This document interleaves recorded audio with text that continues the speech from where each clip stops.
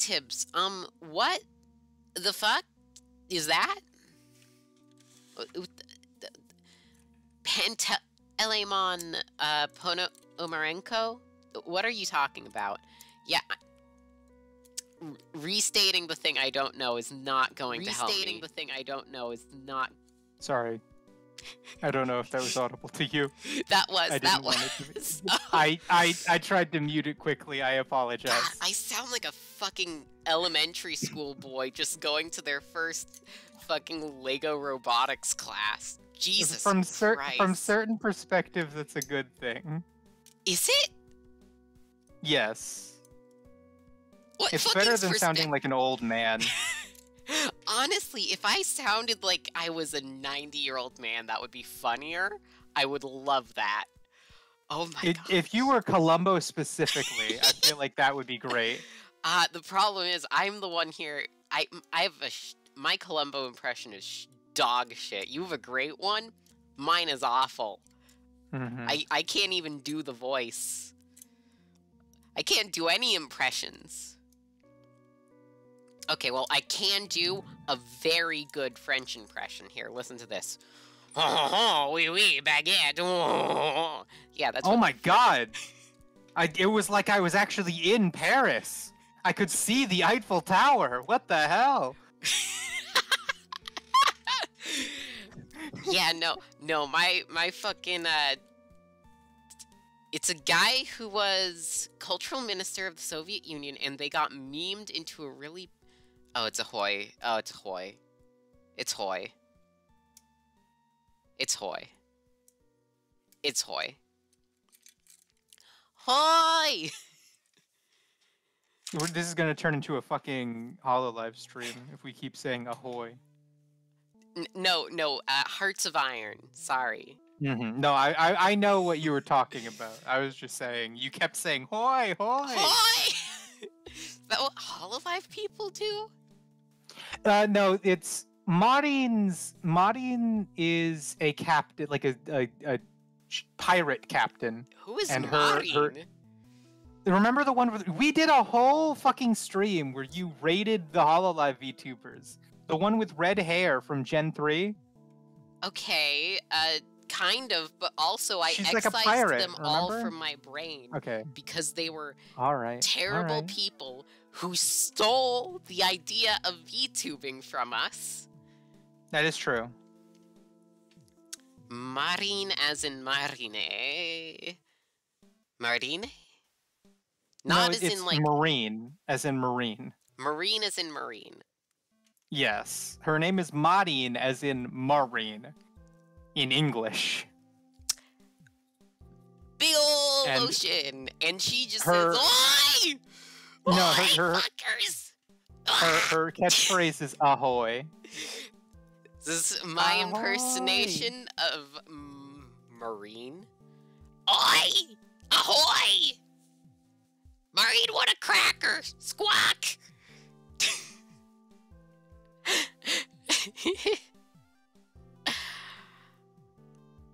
They pronounce the E in Japanese? They call her Marine?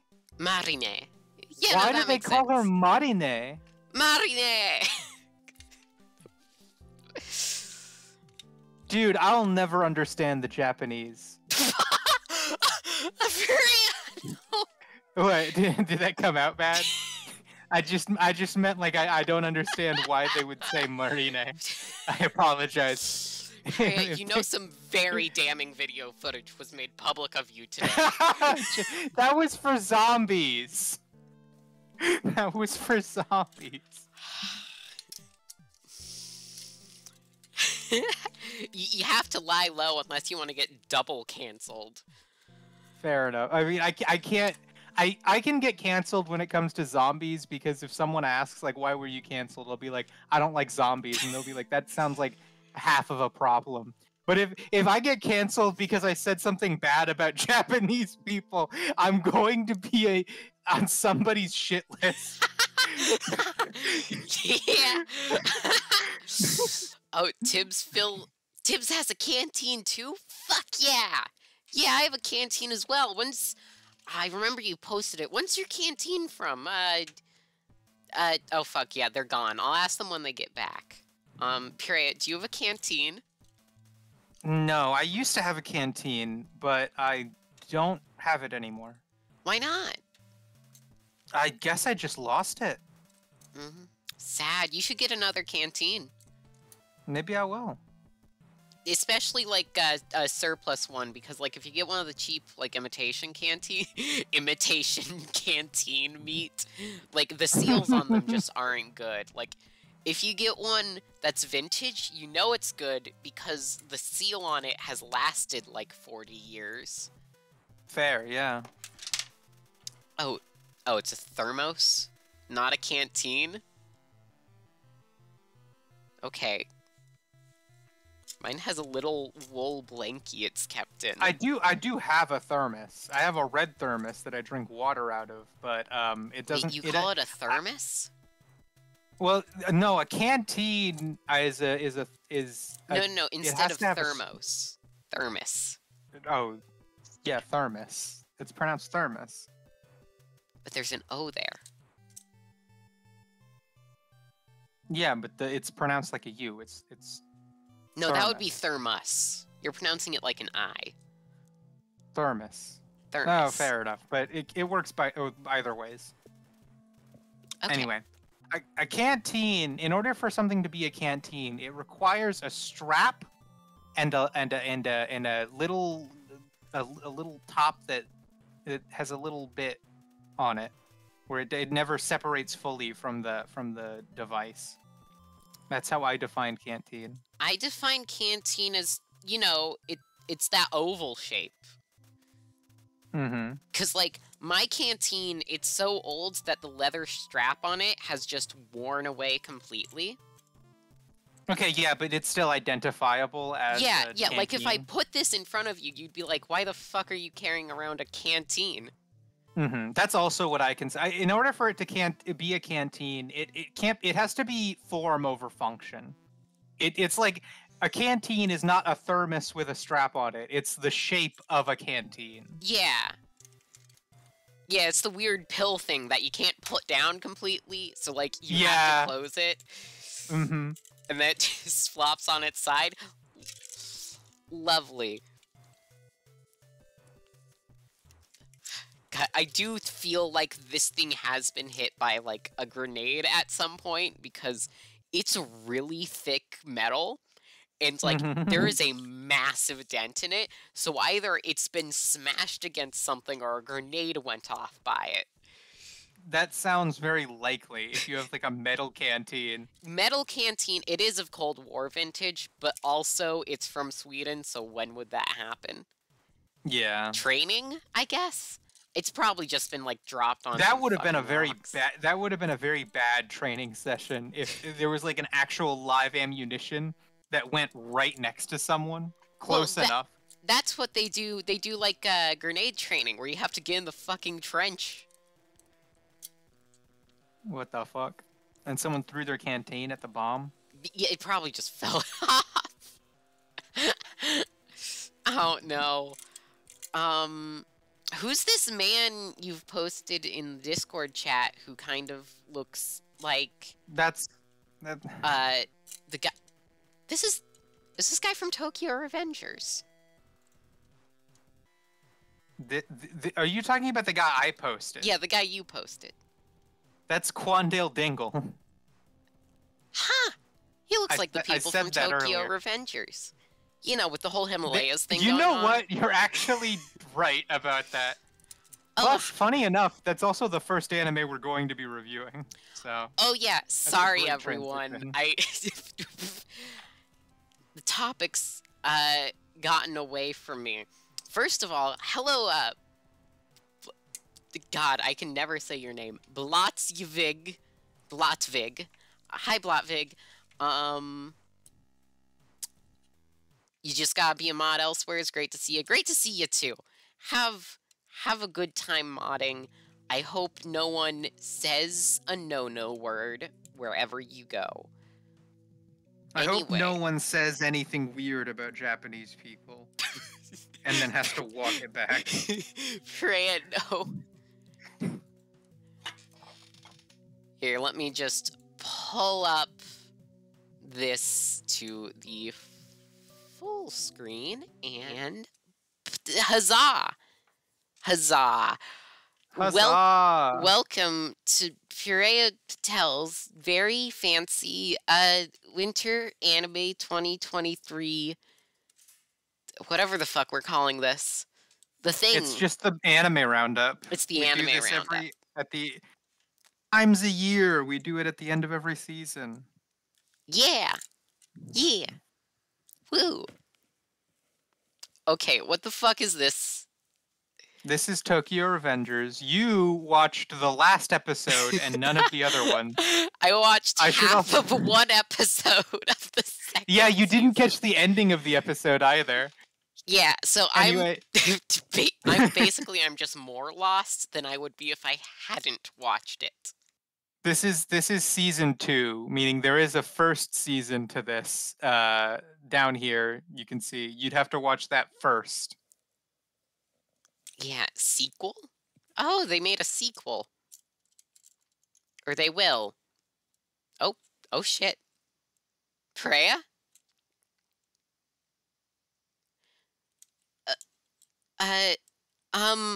Purea?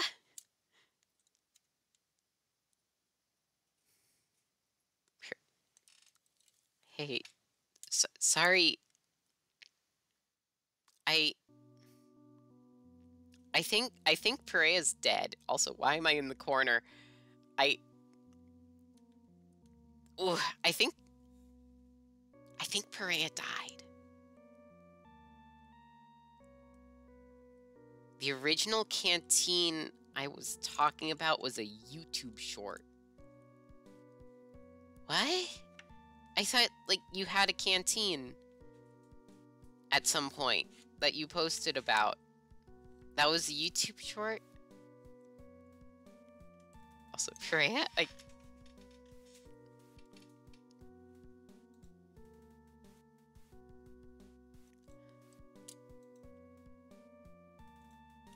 I think webcord crashed. Discord crashed. That might have been on my end. Huh. Well, I guess that is on my end. I'm the one who killed Purea, surprisingly enough.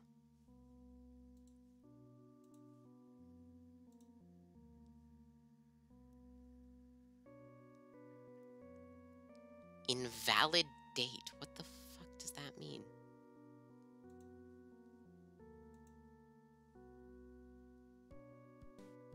Hello?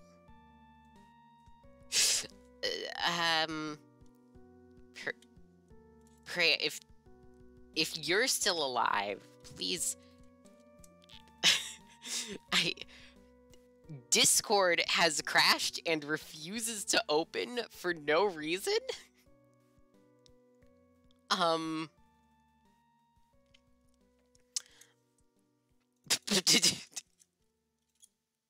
What the shit? Okay, here is the plan. I'm opening Discord in a web browser. And then I'm going to rejoin you, Purea. What the fuck?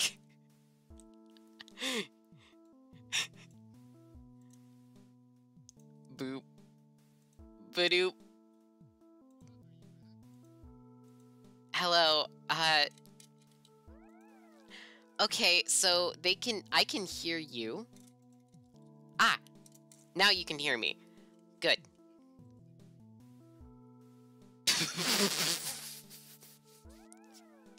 Discord crashed, and it doesn't want to open anymore. Discord fucking crashed. Boop. Badoop. And we're back.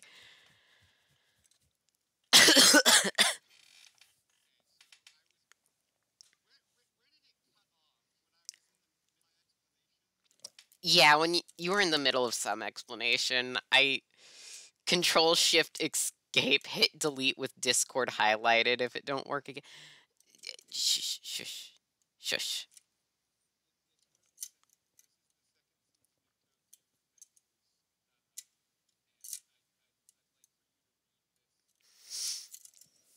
Okay, just stopping to blow my fucking nose because I have the big sniffles. Despite his best time leaping efforts, Takemichi Takemichi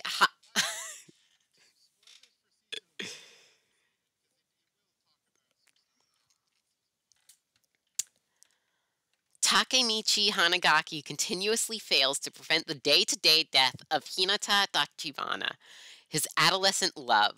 The adult Takemichi grapples with grief and the ramifications of the Tokyo Manji Gang's criminal empire, an unintended product of his timeline meddling. Though the gang once operated under the idealistic Manjiru Maiki Sano, it is now been taken over by the malicious Teta Kisaki, and as a result has abandoned its original optimistic intent. Despite feeling hopeless, Takemichi travels to the past once again to investigate Black Dragon, a rival motorcycle gang whose actions ultimately led to Hinata's demise. There, he meets the young Hakai Shiba, a fellow gang member whose older brother, Taiyu, tyrannically rules Black Dragon. Takemichi, with Chifuyu on his side, works to unravel the fates of Black Dragon's members, fighting to create a happy future for his loved ones.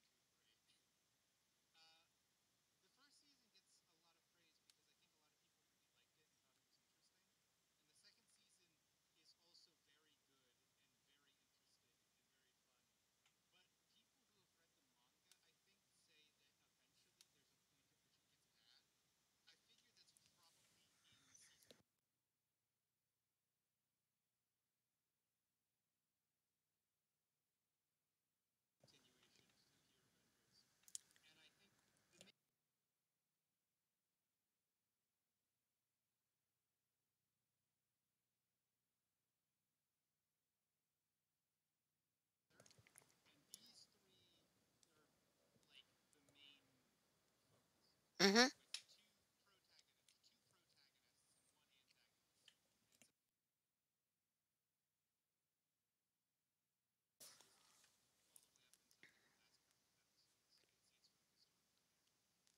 It's gonna be like Bleach.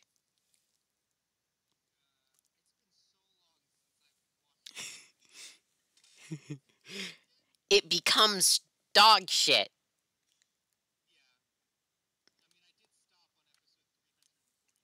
You watched three! Oh no! Purea!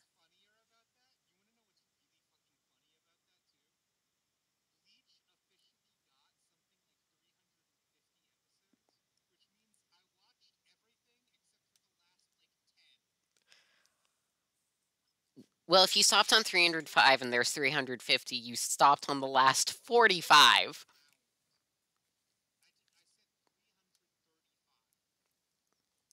Ah, okay. Yeah, you did bunch of weaves. Okay, Animoian art. What? How the fuck? Animoian arts. I know for a fact that you two are weeb. I don't know. They've only been a chat member for what, a few months?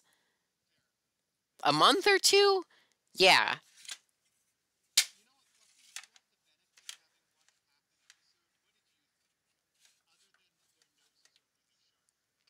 And their lips. Gonna punt me?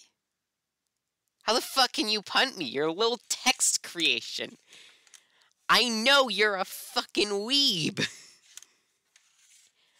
I stalked your social media and found out that you're something called a VTuber who is an anime. You are the anime. The anime is coming from inside the house.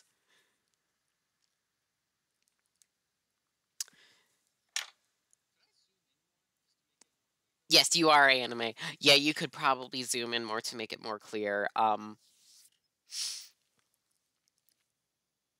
Yeah. Yeah, this is really good actually. Like I can even read the text on my second screen and it's taking up a solid 2 inches. Um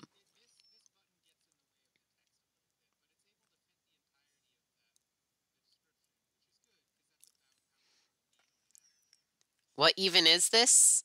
This is Purea's uh seasonal anime roundup. Wait. Hmm? We can't hear Purea? How the fuck does that work? How can you hear me but not Purea? What the hell?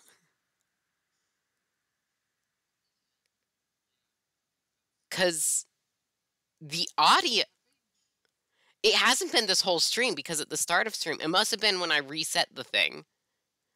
Um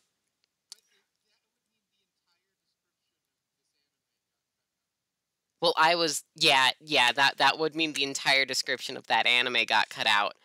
I'm able to hear Purea. And it should be taking... Here, I'm going to go to this screen so I can do computer shenanigans. Pray, could you please speak?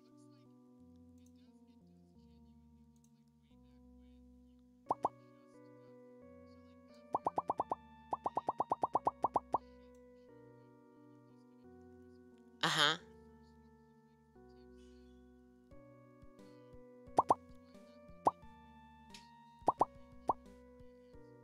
Oh, God. Oh, God. No. No. Firefox to... playback. Pray, can you just keep making noises so I can see what audio channel you come from? My...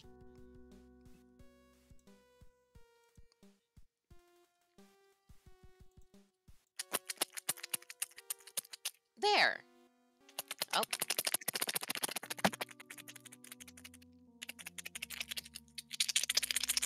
Yeah. Okay, so I've done that.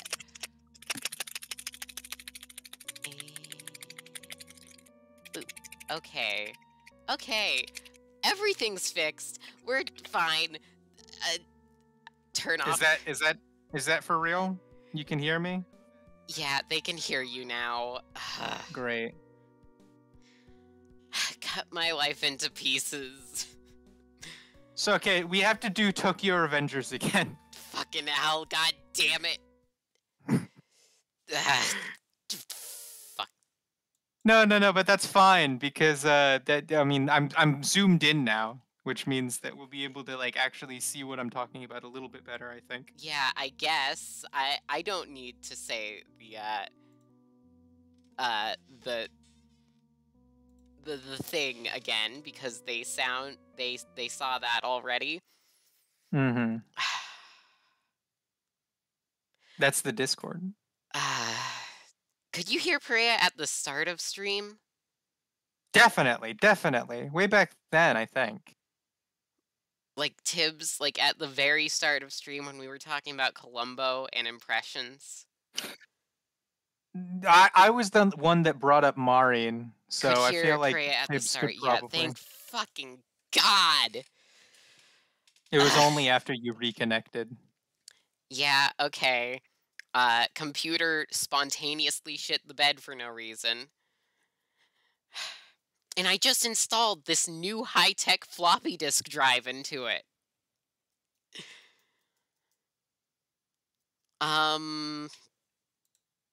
Tokyo Revengers, Seiya Kess and Hen. So like there's these two people and it's melodrama and there's this brother and it's like good, I guess. Is that basically It what you said? basic. What I said was this season is a continuation of the story of the original season of Tokyo Revengers. In the first season, he doesn't do a lot of successful beating of uh, Uh-huh. the problems that face him. In this season, I'm gonna give you a guess. They're making a third season. He doesn't do much else, but he does do some things. And the thing that I said he did was these three characters are a family members with each other, and Mhm. this guy's evil. And the main plot of the second season is just everybody fights him except for these two. They're on his side. Um, but yeah, no, that's season two, and it was good. And the thing that I mentioned was that Tokyo Avengers is good and people like it, but manga readers say that it eventually has a bad arc. And I don't think that was in season two. So I think it'll probably be in season three. Also, the Okay. manga readers could be lying. I don't know. Maybe they're just full of shit. It's gonna be like Bleach. Sorry, Yes, Tokyo Revengers, you are now Bleach. I have watched 335 episodes of Bleach. That was the only other thing I said, I think. 335. You only had 15 yet. I Left. know, right? I only had 15 episodes left. Jesus, you put in so much time to Bleach. Honestly, it was probably about 1 month because I used to watch because I used to watch because I used to watch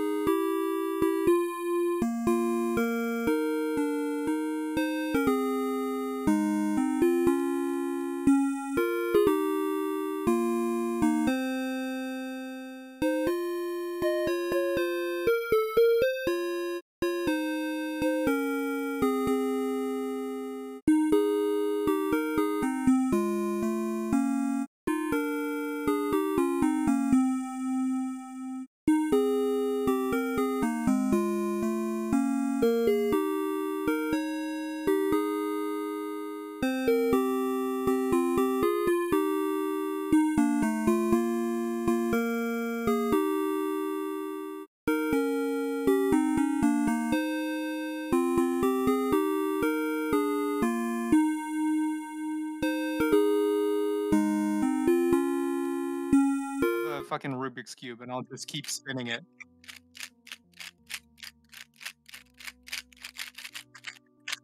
Oh, okay. Hi guys, I'm doing a Rubik's Cube right now.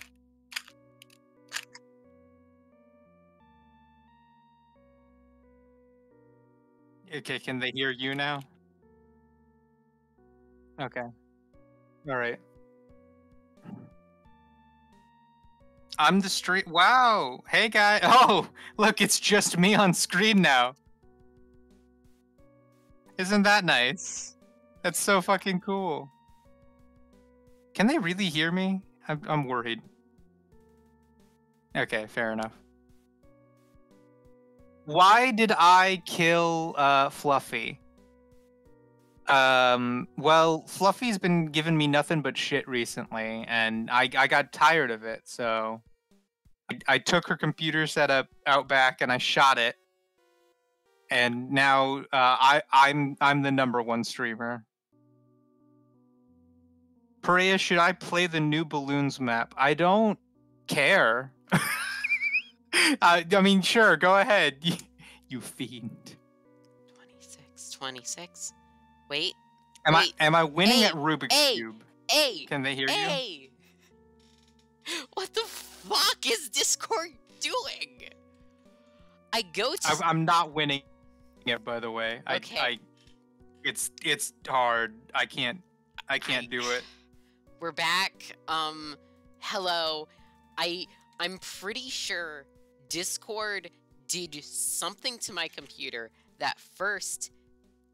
No, you should not play the new balloons map. First, Discord killed itself. It fucking killed itself, and then,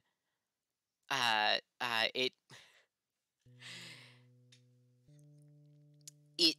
destroyed my audio setup, and then I go to the web version, and it kills itself again and destroys my audio setup, so now I'm just scared it's going to fucking shoot itself.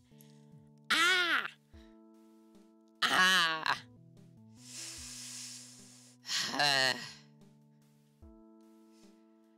Holy shit. This is awful.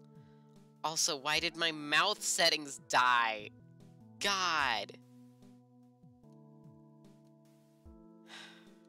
This is not going great, by the way. This is entire awful. everything. Everything is We killing itself. we tried something new and it just didn't fucking. What new fucking work. thing did we even try? It's your Discord thing. I went to the web Discord, and that wasn't something. This was all because Discord refuses to download updates to Linux Discord. You gotta understand this. Discord does not care about Linux. So, like, I basically have to bash my head into the wall every time it tries to update. So I'm like, fuck this. I'm going to get something that can update itself. So I did. That didn't work. I went to the web version of Discord instead, and now that fucking killed everything. Ah. I'm so sorry to hear that any of this is happening to you. This is awful. Awful. Awful. Awful.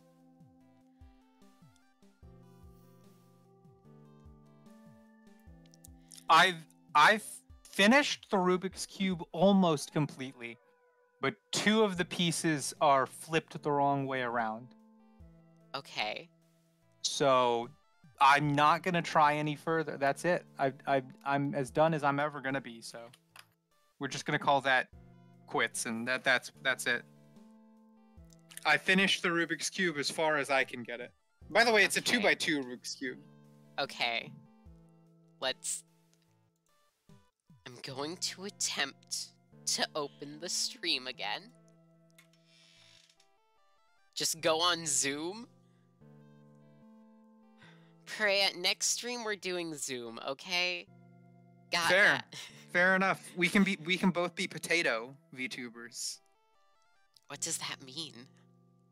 Potato? I think on Zoom they have a potato that turns you into a potato.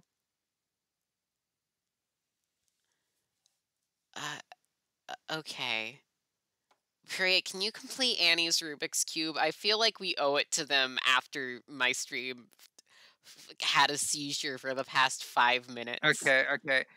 God, I need Fluff. some Oh, water. sorry. Annie, could you type in chat what, type in chat what one of your faces looks like? Okay. No. Hold on. I have the ability to. Hold on. Give me a sec. Give me a sec. The fuck Let me is just happening? quickly. Let me just quickly. I don't think I need to do that. Hold on. Let me. Tibbs, I'll help you. Tibbs, you shouldn't put any monkeys in your towers. Annie's colorblind. Wait, if you're colorblind. A, they sell colorblind Rubik's Cubes. B, are you like blue-green colorblind, red something colorblind? You should still be able to tell most of the colors apart. Unless you're like full black and white color. Okay. Okay, so the colors are yellow, orange, blue,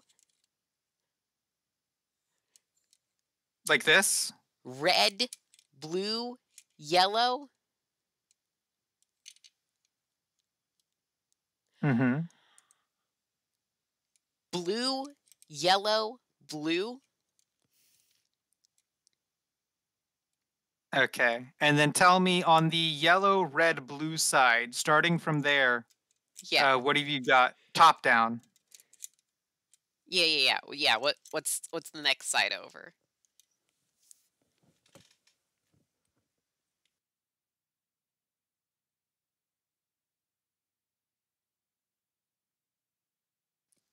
Top? Top. Top? Yeah, just describe the top side, I guess. You go ahead.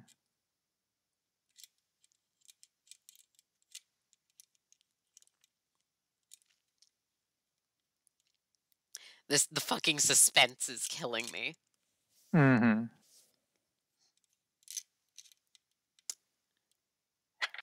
Red alert, cat in room. Tibbs, go play with cat. Go ahead. We're solving a Rubik's Cube right now. Oh, God. Okay. I'm slowly... Okay. Purea, the next Yes. side is green, blue, yellow. This is the top side. Green. I'm Green. assuming blue. right to left instead of left to right. Okay, so green, blue, yellow, like this. Okay, that's left to right. Right to left. Other way around, I'm pretty sure. I was already doing it that way. Why would you call it out if I was already meant doing right. it that way? Okay. Fine. I'll explain later if it ends up being a problem. Blue, So, orange, you orange. mean this way? I meant that way, Okay. but on top. Oh, Because that it would way be the on same top. orientation Okay. as the first side we did. Hold on. So you want me to go like this? Yeah. Okay. All right. And then what comes next? Blue, orange, orange. Blue, orange. Okay. Red, white, yellow. Red, white, yellow. Okay. Sure. Annie, is this your cube so far? If you orient the cube in the same way that it looks, is that what it looks like? Is this what it looks like? Is the white next to an orange? Mm-hmm.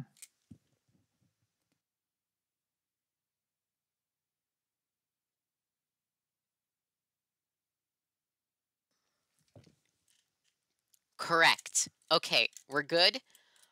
What about the third side here? The one in between those two sides to the left. And I'm going to start right here. So yeah. Keep that in mind. And we're gonna go like reading order. Yeah. We're going to figure out your cube for you, Annie. Now, I already figured out my cube 90% of the way.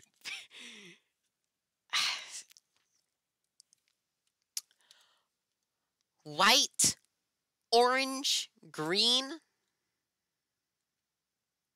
The rest is all white. Okay, so like this? Yeah, that's what's been described. Okay, let me solve that. You need to This- rotate the cube to do the other sides first. Use those little buttons. Oh. Okay. What about this side? This new side? So this is the Yeah, complete opposite side, and everything is here Yeah. that we need. Oh, Let's- we might need to. Yeah, there we go. Actually, But let's- keep one on screen so we can fucking orient ourselves. Yeah. We're going to do We're the keeping left top. side first here, Annie. Left side, Left, this orientation. Okay.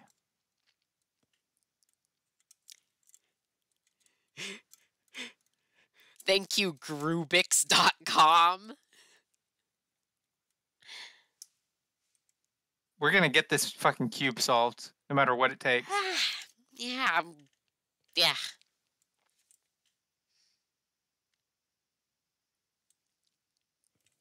Oh, yeah, great. Can you see why I like using this face tracking software over the one I had to use last stream?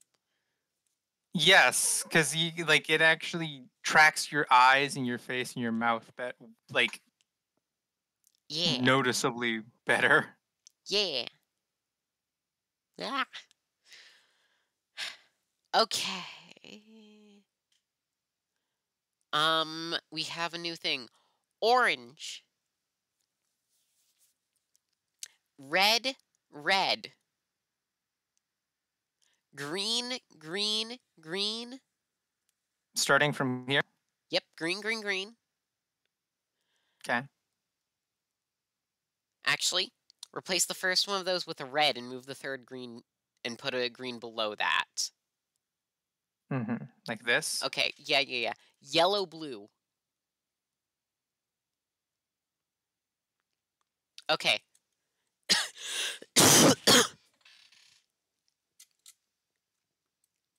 Wait, this is the right side? Oh, you were doing the right side? Okay, switch that over to the right side then, Purea. That entire, and I assume I- this then. I did say that we were doing the left side to start with, because left to right, but okay.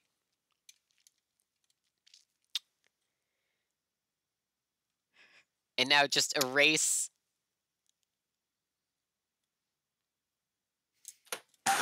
Okay, Annie, left side now.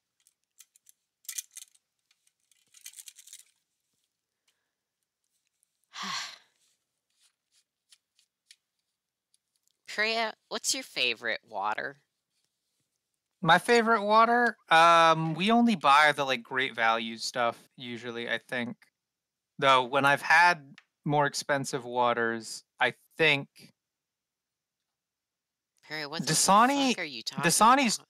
Dasani's too dry. You said water, right? Yeah, Like bottled water? no. Then what are you talking about? What's my favorite water? Well, my favorite's like brackish water. Personally, I like spring water. Gotcha. Gotcha. Okay. Reed is the first one. Read. Reday. Green. Orange, yellow, green.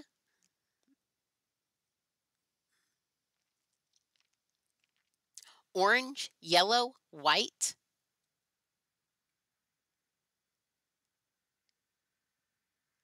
Okay, and that means I'm allowed to do this now? Last side.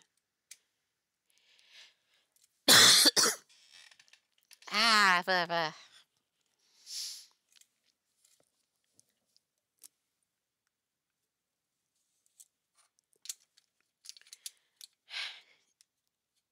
Remember when this stream was supposed to be about anime? Yeah, do I. we only got through Tokyo Revengers. Did we? Let's just assume we got through Tokyo Revengers. All we have to say is Tokyo Revengers is good. Watch season 1 before season 2. Tokyo That's Revengers is good. Make sure to watch it in reverse episodic order, please. Honestly, That might be funny in its own way. It's a time travel anime, so it'll make sense totally. You're Mm-hmm. whoops. Whoops. What are you whoopsing, Annie? Annie Moyen? Can I call you Moy? What are you whoopsing, Moy? Okay. Yellow, red, orange.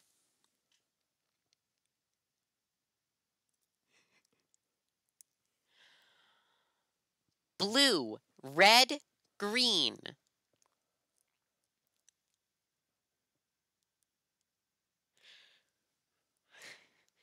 Red, blue, orange.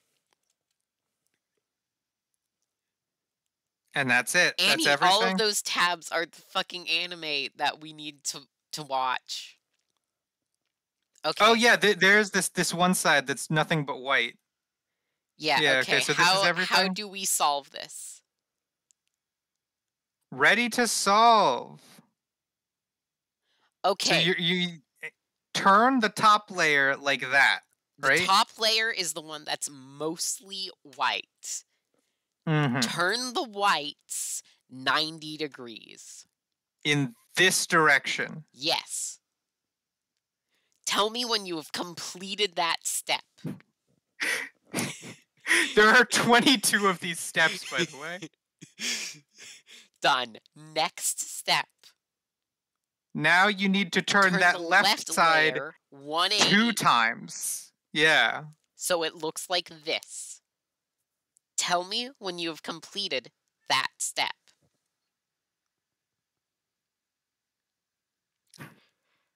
Step 2, done. Okay, step 3. Turn that front face 90 degrees in the clockwise direction. We are... Tibbs. Tibbs. This is the most important fucking bomb of your life. Step 3, done. Next. Top Turn layer. that top layer. Turn it. Yeah. Mm-hmm.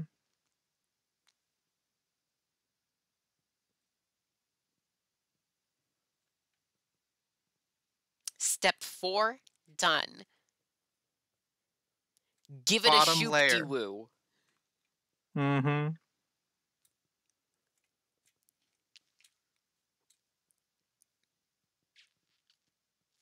How does this look on stream? Do I need to zoom in anymore? Step No, probably 5, not. done. Do Okay, that one was 2 flips. Yeah.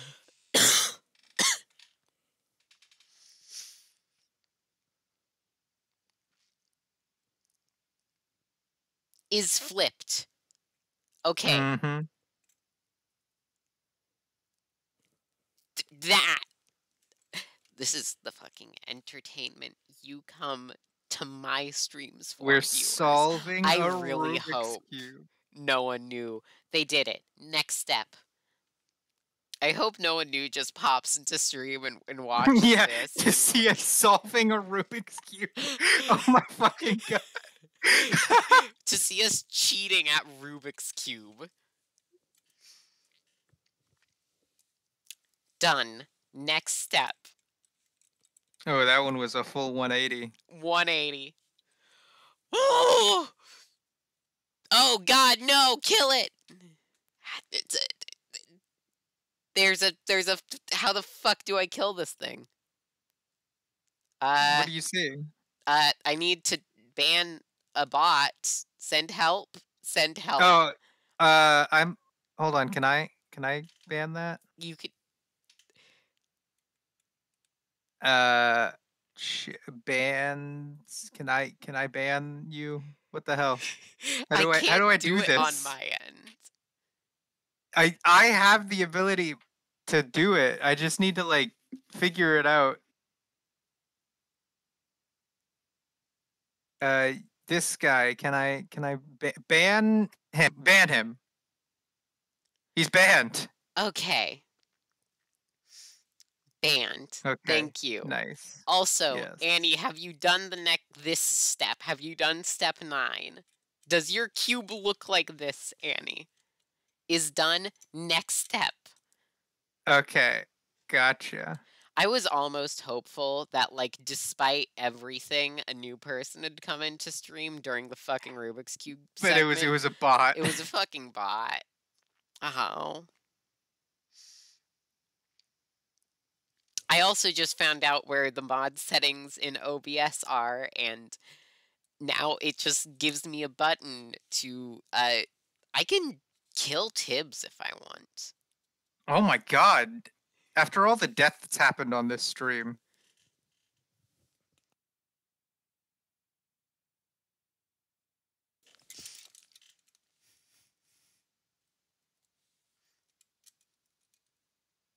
Just tell me when you're ready.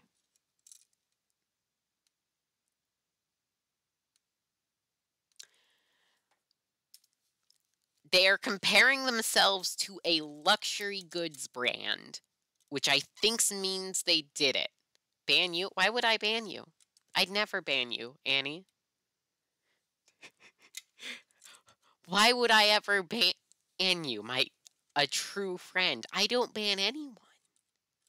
No one War would ban their criminal. War criminal friends. moment.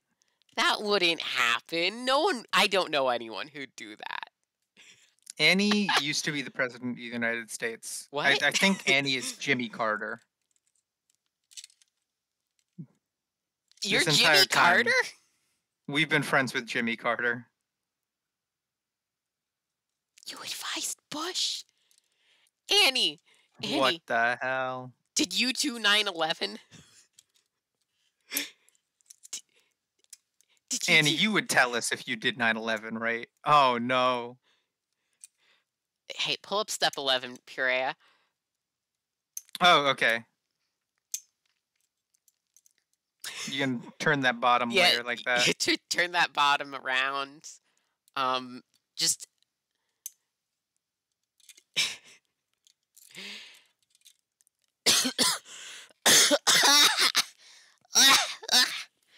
Oh god, I'm being attacked by cholera. Ah. Don't drink the water. What? Okay. Which disease was that? It's the one when you drink water with shit in it. Yeah, that's cholera. Yeah, okay, just making sure. Done. Okay, 12. We are so close to finish. We are only 10 away.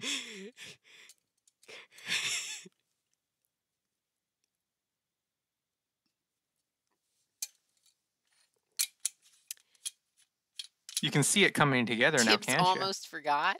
This bit sure is something. This isn't a fucking bit, Annie. We are actually helping Annie solve a Rubik's Cube. Completely. Okay, next step. I swear to God, if you say this isn't a real Rubik's Cube. If you say that there wasn't actually a Rubik's Cube and you said the colors at random. Then if the colors were really random, then I don't think this thing would work properly. It would have said it's not a valid Rubik's Cube. Yeah. So it has to I promise be real. you it's real, Lamau. Wait, no, not your ass. You need that. Don't laugh it off. Done. Okay. 14. I'll get Moving to on. you, Tibbs, once we're done with this. Yo, they made a white tee. Dude, it's a cock. Remember that one band, Plain White Tees? They made Hey There Delilah, I think. Delilah. Hey there, Delilah. What's it like? I didn't say Delilah. I said Delilah. You said Delilah. Hey there, Fluffy. Hey there, Purea. What's it like in Texas City? Texas City. That's an actual city down here too. You don't know about it, but it's an oil town, and it blew up back in the 80s. No, The I do know. 1880s. Okay. Wait, is that different from the Texas City disaster where It's the same Texas City disaster. yeah, the whole thing exploded? Yeah. Okay. No, moving on. yeah, I know about that. Step 15, Annie. You have what the fuck is the dino icon? It's Glitch the icon that Tibbs as a chatter. Huh. I didn't know that. Dude, dude. Well, waiting for you here. But yeah, dude. I wish more big fucking explosions were to happen. Like, obviously they're horrible, but I do just really Oh like shoot! me a Give me big a sec. fucking explosion. Purea? I I would click the next button, Annie, but I can't. Yeah, your cube. What are we to do? Yeah.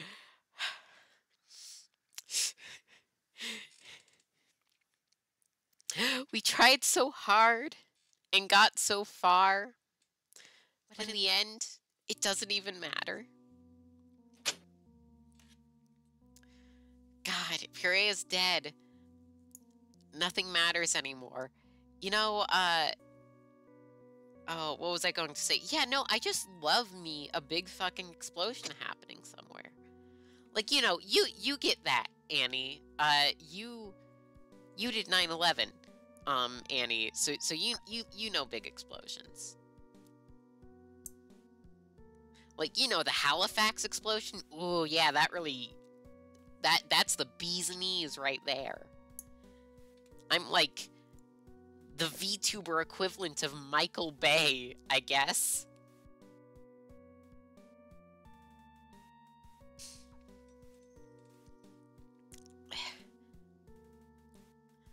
VTuber arsonist. Okay, that's most VTubers. Like, every VTuber makes the joke that, like, they're an arsonist.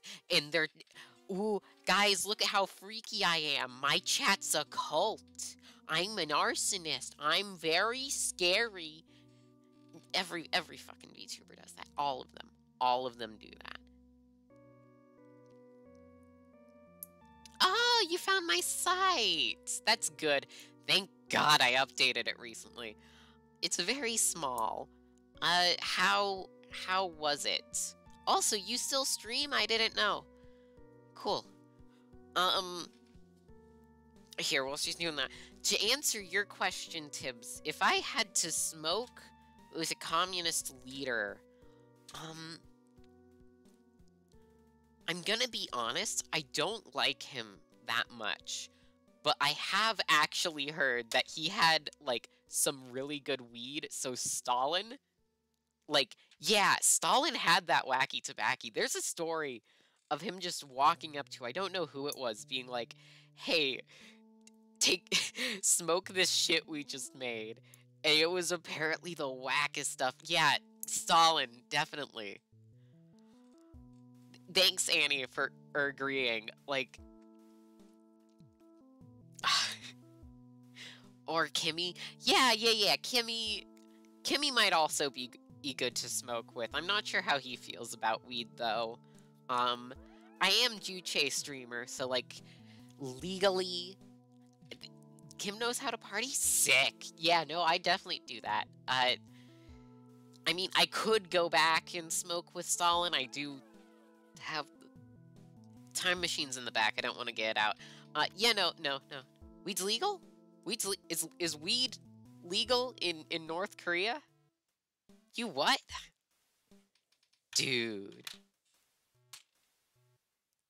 let me look at... Dude. It's decriminalized.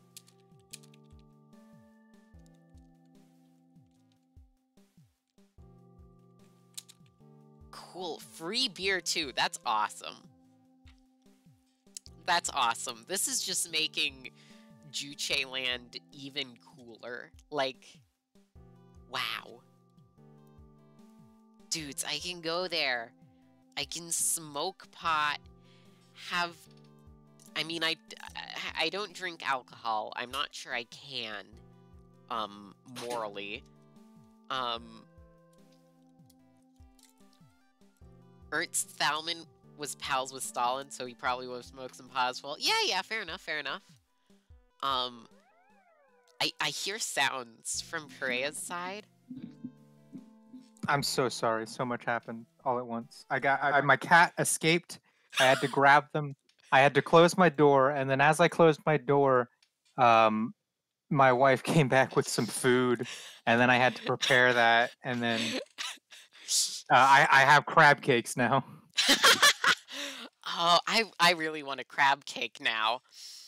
Um, welcome back, Purea. Did you know weed's legal in North Korea? Oh my god! Why is it illegal to travel to North Korea? I don't know. A bunch of buzzkills. Like, we were just having a conversation about which communist leader we'd smoke a blunt with, and like, okay, period. First, I want to hear your answer. Who would you smoke with? Like, So Tibbs asked me this exact same question during the Zelda stream, right uh-huh, when I finished Zelda. I had no idea what to say, so the first thing that came out of my mouth was Castro. uh-huh. And I don't know if that's a good answer or not, but you know what? Now that you've told me about the North Korea thing, it's definitely Kim Jong Un. Yeah. Yeah, definitely. I mean, my first answer was Castro did have some cigars, but my first answer was, even though I don't like him that much, Stalin, because like there are genuine stories that he had some wild shit. Like there were Interesting. state weed people, and apparently Soviet weed was on another fucking level, and Stalin would just go around giving that to people. Easier to negotiate if they're high as fuck. Yeah, you're gonna raise the funds for us all to take a trip to the DPRK. Tibbs, you finally have something to live for. Also, Annie, I know you can get to the DPRK through China, but since I have access to a Swedish passport, I can just go there on that passport. It's sick. I love that entering the DPRK has 3 modes. There's easy mode, there's normal mode, and then there's hard mode. The normal mode is entering from China. Normal mode, or sorry, I said easy mode is entering from China. Normal mode is going by plane from a country that will allow you to do that. The main Then thing. hard mode is going from South Korea. The main thing is that it's illegal to enter North Korea with an American passport because of American laws, not North Korean laws. Yes, yeah, yes, Yeah, yeah. objective survive. I mean, technically, there is just like a tourist train in those cars that just go up to that one spot of the border. But like, if you want to go through anywhere else, like, my God. uh, but if you get on D-Sync's. Who the fuck is D-Sync? Who is D-Sync, Tibbs? Anyway, Perea, step 16, please. Yes. I apologize for the delay. I You're just going to want got a to turn the left notification. 180. Tibbs, if that's from you, I can't see it.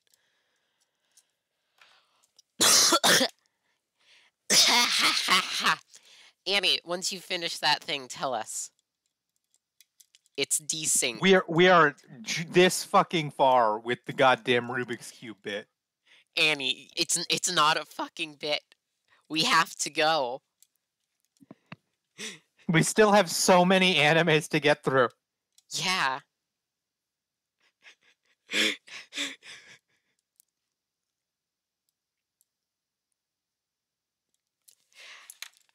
Oh fuck. If they died too now, what the fuck are we? We're just gonna How be. do Can you we repeat the literally step? can't? Can you show them the step again? Just press the back and forth Yes, button. Backwards. this one It like looks that. like that What? now. Basically, Oh, that's you want to flip 180, so the other side is the perfect mirror, right? yeah. This looks like this, but then on the like on the if you the side that's hidden over here looks completely opposite, and you want to flip it so that that's what that looks like. Annie got it. Okay, next step. Okay. Hmm. That layer Finish the green. 180. Well, the green's Yeah. not finished. Well, okay, I know. I yeah, I was misleading. with the way I phrased that. Done. Okay, next step. Okay. Ooh, left layer Get the 180. orange arches. We're getting more straight rows of colors. And the Yeah. yellow-blue connected, that's actually really good.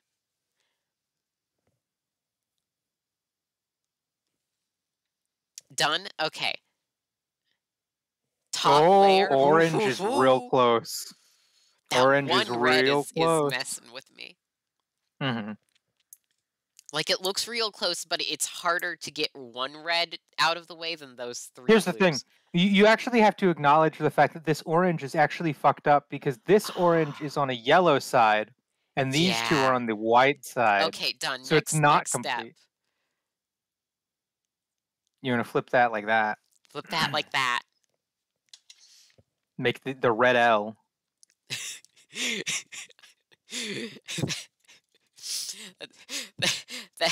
That's what we call what Germany got in 1945. The red L. Okay, they This did is it. only 2 steps away from completion, by the way.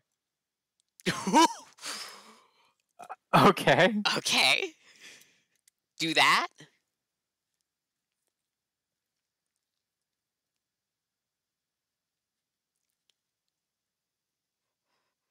Okay, last step. Flip it around. You have a finished Rubik's Cube. Have you finished your cube, Annie? Isn't Rubik's awesome?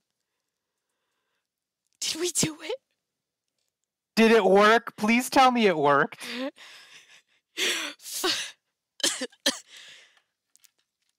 This is my first time finishing a Rubik's. Yeah! We did it! We finished the Rubik's Cube! Yes! Easy clap! Easy clap! I can't. We actually accomplished something on this stream. We finished a Rubik's Cube. Holy shit! This is the best thing any of my streams have ever done. This is better than when I became the golden calf and you, the maker of the golden calf. Body saw. Yeah, the quantum body schnoff. Where the fuck? Why were you slowly morphing into a Brooklyn accent? What? Also, Tibbs, I said I can't see the Discord right now, Tibbs. I don't. You have to use your words like a big boy. Tell me with words what it is. Look, it's Tokyo Revengers. Remember this? Remember when we were doing this? God, what's the next one you watched? The next one. Oh, this one. This one isn't done yet. This one got delayed. I'm going to be skipping over the delayed ones. Why but did it I get guess delayed? There was some COVID situation. There was an anime studio, maybe a couple anime studios that had to do COVID restrictions. And because of that, they couldn't physically meet up in a building to do animation. So a lot of animes got delayed. This one got delayed. You changed your name to Red? Who? What? Red? Oh, Tibbs changed the color of the name they display to red, but that happens like half a month ago, Tibbs. Yeah, that felt like a long time ago. Yeah, that it's been in a while like this, Tibbs. Anyway, we can't review this anime because it's not over yet. Annie's yeller. Hey, y'all, watching the VOD here, fun fact, Tibbs is red and Annie is yeller. So, I'm going to take Annie out back and shoot them because they do have rabies. They're a bit of an old yeller. You know,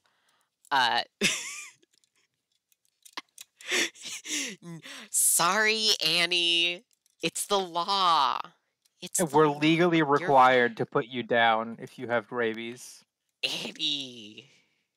Rabies has a 100% death rate, so you're not losing anything. Sounds like something someone with rabies would say. I swear to God, I'm vaxxed.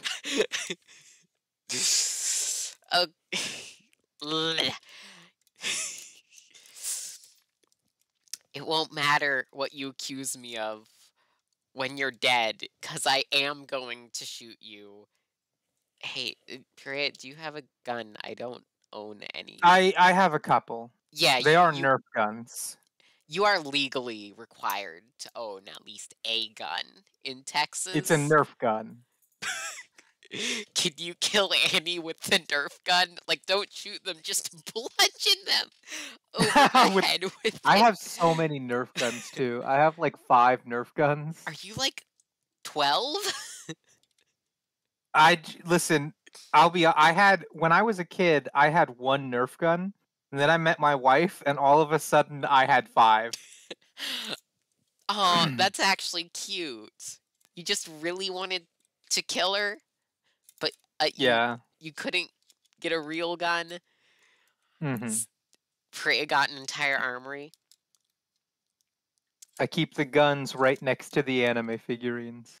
That's a lie, but it's not too far off. It's Scariest only a half lie. part about rabies is that we don't know what in particular causes rabies to kill us, as in what abnormally rabies brings to kill. Cool, but also Tibbs has 2 airsoft guns. Airsoft is it's like a level above Nerf, I think. Annie, don't bring up the fucking rabies pride flag. That was years ago. I'm not pulling up Tumblr on stream. If you have rabies, then you're dead. Like, I don't know. No, you know how rabies causes animals to attack people? That's what they were talking Yeah. about. Okay, I see. I see. Yeah. We don't know why they get all, you know, Yeah. what makes them turn French, I guess. Annie gets rabies and it's immediately like, oh, oui, baguette. I have rabies. Oh. Oh my god, Fluffy! I saw the Eiffel Tower again.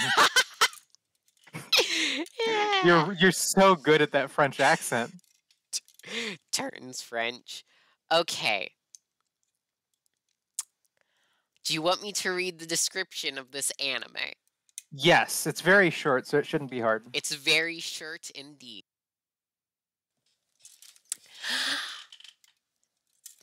Tomboy Tomo couldn't have picked a more awkward high school crush, cause it's on her childhood friend, Junichiro. But he only sees her as one of the guys. Despite her pretty looks and signals, nothing gets to this meathead. Will Junichiro realize Tomo's into him and see her for the cutesy girl she actually is? Source Crunchyroll. Okay, Purea, what the fuck do you want to say about this? Okay, so I read the manga for this before I watched the anime, and I read the manga like a long time ago. I think it was in 2017, 2016 that I read the manga. It was a while back. But I will tell you what, it is still to this day probably one of the best romance animes I have ever watched.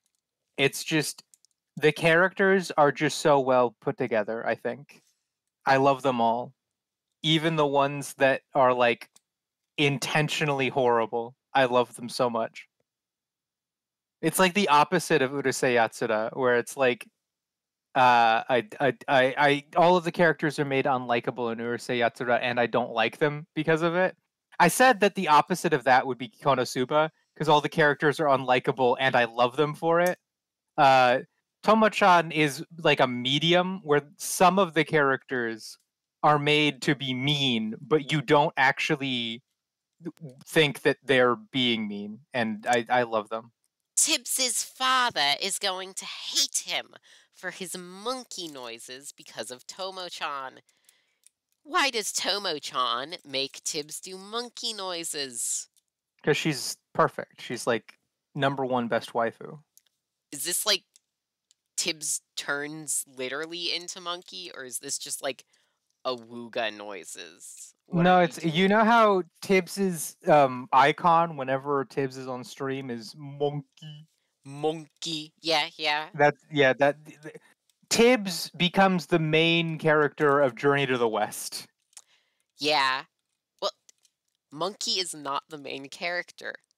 Is A, he not? it's mostly an ensemble. B, the main character is Tripitaka, the monk. Okay, well, the monkey Monkey's just, character. like, an especially popular part of the main cast. I see. I never read Journey to the West. Yeah, don't worry, I haven't either. None of my fucking bookstores around here have it. Tibbs says that he likes Tomo because she's strong. You know, we... Next thing you... God damn. Next thing you know, you're going to tell us the protagonist of Top Gun isn't called Top Gun. Yeah. Wait, do you think the protagonist of Journey to the West is Journey? Yeah. The protagonist of Top Gun Mavericks is actually Top Gun, but they gain a sidekick called Maverick. Kind of it's like Ant-Man and the Sonic Wasp. and Tails. Yes, like Ant-Man and the Wasp and Sonic and Tails. Like exactly this. It's Top Gun Mavericks. Damn. And then they fuse and say, I am Top Gun Maverick. That's the best part of the movie that I haven't seen because it's basically fucking military I am Top propaganda. Gun Maverick, paid for by the U.S. military. Yes. This is Anyway, Toma-chan is probably the highlight of the season. Tom Cruise-chan? Yes. She's Tom Cruise now.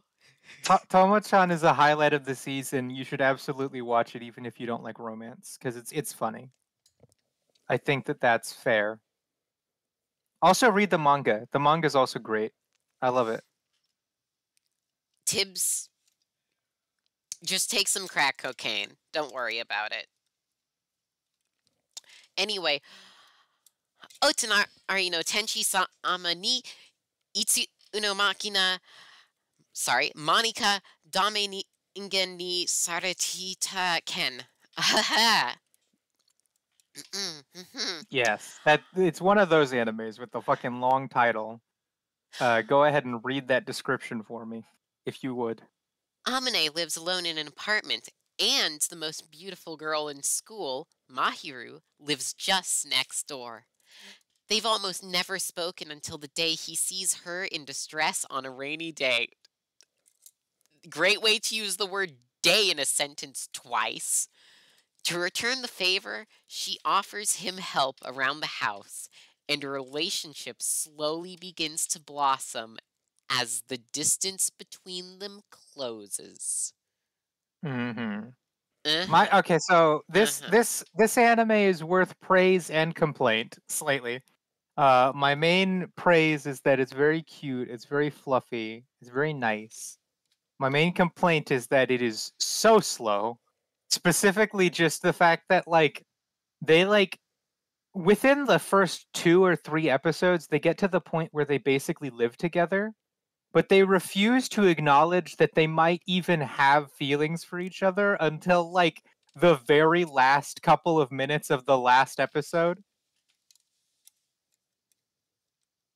It's one of those animes where romance is just off the table even if you're literally already married in every meaningful way. Yeah, but what if you imagine they just don't want to admit it, so they can still fuck? Because once they marry, that's off the table.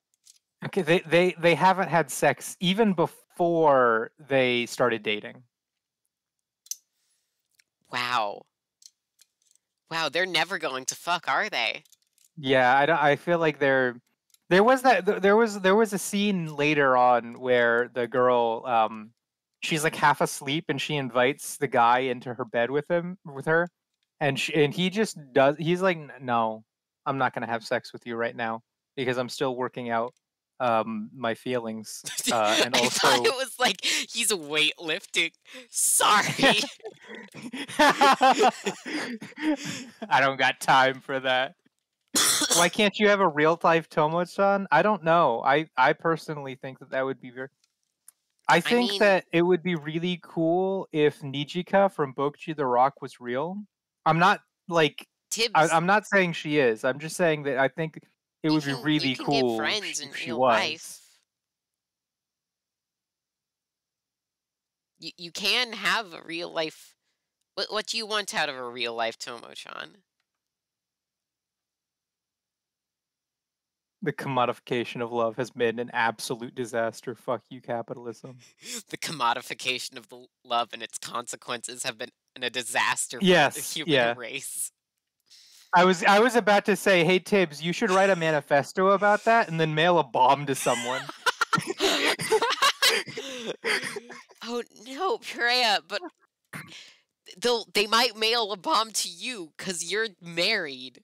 You are the Oh love. no. I am the love. You're Okay, Tibbs, both mail married me a and bomb with that fucking manifesto. Jesus. Mail that manifesto to CNN and then mail me a bomb.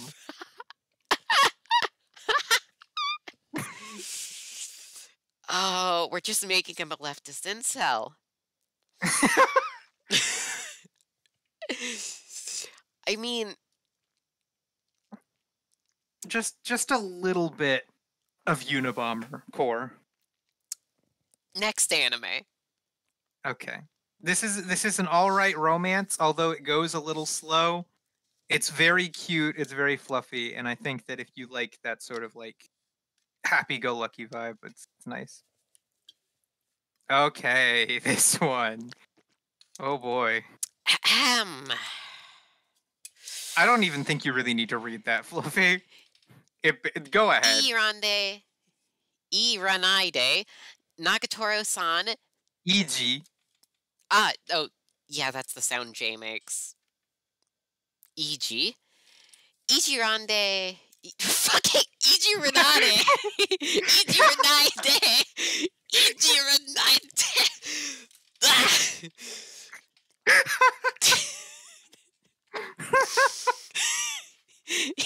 That's bad. Ichiranade. Nagatoro-san tuned attack.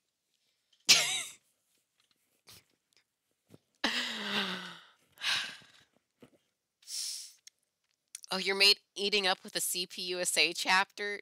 Cool. Um, but also, Miss Nagatoro is back for even more antics against Senpai in her next round of shenanigans. Source Crunchyroll.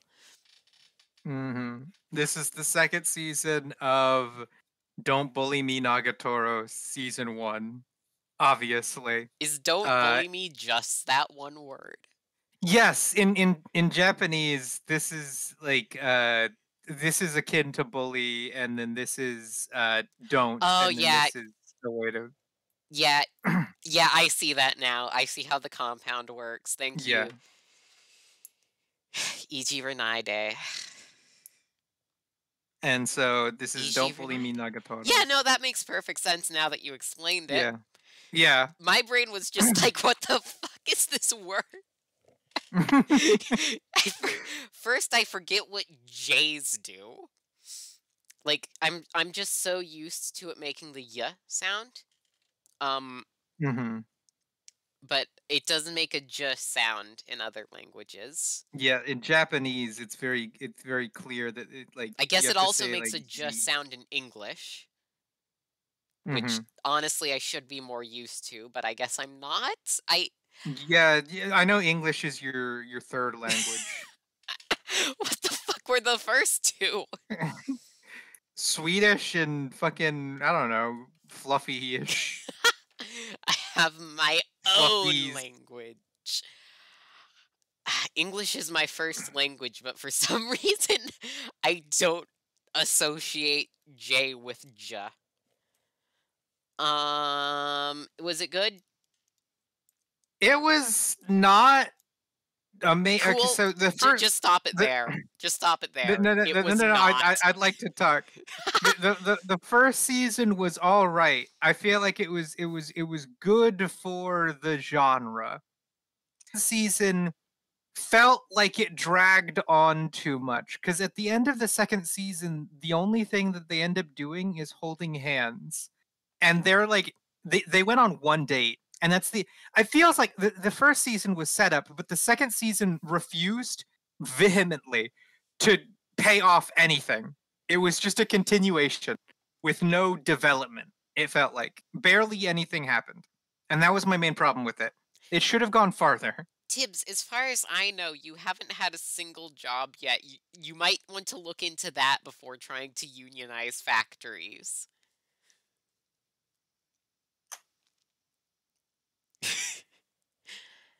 Anyway, is there any gay in it? Um, she's straight. She's straight. She doesn't date anybody. She doesn't date anybody. She might be gay, but probably isn't. She doesn't date anybody, and she doesn't date anybody, and I don't even remember who that is. So one, I would say 10% chance of being gay. That's all. Fuck! Next anime. Okay. My god. Even It's fucking Buddy Cardcaptor Daddies. Sakura had like oodles of gay in it. Oh, don't worry. There are gay animes this season. I'll talk Yeah, about like them. this one.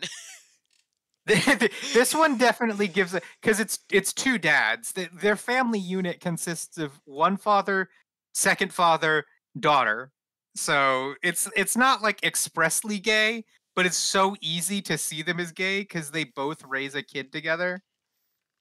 They like they I want to be clear too. This is not like a temporary situation for them. They like this is like I think it's in like episode 2 or 3 where they both decide, okay, this is how we're going to live our lives from now on.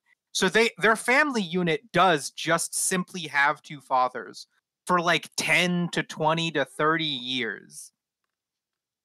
But like they're not gay. They're just the two best friends raising a daughter together. Two bros chilling in a hot tub, 5 feet apart, cause they're not gay. Yeah.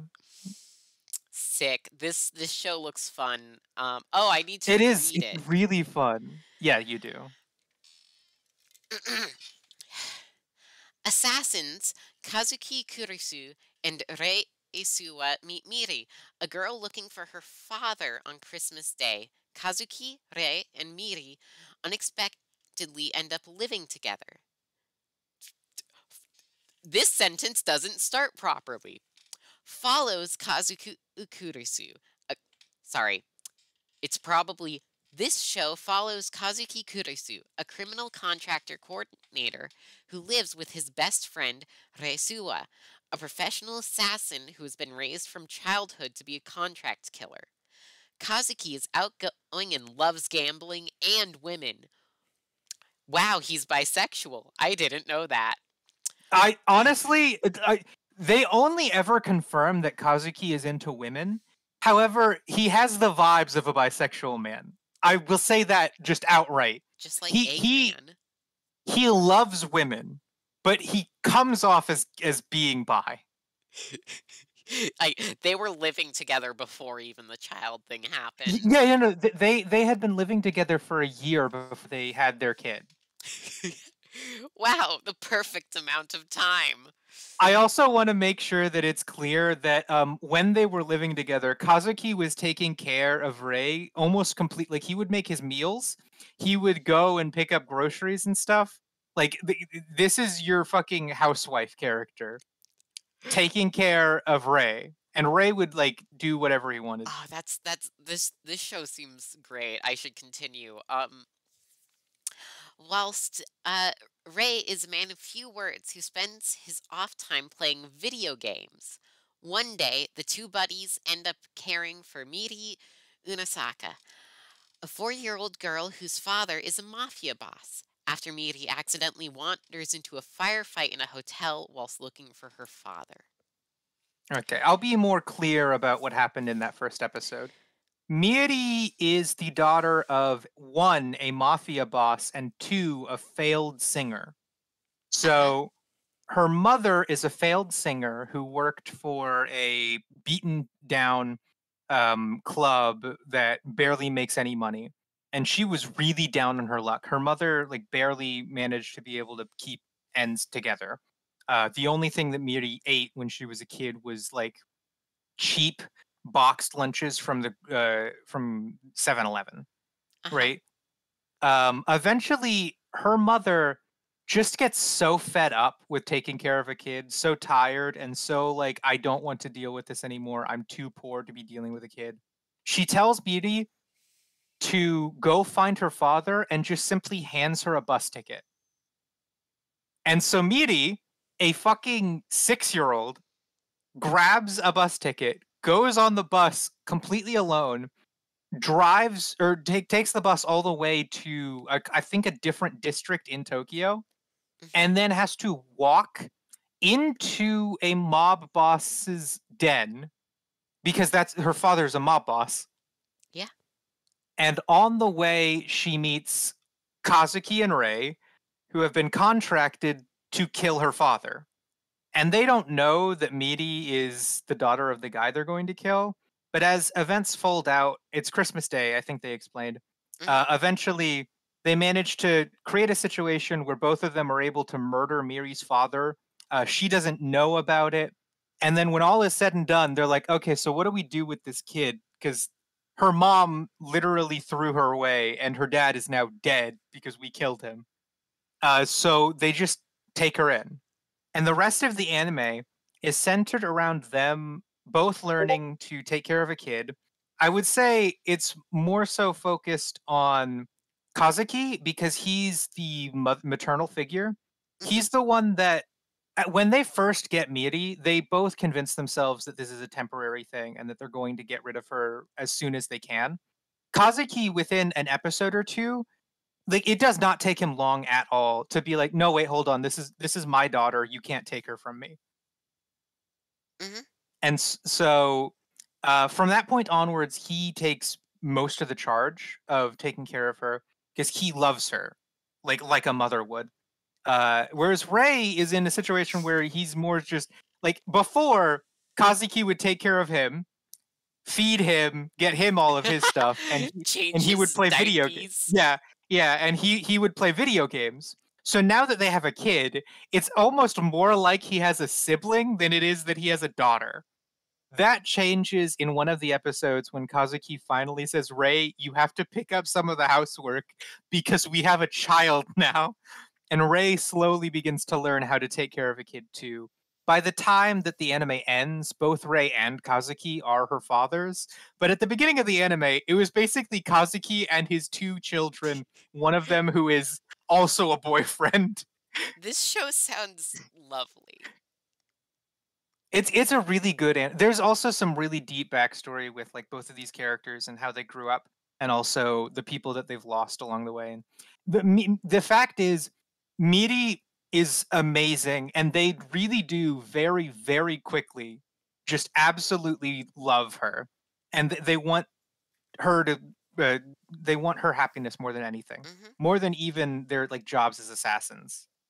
They would turn down a hit if it meant they couldn't show up to a Miri's like uh recital or concert or whatever. You know what I mean? Like she is their number one, That's and this is that's just great. nice.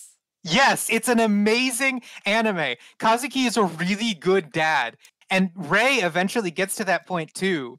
I really like it. It's like it's actually I think better than Spy Time's Family because Spy Time's Family is very heavily focused on being a spy. A lot of the episodes are focused on doing spy missions, whereas Buddy Daddies basically takes the fact that they're assassins for granted and is telling a story about a family where the family is the focus. This It's a is nice. this is a good anime. Hold on. What did I rate it? I must have rated it like a 10 out of 10. Oh yeah, 100. I love this anime. I look forward to it.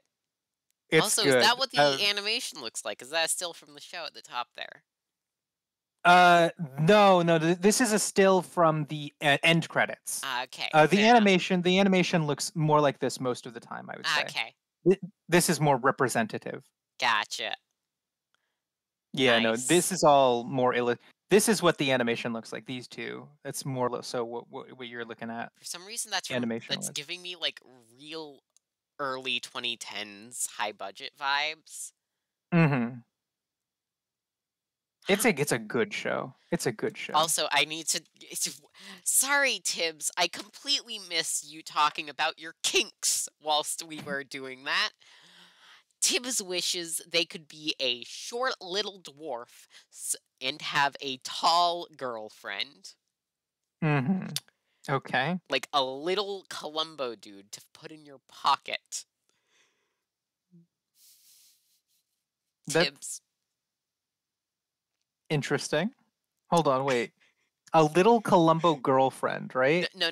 Tibbs is the tiny one. Oh, Tibbs is the tiny one. And Okay, what's a never mind. I massive can't relate. girlfriend? Yeah, okay. Can't relate. Well, you could, if you're on the other side, then. Dude, it works out I need a tiny girlfriend who's the size of a pea, and Tibbs needs a giant girlfriend who's the size of a fucking crater.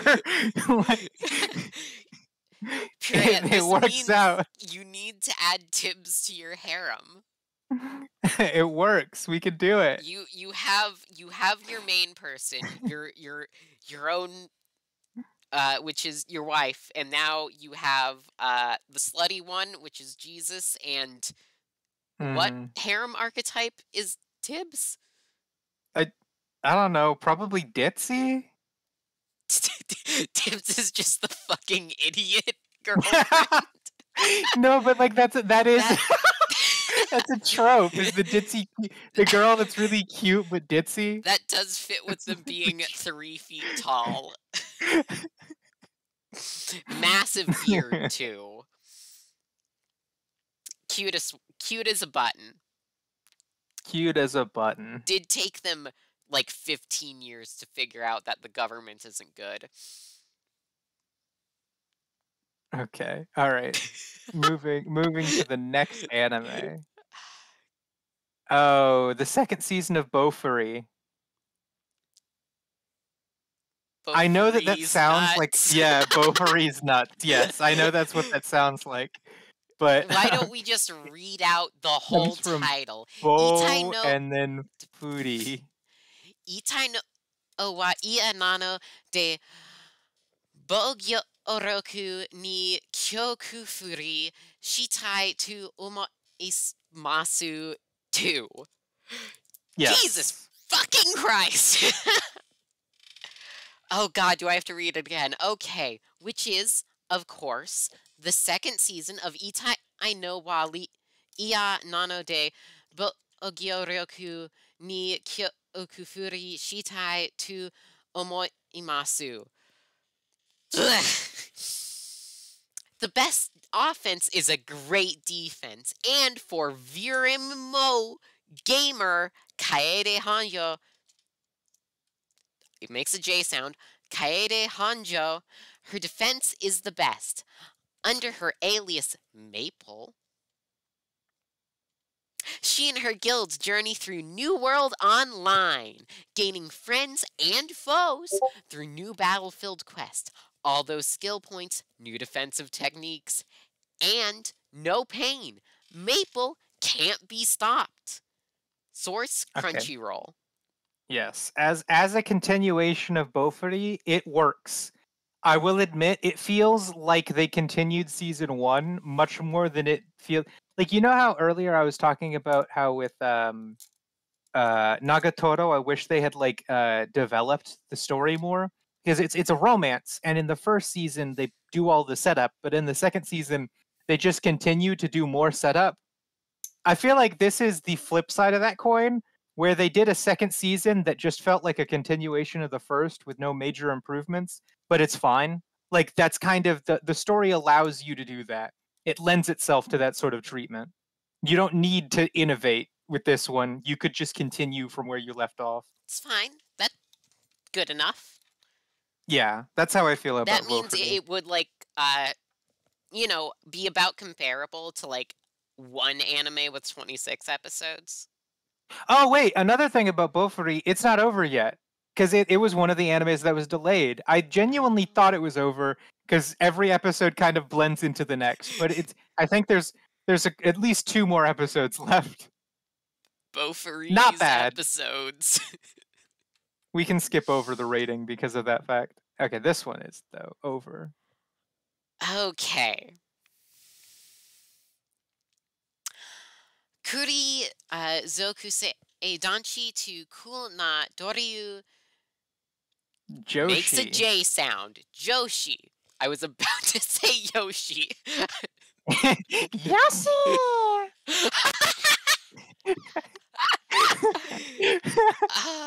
As I said, you are a master of impersonations, Purea. Could you please do an impersonation of the Queen? The Queen. God. Hello. I don't. What does the Queen sound like?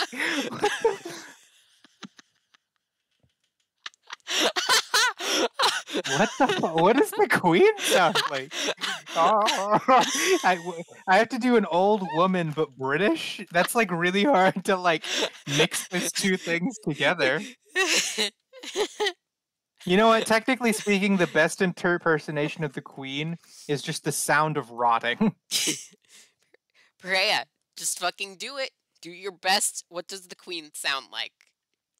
I'm fucking dead.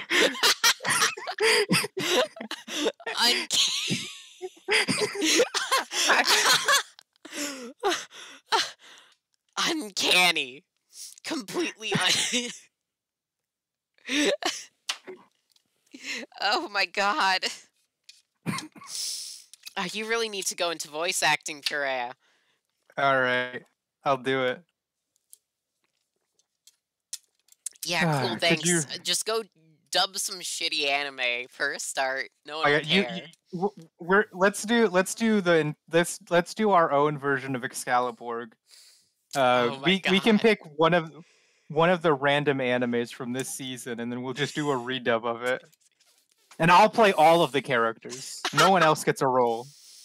Oh, okay. Except, you know what? I'm going to have Newman in it. Newman is going to play a character, and only Newman. We are going to contact Newman, the pedophile. 13-year-old. Trans people make such great VAs. Yeah. Except that's not always the case. I have no control over my voice whatsoever. It just always sounds like that. It just always does. I mean, sometimes it sounds different, but I don't decide when it does, you know? Mm-hmm. Yeah, I get that. Yeah, my voice always just kind of...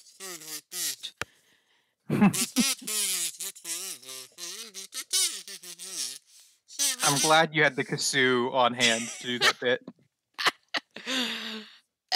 I didn't have anything on hand. That was just my voice. It's just what sounds. Wow, maybe you should get into voice acting for like an orchestra. You'll be the kazoo part. Orchestra. Yeah. You're the wind.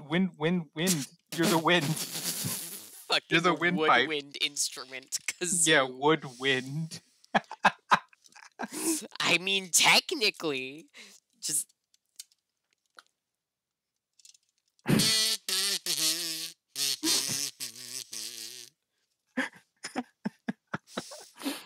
No, that's great. Try Figaro? What's Figaro? Fuck it. Figaro.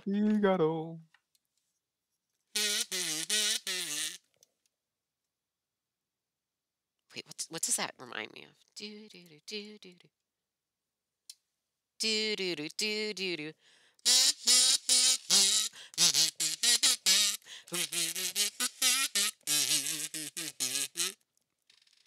Do you recognize that? Yes, I do. Boom, boom, boom, boom. I want you in my room. Spend the night together. From now until forever. Yeah. That's what Figaro is. Figaro. Okay. Could you read the description here? Okay. Whenever I hear that tune, I think of ITG. What? Italy, tiddly, giddly? I love doing that. I think we talked about this last stream, or at least in a stream from very recently. But when someone gives you a random fucking what's it called? Uh, An acronym? What? Acronym or initialism? Acronym. Yeah, and when someone gives you a random initialism, you just come up with what the first word that comes to mind for each of those letters. The setting is a workplace where snowy white romance blows in like a blizzard. Himuro is descendant of Yuki Onas living in modern times and a newbie office worker. When he gets emotionally overwhelms, he ends up causing blizzards or starts building snowmen and igloos.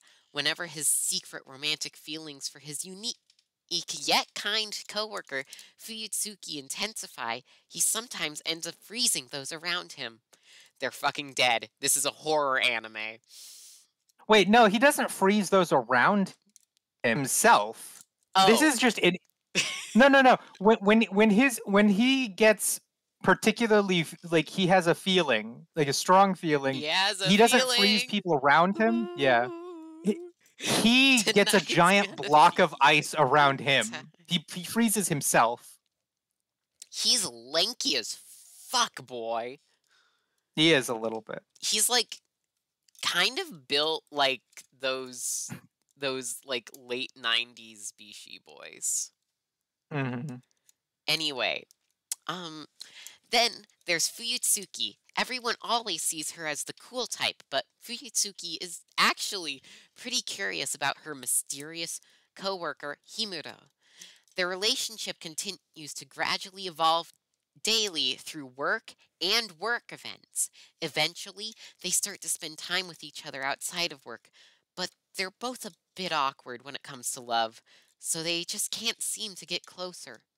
A heartwarming workplace fantasy rom-com starring a seemingly cool couple is about to begin. Source Crunchyroll. Yeah. It's always Crunchyroll, isn't it? No, it's not. Oh, wasn't that good? I'm glad to know Crunchyroll doesn't have a monopoly on the market. Anyway, this anime is good. It's definitely good for a romance anime. It's got all of the things that you would want out of a romance anime. It's got a good feel, got a good vibe. It's overall definitely passable. The thing that sets it apart is the fact that they put so much effort into animating the eyes.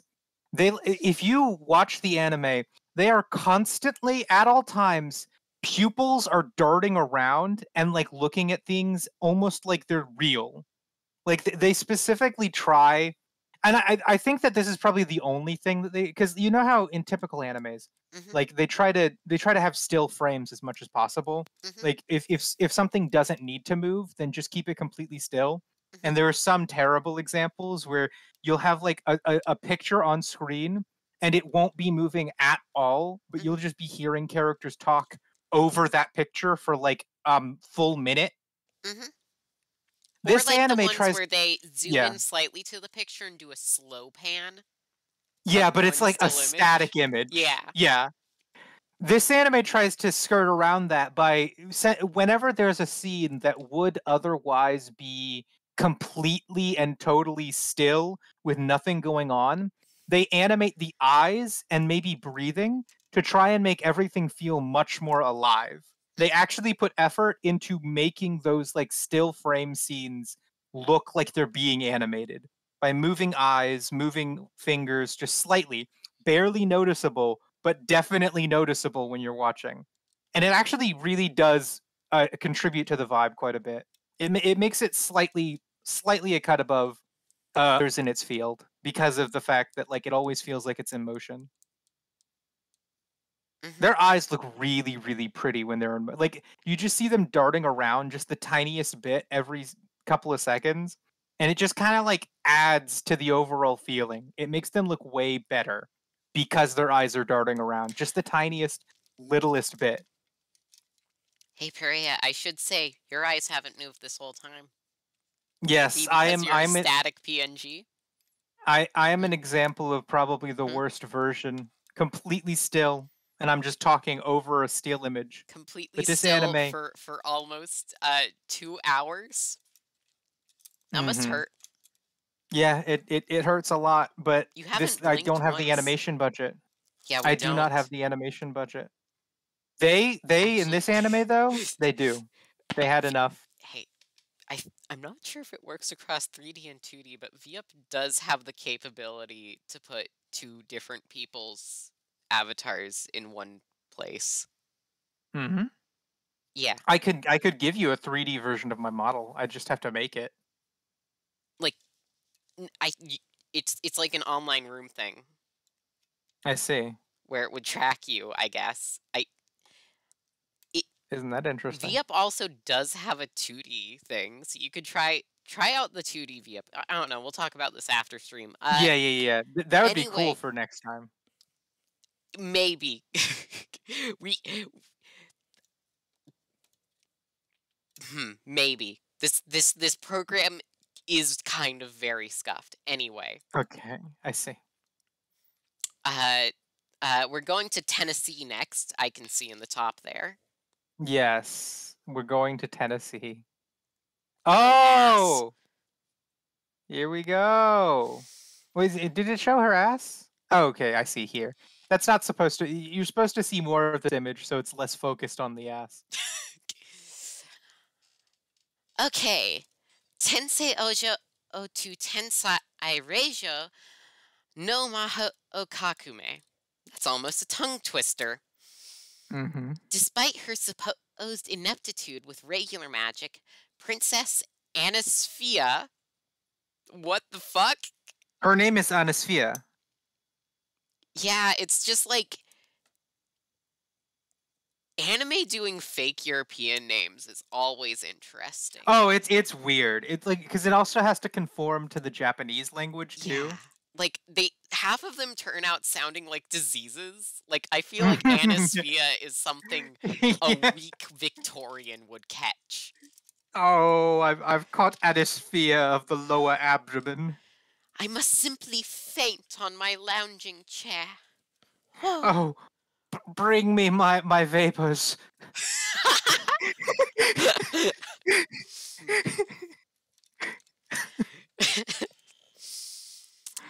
Princess Princess Cholera.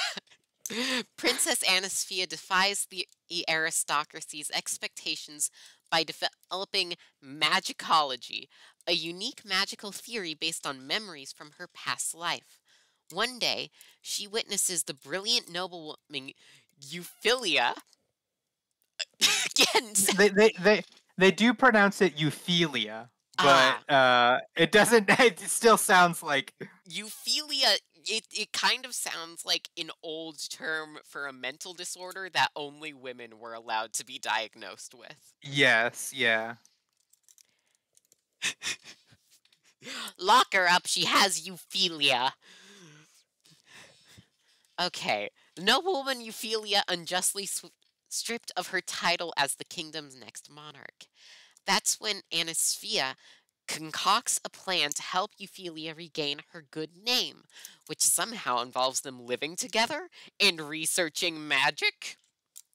Little do these two ladies know, however, that their chance encounter will alter not only their own futures but those of the kingdom and the entire world. Gay? Gay. Oh, also source Yen Press, not Crunchyroll. Yeah. Gay. Gay. And Gay. I need to be clear here. There's a lot of animes where they allow you to be like, okay, these girls could be gay. Like I think Bokchi the Rock is not a great example, but it's I'll use it as an example of what I'm talking about where you get animes that are like cute girls do cute things, and then Lucky sometimes there's like Star. this like yeah, and sometimes there's this like subtle implication that like the girls might be into each other, just a little bit, right? But they don't ever want to commit, you know? Mhm. Bokchi the Rock does a little bit with Kita and Bokchi feel like they're really close during the anime. It's obviously interested in each other, but you're supposed to take that as will they won't they, but the anime is like very clearly like no no no no, they're like straight, it's just that we want them to have like a really weirdly close relationship like that, you know what I mean? They're interested in each other but not in that way. This is They, part of the thing with, oh, what's the term called? Class uh-huh. S? You know Class S? Explain that. No, I don't. Oh god, it was, I'm not going to be explaining it very well because I found the concept from a Hazel video that I watched a few months ago. Um Mm-hmm.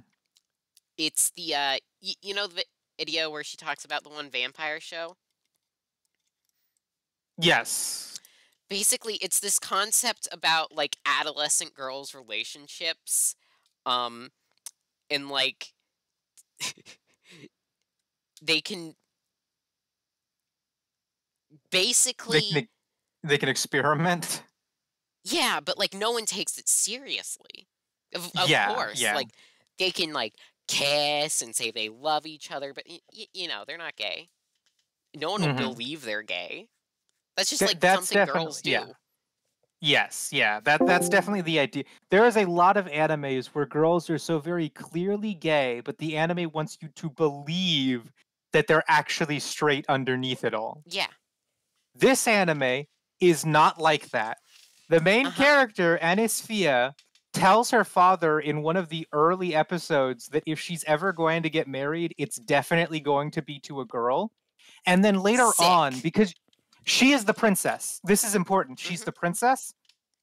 Everyone wants the princess to have an heir because if she doesn't, then the royal lineage won't continue, right?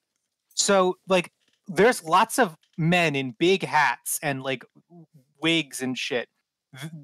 Very important roles in the kingdom, general fucking advisor, shit like that, that talk to her about okay, let's stop it with the dream about dating a girl and marrying a girl.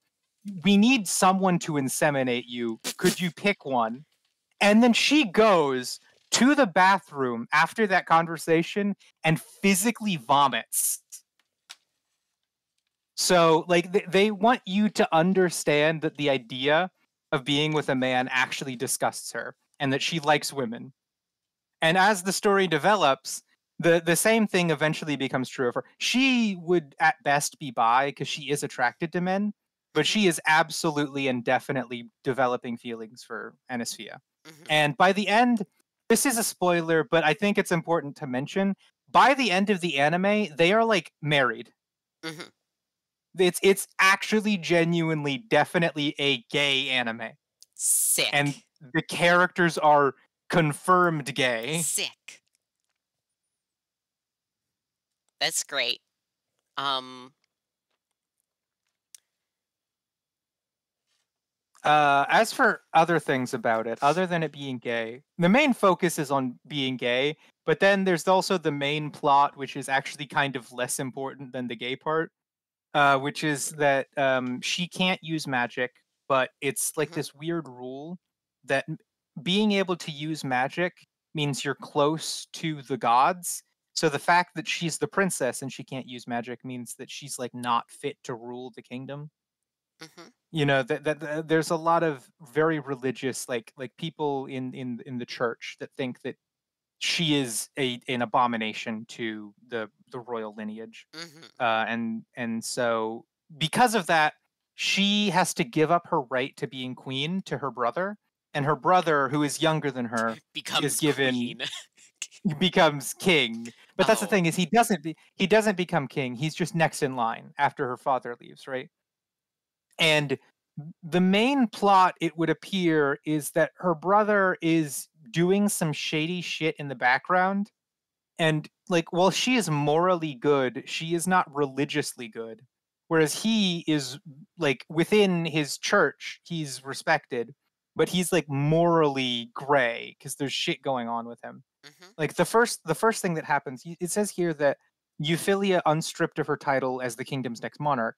that happens because she was engaged to Anis's brother, and he literally dumps her in front of like an entire room full of people with the express intent of getting her stripped of all of her noble recognition. He wants to ruin her life by divorcing her in front of everyone. Mm-hmm. And like that's the start of the anime, is that happening. That's like episode 1. So he's up to no good. There's some evil shit that he's up to. Oh, And he good huh? night, Tibbs. Oh, good night, Tibbs. That's the main Night. plot of the anime as it goes on. Sounds She has sick. to eventually, yeah, but I should say, even though that's the main plot, it's definitely about them being gay. That's what it's supposed to be about. Awesome. Love me some It, gay shit. I do think that it's worth watching, although I don't know if the main with her brother is going to captivate. It's like it's one of those situations where it's like you have to defeat them with the power of friendship because Anis is her brother's sister. The way that she has to stop him from being evil is by talking to him and having a sibling conversation where she's like, "I love you, but please stop murdering people." And I'm not joking. He murders some people. He murders some people that are actually close friends of Anis. And she's just like, come on, don't do that. She has a sword. She does. She does have a sword. Can she She not uses. murderize him? She try. They have a fight. There is a point at which Anis and her brother have a physical fight, and the reason that they stop fighting, like they actually go to kill each other. There's a genuine point at which she uses her sword to try and slice him in half. She gets pretty close to slicing him in half. But her girlfriend shows up and is like, "Don't kill your brother. That would make you sad." And then she's like, "Oh yeah, you're right. If I had to kill my brother, that would make me sad." And so then they have a conversation after that. But yeah, no, they fight, and she was gonna win the fight. By the way, Mm-hmm. she was definitely gonna win. Mm-hmm. Anyway, that's basically it. It's a gay story, and also there's some plot in the background. Might interest you, might not. Okay, this one. I'm This one just ended on hanger, so yeah, like it's over, but it's also like they're definitely making a season 2. I don't know. interesting designs. Is the art in the show good? The backgrounds, are they Uh good? the backgrounds. I think that yeah, no. They have a wide variety of backgrounds. They live in a mansion and they try No, to but like, are do they drawn good? I think they're drawn good. Okay. Here, I can pull up a representative sample if you need me to. Yeah, because I'm looking at this and like the vibes this is getting, like this could be a cool anime to look at. Um, but only if they don't go and make everyone so fucking saturated like all modern anime do. I don't know how to answer your question, so I'm gonna grab a still from episode 4, and then we're just gonna look at that. We're just gonna look at that. Whilst you're doing that, can I read the description? Yes. Could you give me a random time that's smaller than 2420? Actually, give me two numbers. The first one less than 24 and the second one less than 26. 1322.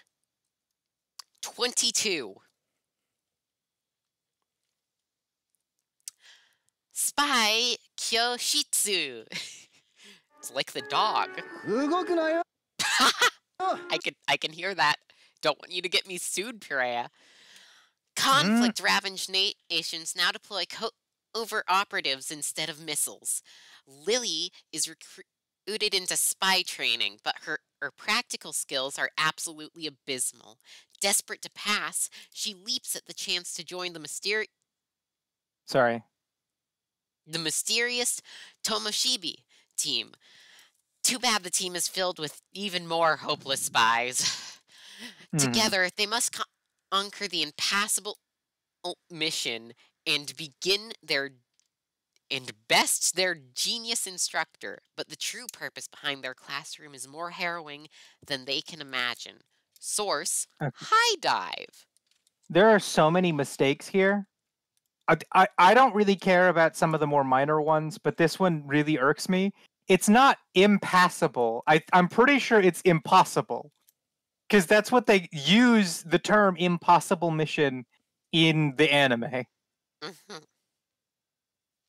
And Show me some scenes. Show me so this. this is that random scene that you picked. Oh, it's Did just a I? bunch of shitty 3D crates. Yeah, Oh, this this was a looks like random scene that you picked. ass. This definitely looks like ass. I was remembering more. Not this. Hi. Uh, Hi. So many close-ups.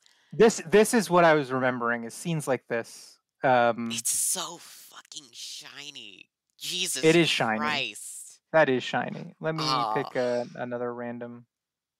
You can. Oh so wait, many close-ups. Okay. kissing. Gay? Gay? I this anime has a Gay? lot of characters that it doesn't focus on. I need to be clear right now. This anime has a lot of characters that get shafted. Some of them might be gay, and I wouldn't know Some because of they them were might be barely present. shafting each other.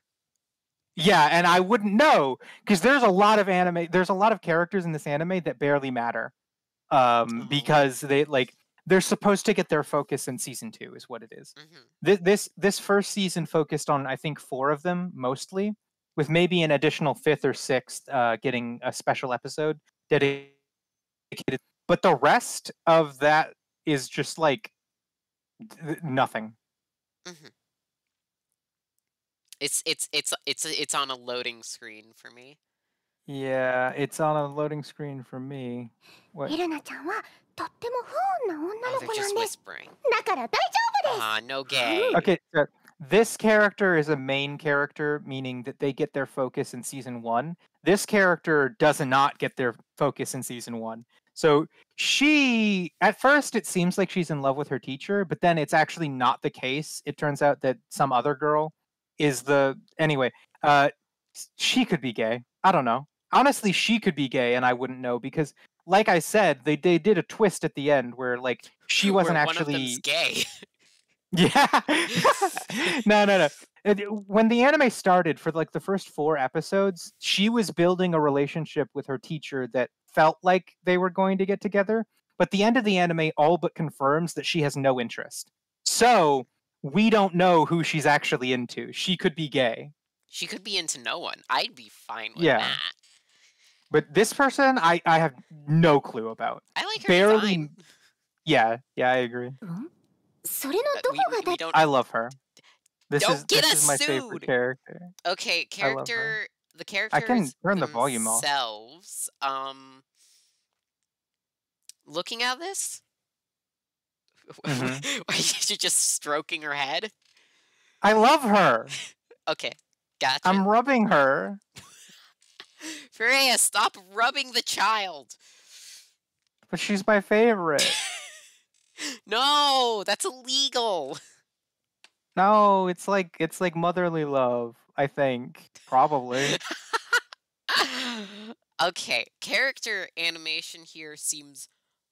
I'm looking at it honestly pretty good for modern anime. Like compared to all the other character animations we've seen. Background animation. Not that good. Garbage. Right? Yeah.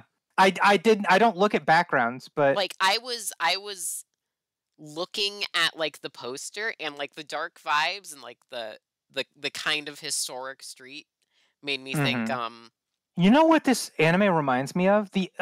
I didn't think about this while I was watching it, but the animation reminds me a lot of Akebi's sailor uniform. Have you seen Akebi's sailor uniform? I think I did a review of it. recognize it if I saw it.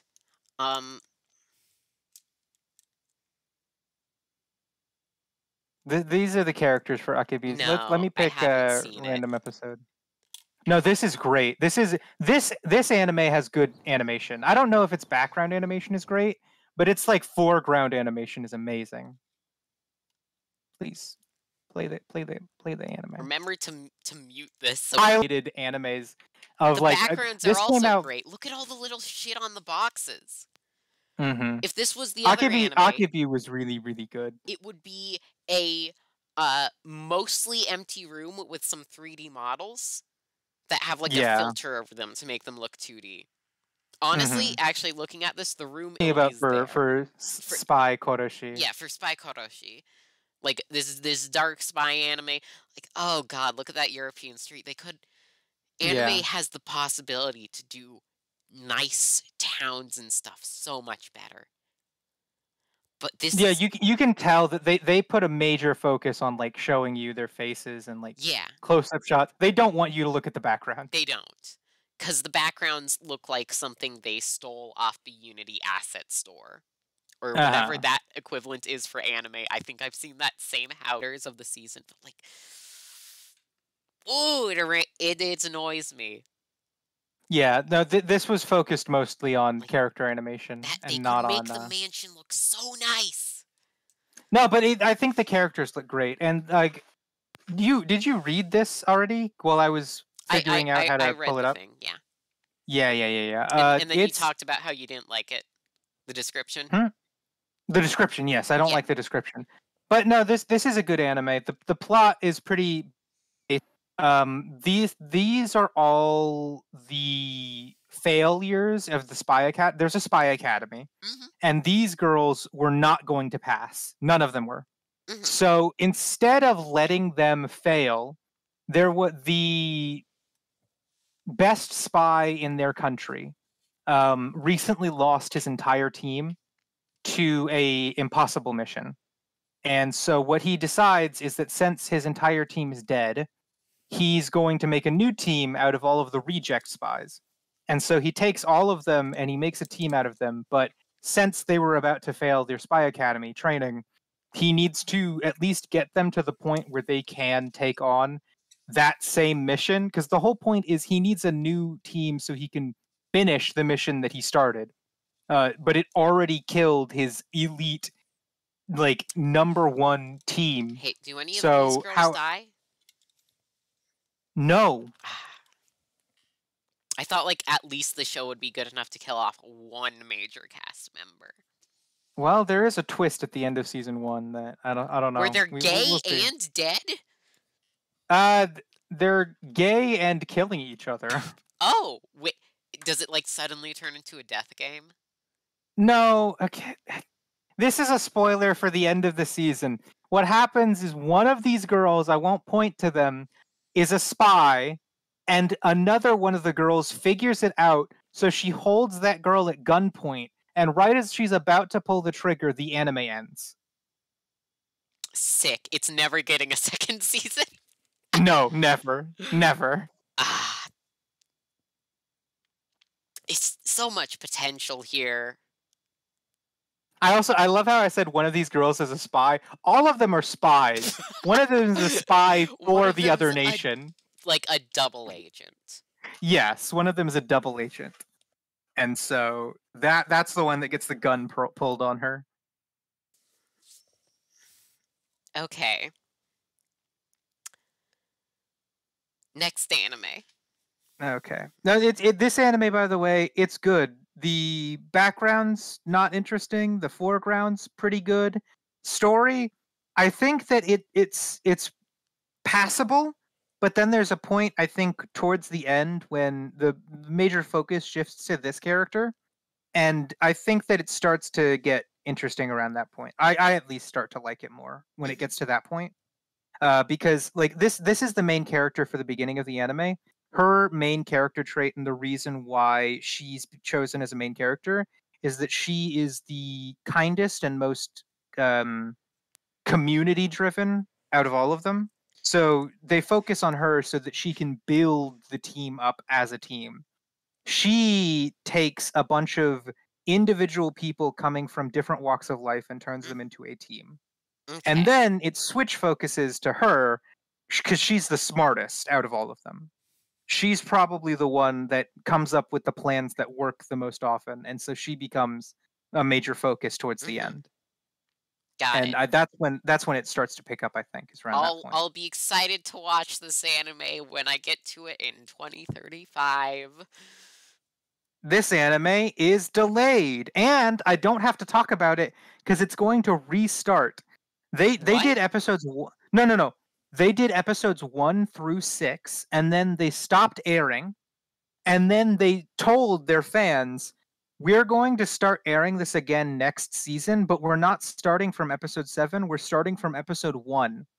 So you have to watch episodes 1 through 6 again, and then we'll keep going after with episode 7 and Honestly, onwards. fair enough. I mean, like, So, kind of excited to see how it turns out because at yeah. least, you know, a studio that knows how to take a break. I guess Mhm. this was just COVID. Yeah. But we don't have to review it until it finishes. Oh, this one. Okay. Oh, this one. No, okay. I read the manga for this anime. I remember back when I first read the manga. Oh, I'm just noticing the harem in the top. What? That's not a harem. It's not a harem. Okay. The gaggle. That is a gaggle. They're not a harem, but they are a gaggle. Okay. I'll explain them. Don't you worry. But yeah, when I was Tondemo skill de isekai horo omeshi. Ha ha ha. Mukura Oshi, an ordinary salaryman, and is suddenly transported to another world one day. God, suddenly transported one day. Fucking redundant as... The unique skill he gains upon his arrival in this world is the seemingly useless online grocery. Muko Oda is discouraged at first, but the modern foods he's able to bring to this new world using this skill prove to have some unbelievable effects. Like what he like orders some modern carrots? Like No. You don't understand. He literally has the ability to Uber Eats groceries. Couldn't anyone, any chef that went to that world just cook that though and get the same effect? Yes, but that's the thing is there are no chefs in that world. What? Well, there are people in the universe who cook food, but there's only in this world there are only 4 people total who came from another world. Mm-hmm. But so how many cooks there are there in this world? Like this world has its own cooks. How many people cook assume. food in this universe, right? That's what you're asking? Yes. Probably a lot. Okay, good. You can continue. Okay, so he has the ability to order Uber Eats, except for like Uber groceries or whatever. He's able to DoorDash some fucking groceries. But the groceries come from our world, so. Sorry, just dying. No, it's fine. So the thing is, the food in this universe that he gets teleported to sucks ass. Like the chefs don't know what they're doing. Okay. But the food that we make in our world is awesome. It tastes great. Because of all the high fructose corn syrup in it. Yeah, probably. I need you to understand. His food is so good. Like food from our world is so good, so genuinely good. Shh. Yeah. Hello, consent van. If I like anime food, this is the isekai for me. Shit looks delicious. Does it look delicious? Oh, that's a great thing about this series. I haven't mentioned it yet because I was still talking about the plot. This series, they actually showed some behind the scenes on how they make the food. They take physical versions of the food that they're drawing, and they actively animate using that as reference. Isn't that not also the way that like Studio Ghibli makes their food? Mm-hmm. Which is the reason why people talk about like, oh, the Ghibli food looks so fucking good. Even before Ghibli, like oh fuck, what's his name? It's not Miyazaki, the other guy, the other Ghibli guy. If it's not Miyazaki, then I don't remember. Takahata. It might be. Hopefully, I'm not getting him mixed up with another guy. But yeah, I was recently watching Haiti, Girl of the Alps. Mm-hmm. You know that show? Um, Yeah. which is like one of it's like a proto Ghibli show. Um, Miyazaki worked on it. Takahata directed it. Um, this was like his first show after he did Lupin. I Mm-hmm. as well. They are genuinely the only people making good shows at this point. Um, and like, holy shit, the only food they've been having for the first 13 episodes is genuinely just like sliced bread and goat cheese. And Yeah. it looks like the tastiest shit ever. Yeah. This anime, they usually draw their raw meat, like using actual raw meat as reference. Hmm. So the food does look pretty good and pretty accurate, I think, because of that fact. There's an But the main AMV for food. Wish you could remember. An anime music video just for food.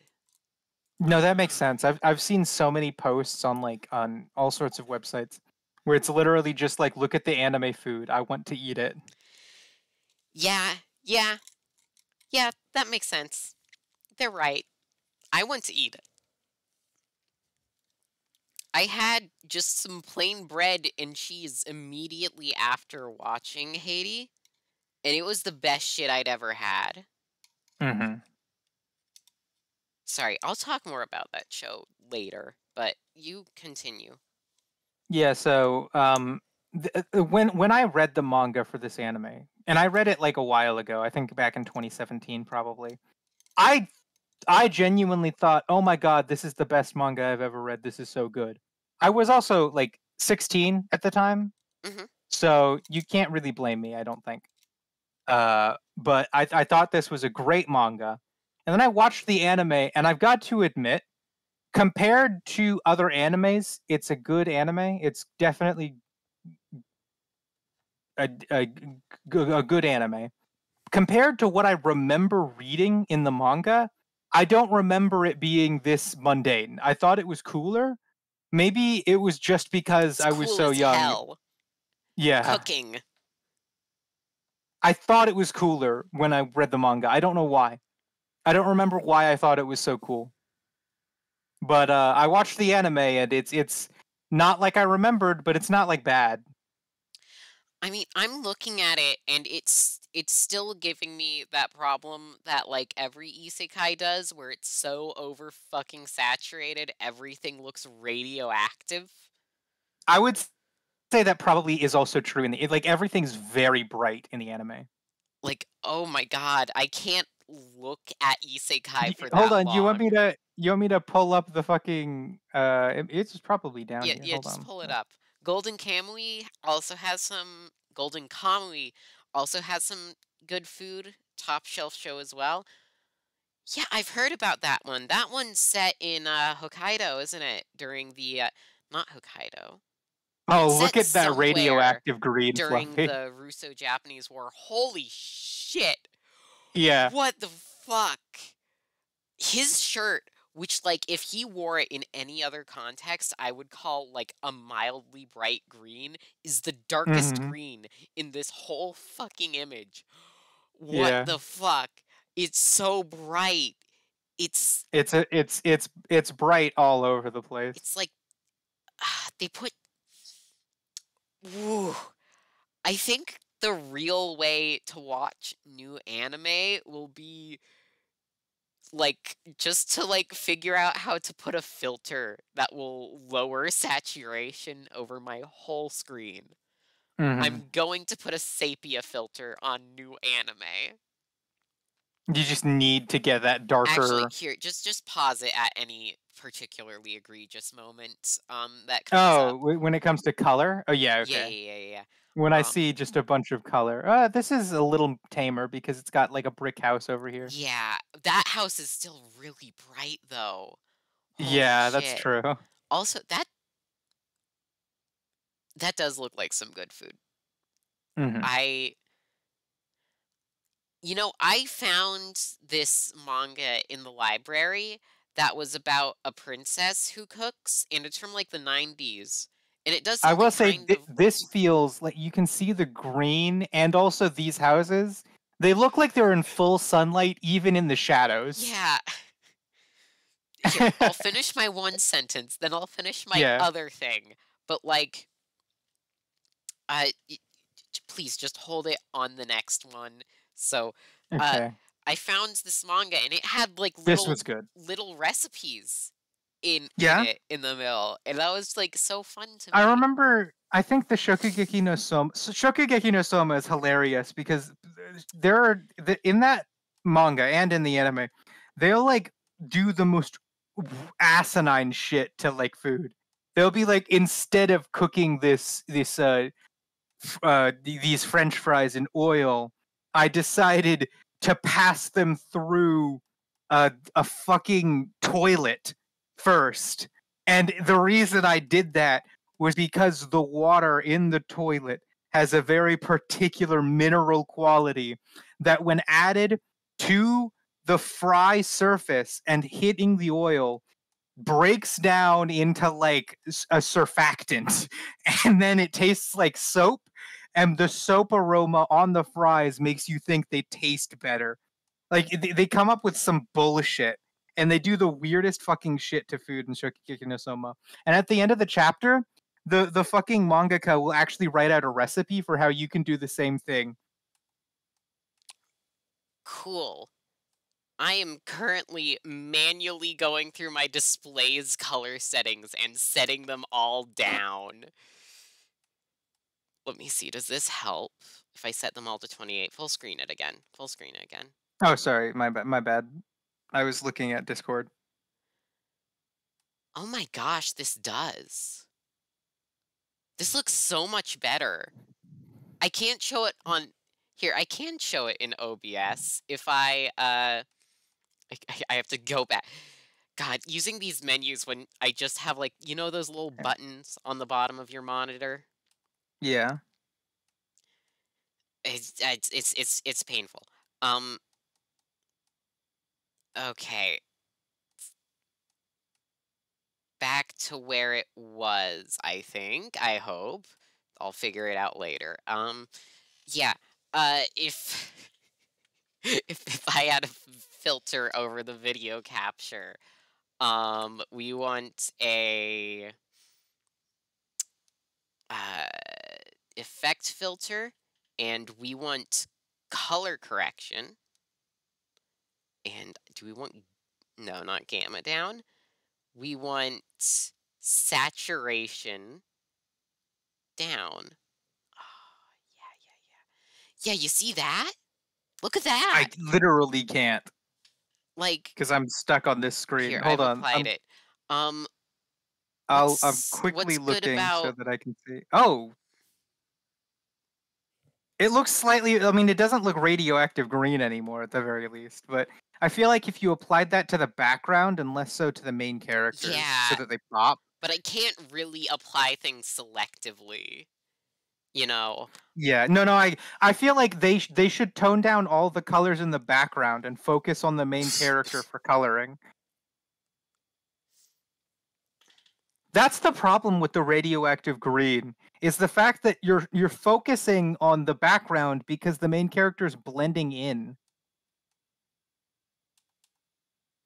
Yeah, here, filters, I'll turn off the filter. Then,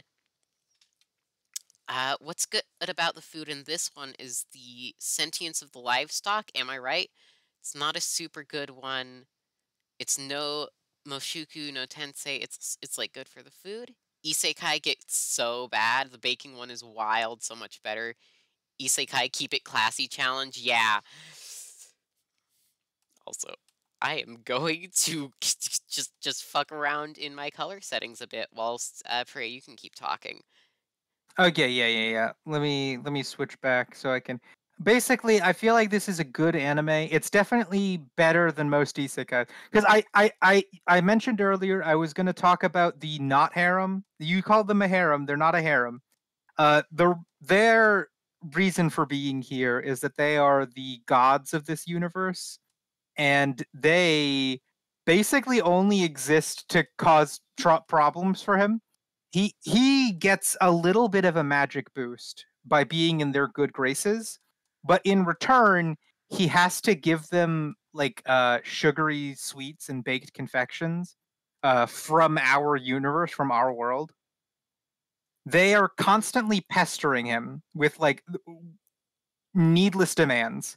They'll be like, okay, this week what I want is I want like two fucking rice buns and make sure you put some anpan on that, and then like can I also get some western sweets as well? Could you get me like a scone? Also, I really would like if you gave me some maple syrup with that. Like they do all sorts of demands and requests, and it happens every single day, I think. What it's like being the Maybe only once a week. person in the friend group with a Costco membership. Yes, yeah, and it's four of them that he has to do this for. Do you So remember that that's what they are. that one fuck, it was a um College Humor video. I'm Hmm. remembering the College Humor video about being the friend in the friend group with the Costco membership. I did not watch that. I don't watch College Humor bits. I think the only College Humor bit I've seen is the one about being a Twitch streamer, and that's because it was relevant. Mhm. Okay. Minimal fan service is a nice change for sure. Yeah, that's good. That's good. That sounds good for this show. Oh yeah, because the main plot of this show is effectively. I really needed to tell you this, Fluffy. So like, strap in.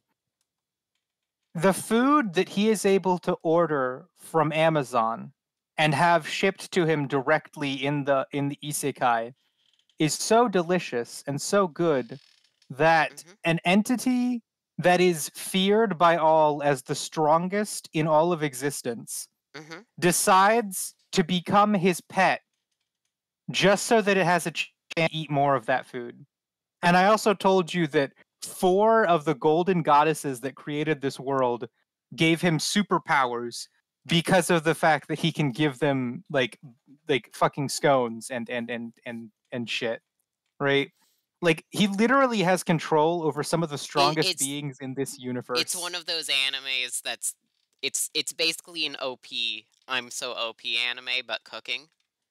Yeah, but the problem is he's not the one that's OP. He's actually super fucking weak, and they make that pretty clear. But yes, if you acknowledge his party, like collectively, everyone but him is OP. So it's at this point where like all he is the chef, genuinely. And his party mates are the ones that are doing all the OP shit while he cowers in a corner. Uh-huh. Okay. Cool. No, it's good. I definitely think that it's a good for an isekai. Top of the crop for isekais, pretty just above middle for I think overall animes. I think.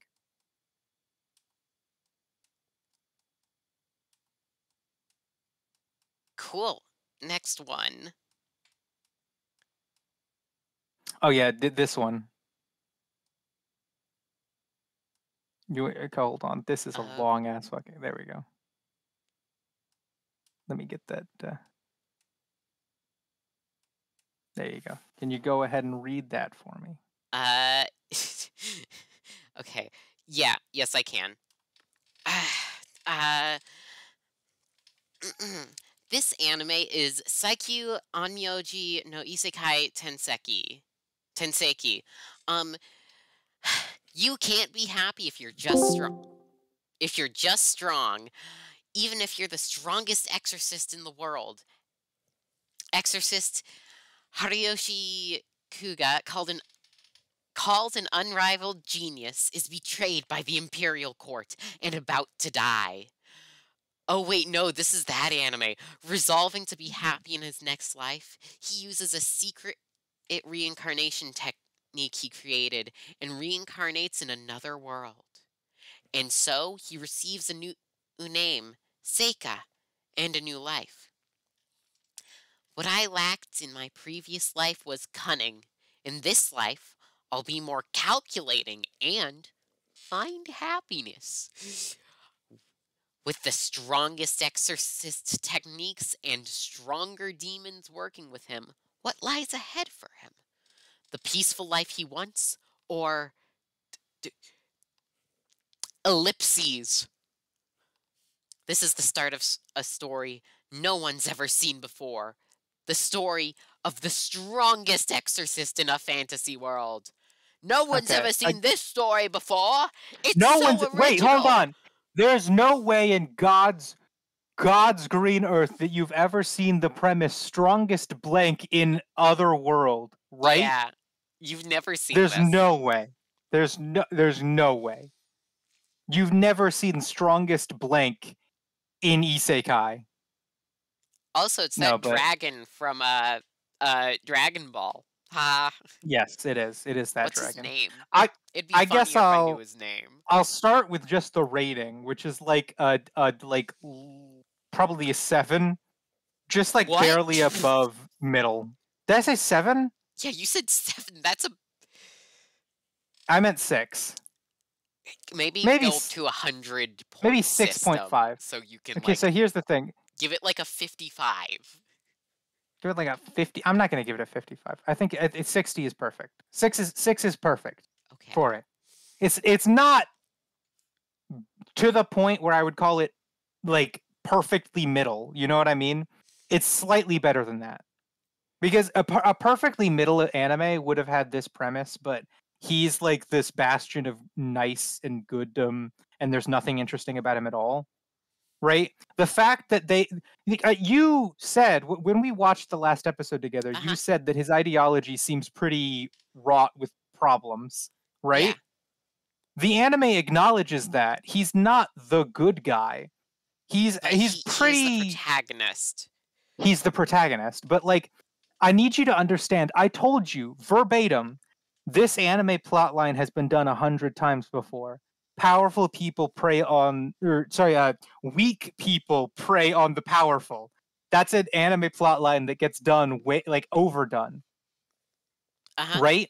Yeah. Most of the time, the person who thinks that is the good guy. In this anime, at the very least, they call him morally gray. It's better. But he's really this would supposed be. to be the cool hero who you project yourself on. Yes, I know he is, but it's an isekai. What do you think I'm going to give it like an 8? It's not good. It's definitely like it gets. I need you to understand. It starts off at a 5 because of what it is, and it only gains point because of things that it did right. What did it do right? What did it do right? Like, is it just cute girl? Any fucking anime can have cute girl. Yeah, I mean, to be fair, this one's very cute though. I like her. No, but that's not what it does right. I'm saying that the thing that it does right is it actually acknowledges that like that ideology that he has, the weird one that most animes seem to hold but never question. They at the very least acknowledge that that would lead you to becoming a bad person. Although, yes, you are supposed to project yourself onto him, though really? not uncritically. They don't really portray him. You watched half an episode, right? I watched the last episode, basically. Half of the in last in the second to last episode, he murders a bunch of demons. And I need you to understand, demons in this anime are basically morally neutral. They kill some people, but they also are portrayed as having like individual lives and like caring about things. Like they're portrayed in a neutral light, not in a negative one. You're not supposed to assume that someone who kills demons is just automatically good. Right? In the second to last anime, he just simply massacres them and he laughs while he does it. And it's this feeling that, yeah, no, that's fucked. What you're doing is fucked up. Like, you need to understand, it doesn't. Okay, I need to be as clear as possible because I don't want to overstate my point. since I do only partially believe. The reason why it wouldn't be higher than a 6, or maybe I should lower it to like a 5.5, I don't know, is because of the fact that it's like barely there, this message is. For the first 6 episodes, he is portrayed as the morally good character that you're supposed to portray, that you're supposed to map yourself onto because he's cool and strong and good, right? Mm-hmm. That's 6 episodes. Episode 7 or thereabouts, they ask the question for the first time of whether or not he's actually a good person, and they come to the conclusion that he might have some problems, but he's overall very morally good, and you shouldn't question him. And then only in episode fucking 11 do they finally tell you outright that he's a little bit more than a tiny bit fucked up, right? Mm-hmm. He's not just morally gray at that point. He's actually pretty fucking evil, just a little bit. So yeah, I would say for like 80% of the runtime, it definitely portrayed him as being just good. You shouldn't even question it. But at the end, they at least acknowledged that, yeah, his ideology eventually led him down a dark path. Mm-hmm. Also, But that's the thing. Fan, what? A different isekai would have never had that moment. They would have been like, no, his ideology is perfect and you should hold it too. He is good. There is nothing wrong with him. Consent Van, what do you mean by the well in another world has run mostly dry? I still think 6. You use the artwork mostly as a dowsing rod to find the good stuff. I always use art. Back when I read a manga very, very frequently, like very often, Mm-hmm. I never judged it off of the plot synopsis. I always judged it solely off of the artwork. I was like, I'll read this if it looks good. And that surprisingly works very often because of the fact that if you're the type of artist who draws a certain way, you also tend to be the type of storyteller who tells a good story. It just tends to be that way. You can tell just by artwork whether someone cared about what they put out into the world. Yeah. And you can get an idea of how they feel about the world enough to know what they would write as a story. Yeah. Yes. I think another difference between you and me is I think I'm generally harsher on anime. Yes, very, very clearly so. I need you to understand, Fluffy. I have never rated an anime below a 5. You what, mate? Like, I need you to. I do not see it as a scale of 0 to 5. I see it as a scale of 5 to 10. Because it's an anime. I like anime. I'm not going to say that it's bad, even if it is. Anime could genuinely make me feel bad, and I would still rate it a 5. You haven't seen some of the stuff I've seen. The only anime I've ever watched that I actually hated and thought deserved 0 was Redo of Healer. When you have to go through everything and you can't filter anything out. You get some shitty ones. You know. Also, surprisingly, I think Speed Racer is still my second lowest anime. Yeah. It's like tipping, you have to do 20% pretty much no matter what.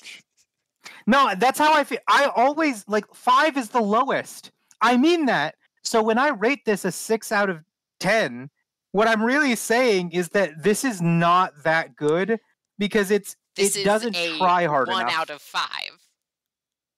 Yeah. You know what? If we put it in those terms, I probably would be able to, like, convince. Yeah, I get 1 out of 5. That makes sense. Yeah, okay. I was basically thinking that you were giving it in your terms. I think that's a 3. Let me explain let me explain my ratings a little bit. Because I did say 7 at first. I think that might have been slightly more accurate. And the reason is because there are certain thresholds that get reached. Uh-huh. 5, it's so bad I don't like it. Like, I think that it's just bad. There's nothing redeemable about it. It's just a bad anime. That's a 5, Uh-huh. right? 6 is me saying I find redeeming qualities in it. I think that it's got redeeming qualities, but it's a bad anime. 7 is at the point where I think it's watchable, right? Uh-huh. I think, okay, this is good enough that I can tell someone to watch it without feeling like bad about saying that. I don't think they'll get anything out of it necessarily, but it's at least watchable. That's how I feel about this anime, is that it's watchable. You can watch Mhm. it. It's not so bad that you wouldn't be able to watch it. Mhm. 8 is at the point where I think it has more redeeming qualities than negative qualities. That is the point at which I think it's starting to get good, is an 8.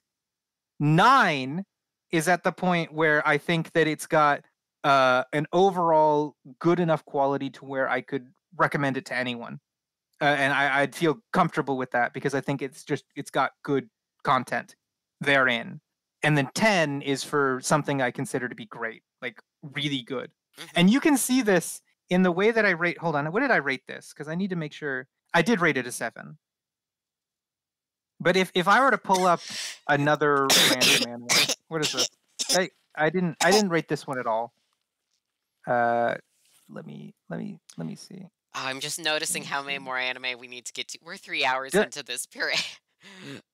Yeah, this one was a bad anime. This is a bad anime. That's why I gave it a 6. Uh-huh. Because it's only got some redeeming quality. It literally only has a single handful of redeeming qualities. Uh-huh. Whereas this one has maybe 2 handfuls of redeeming qualities, which is why it gets a 70. But like the worst animes get a minimum of 5.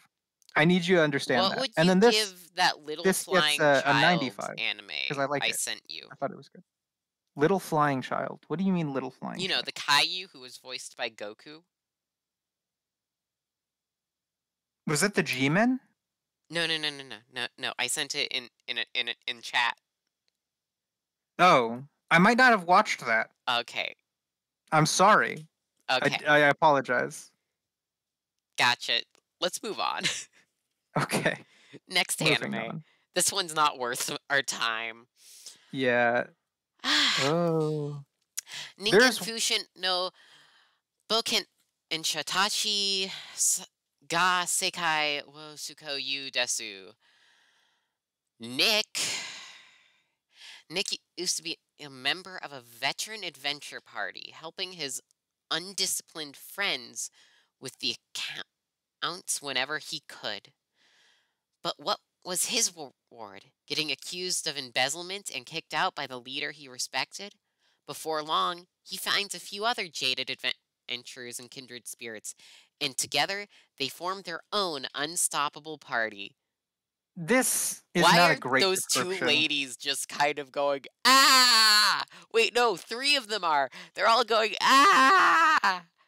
They're all screaming at the world is what's happening. This is not a good description. What you need to understand is this part right here is sort of premise and this part right here is premise and setup. This part was poorly explained. Nick goes into a bar and says, "I curse all of humanity," and then he finds. Yeah, no, No, it is edgy. Yes, you're thinking about this the right way. He finds 3 other people, the other people on the ground, that all said the exact same thing at the exact same time. They said, "Fuck all of humanity. Can't trust a single one of them," in the easiest way possible. The beginning of this anime, especially episode 1, is designed to be edgy. Yes! Yes! It's an edgy anime. So yeah, no, the main story is the 4 of them join a party together with ground rules, and the ground rules are designed to be foolproof. If someone tried to cheat you or get into your personal space or personal life or interests, or otherwise tried to create a situation that would disadvantage you, then there are rules that make it so that can't happen. They like, it's built, their party, the entirety of their party is built on a minimum level of trust possible. They have no trust in each other at all, and they go around and they do adventure stuff, but they don't believe in they're not friends. And the story slowly follows them realizing that they actually are friends, but they don't want to acknowledge it because they're so hurt. You know what I mean? Like they have trauma. I've become but so that's numb. I can't feel you there. yeah. They all like each other and they really want to be friends. But they can't admit that to anyone else because they're worried that the basis of their party is that they don't trust each other. And This making is friends, hilarious. I also will say it's not that great of an anime. If I did not give it a score, its score would be somewhere between a 60 and a 70. I'll give it a 70. 670, Jesus. Yeah, it's that good. You know what? Okay, so the animation is really bad, is the thing. Hey, The animation is really bad. okay. I mean, that's most isekai. Also, is she wearing, like... Is there, like, just a bra on her hat? Where? Hat Her? girl. No. That's, like, That's just her the hat. fantasy bra shape. That is the fantasy bra shape, but that's not a bra on her head. Okay, who's the person up top? This is Kizuna. Their Kizuna story Ai? is The yes. first... Their story is kind of hard to explain, to be honest, but you know what? I don't think that it matters because it's not a great anime. It's like it's serviceable. It's a serviceable. It has redeeming qualities, I think. Actually, you know what? I am going to give it a 70 because I like the basic story. Could you actually take 1 point off of that?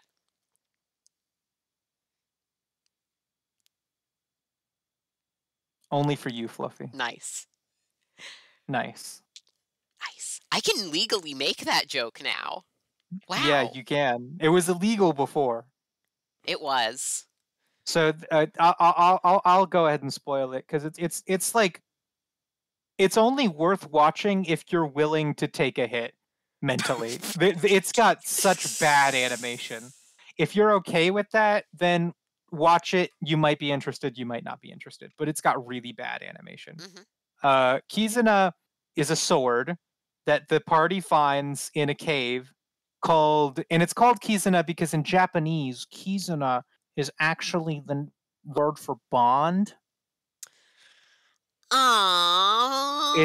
It's called the Sword of Bonding. Aww. And all its ability is it has the ability to Dragon Ball fuse two people together if they like each other, if they're friends, right? So they pick up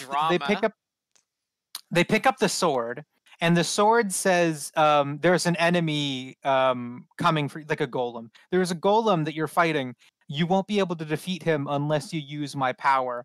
Fuse with your best friend right now. But this is a party made of people who don't trust each other, right? The thing is, like I said before, they're actually secretly friends, but they don't like to admit it. So none of them offer to do the bonding at first because they're worried that no one likes each other. But after some time and some like heart to heart, these two right here eventually work through their differences. And the thing is, I want to be clear, she always liked him in like she's not so broken up that she doesn't trust him at all. You know what I mean? She has her issues and she definitely doesn't like trusting people. This show seems to have some concepts in it. No, it has some. That's the reason I gave it a 70. Is it the story is good. It's just that it was not put together. You know what I mean? It's like it has some concepts. They had some good ideas, but I need you. Okay, so this is something I said at the. They let Heimline write it. Yeah. Thank you for getting my Heimline joke. I didn't. I just rolled with it. I was yes-anding you. You didn't grok me? No. How dare. Anyway, at the end of every episode, I said the exact same thing time and time again, which is, I feel like the end credits are better at explaining the story than the actual anime is. Because the end credits, the song is a better telling of the basic story premise, and the visuals show all three of them in varying states of emotion, but relying on each other in the end because they have a desire to connect to it. That's the basic premise. The show spends 12 episodes explaining what can be told in 5 minutes by the ending credits, which is that they all I feel should say a you little have broken spent like inside, but they 12 lean on minutes each other. saying this. That's because I have a very I'm bad at explaining things. Anyway, Kizuna basically, so Karen doesn't actually have a problem with trusting Nick. She's at that point where like she has grown to like Nick has been around her for a couple days now. She trusts him enough, right? She trusts him enough. Nick wants to trust Karen, but is worried that she doesn't like him. And that's the thing that causes them not to be able to fuse, is the fact that Nick is worried that Karen doesn't like him. And the thing that causes them to fuse in the end is Karen literally being like, Nick, I want to do this. So, like, it's fine. I don't hate you. And Nick's like, really? You don't hate me? Are you sure? And then they fuse. Cool. Anyway, Oh god, I see the name of the next show. Just a little bit of it. Oh, I'm scared. Oh, it looks cute. It's good. It's good. Yes. Okay. I'm gonna explain the premise to you. Is this a metaphor for them hopping on that D? Like the poster there? No. Okay. Read the premise. You'll see. You'll just read the premise. Just read it. Go ahead. Oni-chan wa oshimai. Mahiro Oyama was just a normal, erotic, game-loving dude until he woke up one morning as a woman. Turns out his mad scientist little sister, Mihari, tried out one of her new experiments on him, with a disastrous outcome, as far as Mahiro's concerned. But Mihari is as determined to study him as he is determined to go back to his shut-in, game-playing life. And one thing's for sure, life is going to get a whole lot weirder from here on out. Okay, so this Hey, description Mihari, can you give me some of that shit? Yeah, I agree. Mihari, please release the formula publicly. So this is important. I think it's very much worth mentioning. This description is designed to make the anime a little bit less sus than it is. Jesus. Specifically, the main character is a 24-year-old man. Somewhere along that, like he's like anywhere between 20 years old and 24. I don't know exactly what. He's in college though. I'm almost certain about that. The serum that his sister gives him turns him into a middle school girl. Like I would say it de-ages him to the age of probably 12. So that's an important aspect, and it's important for the lore because the story, like it sounds on the surface like it would be some fetish anime, but it's actually a really heartfelt anime, genuinely, because the story is about her 24-year-old brother was down on his luck and feeling very broken up inside because his entire life his little sister was always better at everything than he was, right? She was smarter than him. She was probably more athletic than him. She outperformed him all the time, and she was like 2 years younger than him.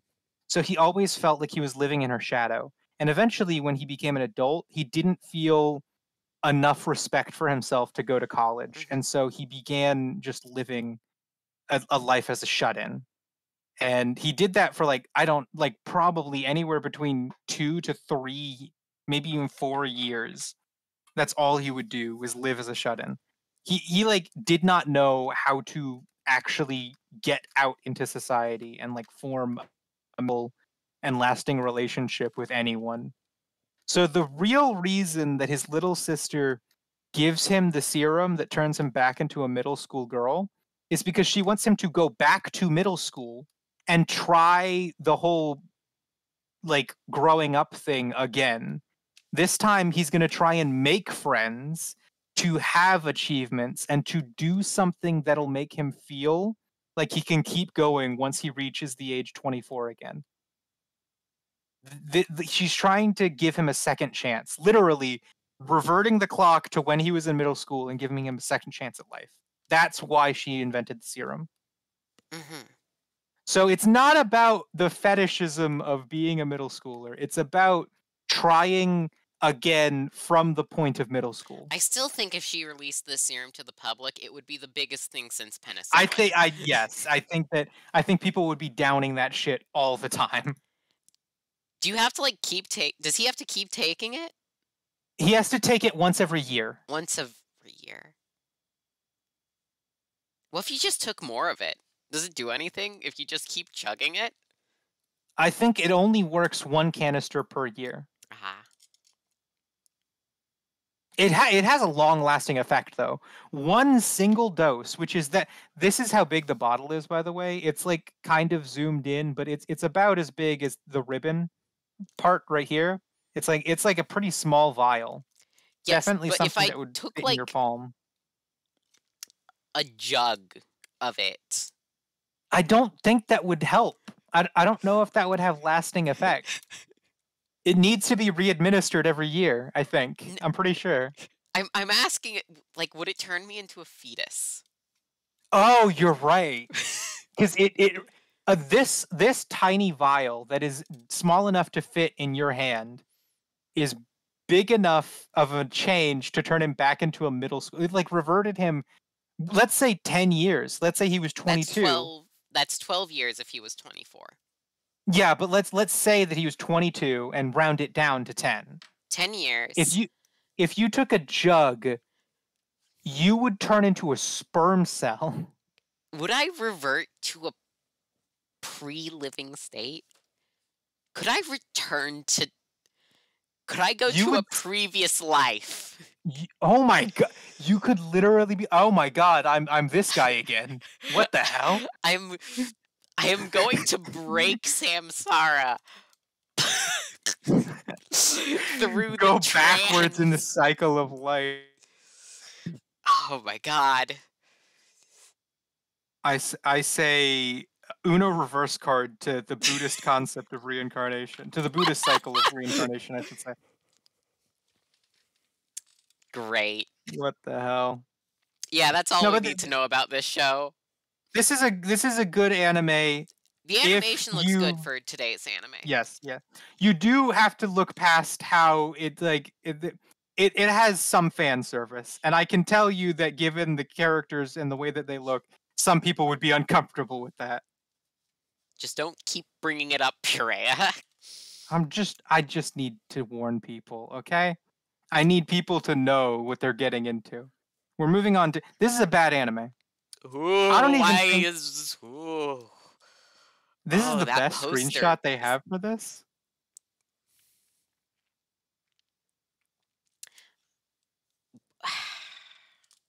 This is a bad anime.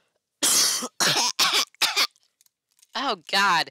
Here, I'm going to take just a fucking swig of water so I can like read this.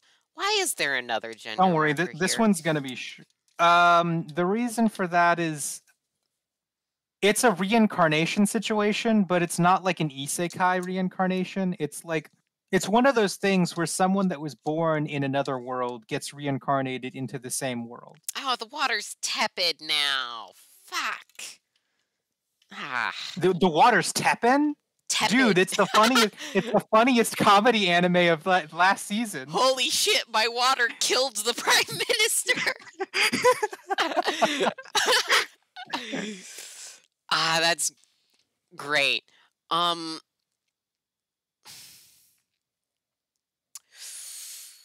Ooh, look at that purple-haired dude's face right next to the king under red-haired lady. Ooh. Mm-hmm.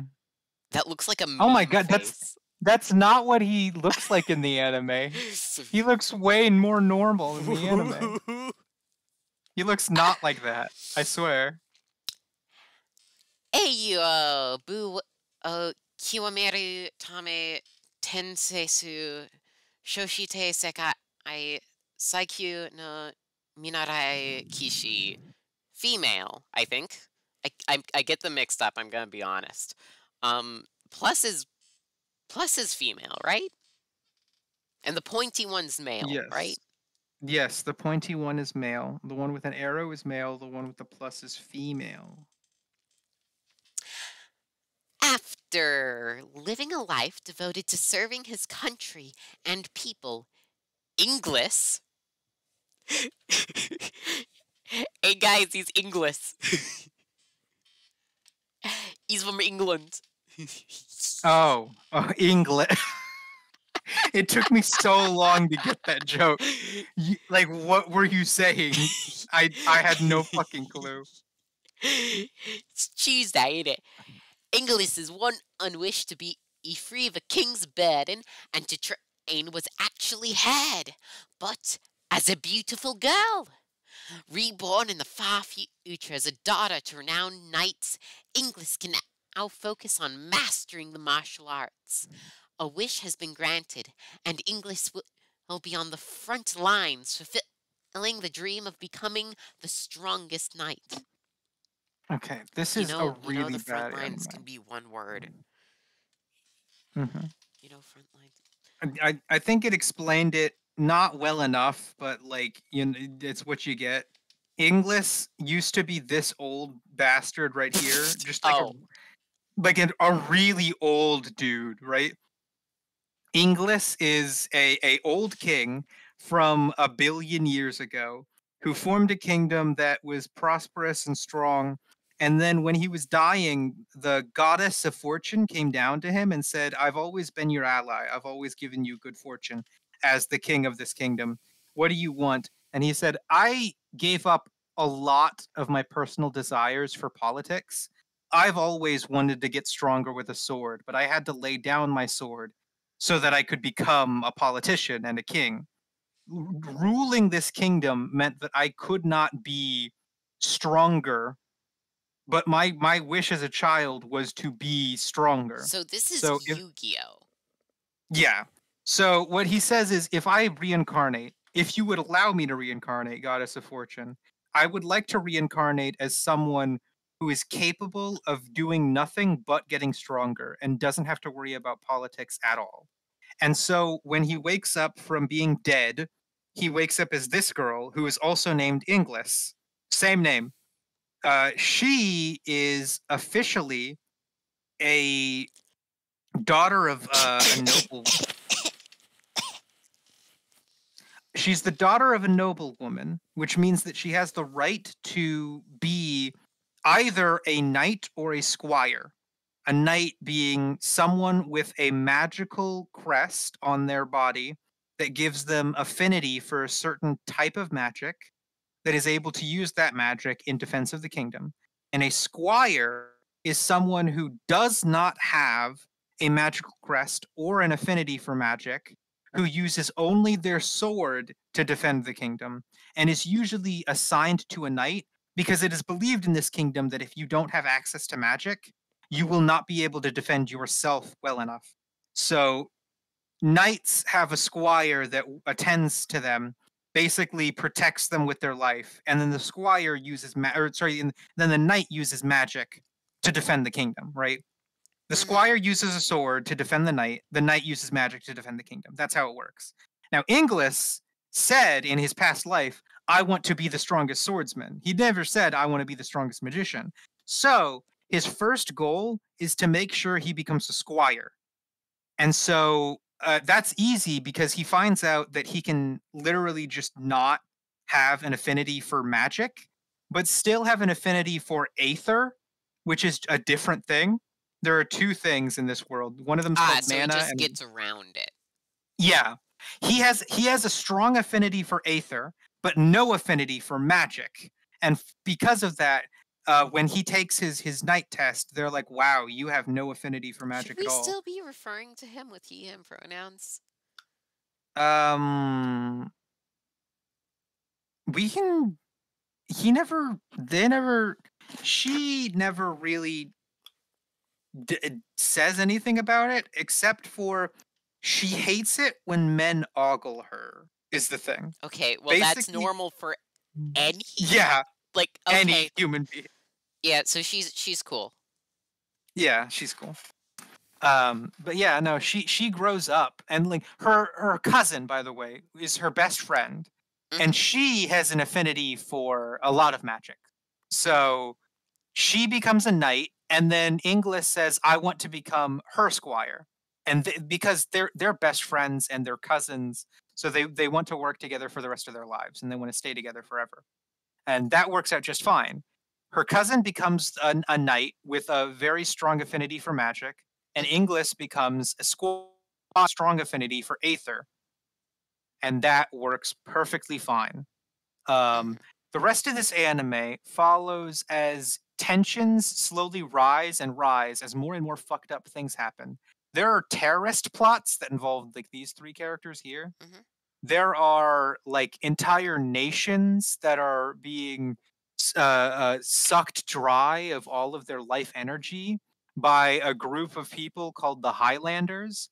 And I need you to understand, Inglis does not give half of a shit about any of that because, like I said before, that is all politics.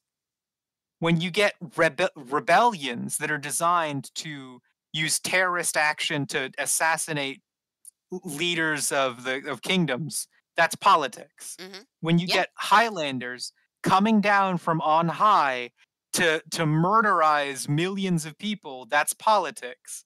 Mhm. Inglis wants nothing to do with that. The only thing she cares about is getting stronger. So what she does is she walks around the kingdom, stumbling upon political strife, and then when she sees someone strong, she says, "Fight me." And that's the entire anime. Okay. It it was really good for episodes 1 and 2, and ever since episode 3, it has been nothing but bad. There is no redeeming qualities. But I gave it a 60 because of the fact that it had those first 2 episodes. Those are the only redeeming things. The rest of the anime sucks. It's not good. Mhm. It is a bad anime. Mhm. I don't like it. I like the That's thick all I have to say lines in about the animation. Yeah, these thick lines. The overall Yeah. animation sucks, I would say. Damn it. You can see how her face is weirdly rotated, like it doesn't line Yeah. up with her chin. Yeah, I can see that. I was just you know how I don't like the modern isekai look? Yeah, I just want an out. I just eh. let's move on. Hey, Fluffy, another Yeah. isekai. This is why is this the image that they use? That image kind of looks like it's from like a mid 2000s show, a mid Mhm. early 2000s show like Full Metal This Alchemist. definitely goes for a vibe that's at least kind of basically okay. This Oh is a my good god, I isekai. am so glad the grass is fucked. Holy Mhm. shit, it doesn't have the radioactive isekai grass. No, no, no. This is a good anime. It's set almost entirely in this setting, by the way. Oh, This that's and awesome. underground in like rocky caves. Oh, It's I'm a it's bit worried. dark. Are the caves It's dull. 3D? Did they Are they 3D 3D? animate the caves? Let me check. I Cause don't pay attention like to backgrounds. I When did it really end? do, cause like I watch animation, cause I like animation. Um, Maybe I'll go back a little bit. Would this take place? No, this wouldn't. We need to go even further back. we have to go even further beyond. What I gained from the battle. This will probably have some cave exploration, I think. Mhm. Hello?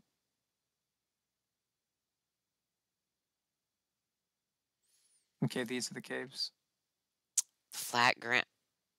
Mmm. That's a Probably 2D not that texture. interesting. Ooh. Yeah, no, these Uh, are not good caves. The character animation's very good though. Like wow. yeah. Mhm. This is Um also yeah, that room. it's not 3D. You can tell because that one wall is slightly off from an actual 90-degree angle, I think. Yeah. But like that's just It's the not texture back it's there. dull. It's very dull. Can I get an outside scene? Yes, this is going to be outside in just a little bit. Right here, in just a tiny bit, there will be an outside scene. Here, this is when she goes outside. That's all you show me? Just that. Yeah, that was it. No, most of this scene takes place outside. Not the best animation quality, but the setting and the fact that it's not radioactive. No, this is the entire setting, by the way. It never changes from this outside look. Great. Honestly, great. I love that for it. Good job. I do think that this is a good anime.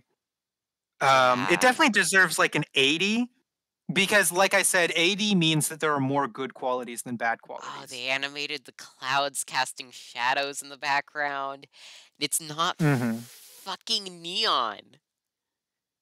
Yes. Ah, look at Another this. thing that I love about this anime is it's entirely character stories all the way through. Oh, like, that everything sounds great. Yes. Here, so let the me main read the focus... fucking thing first. Yeah, go ahead. This is Benria Saito-san Isekai ni Iku. Handyman Saito has never felt special in his life. When he's dropped into a medieval fantasy world, he gathers a party of unique beings to survive. Surrounded by a heavy warrior, a spell-forgetting wizard, and even a divine fairy princess, he yearns to be helpful.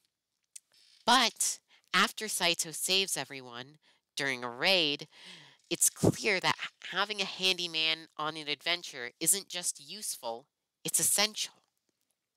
Yeah, that's the main thing about this show. Also, Saito... is that just budget Megumin? The spell-forgetting Where? wizard? No, description. that's this guy. Okay. Yeah. I just read that as like that sounds like a budget Megumin. No, it's that man's a budget guy... Megumin. Yes, he is. I need you to understand this guy is one of, at the same time, the worst and best characters, just depending on your outlook. This is the only character in the entire anime that sexually harasses women. The rest of them don't do that. The rest of them don't do that.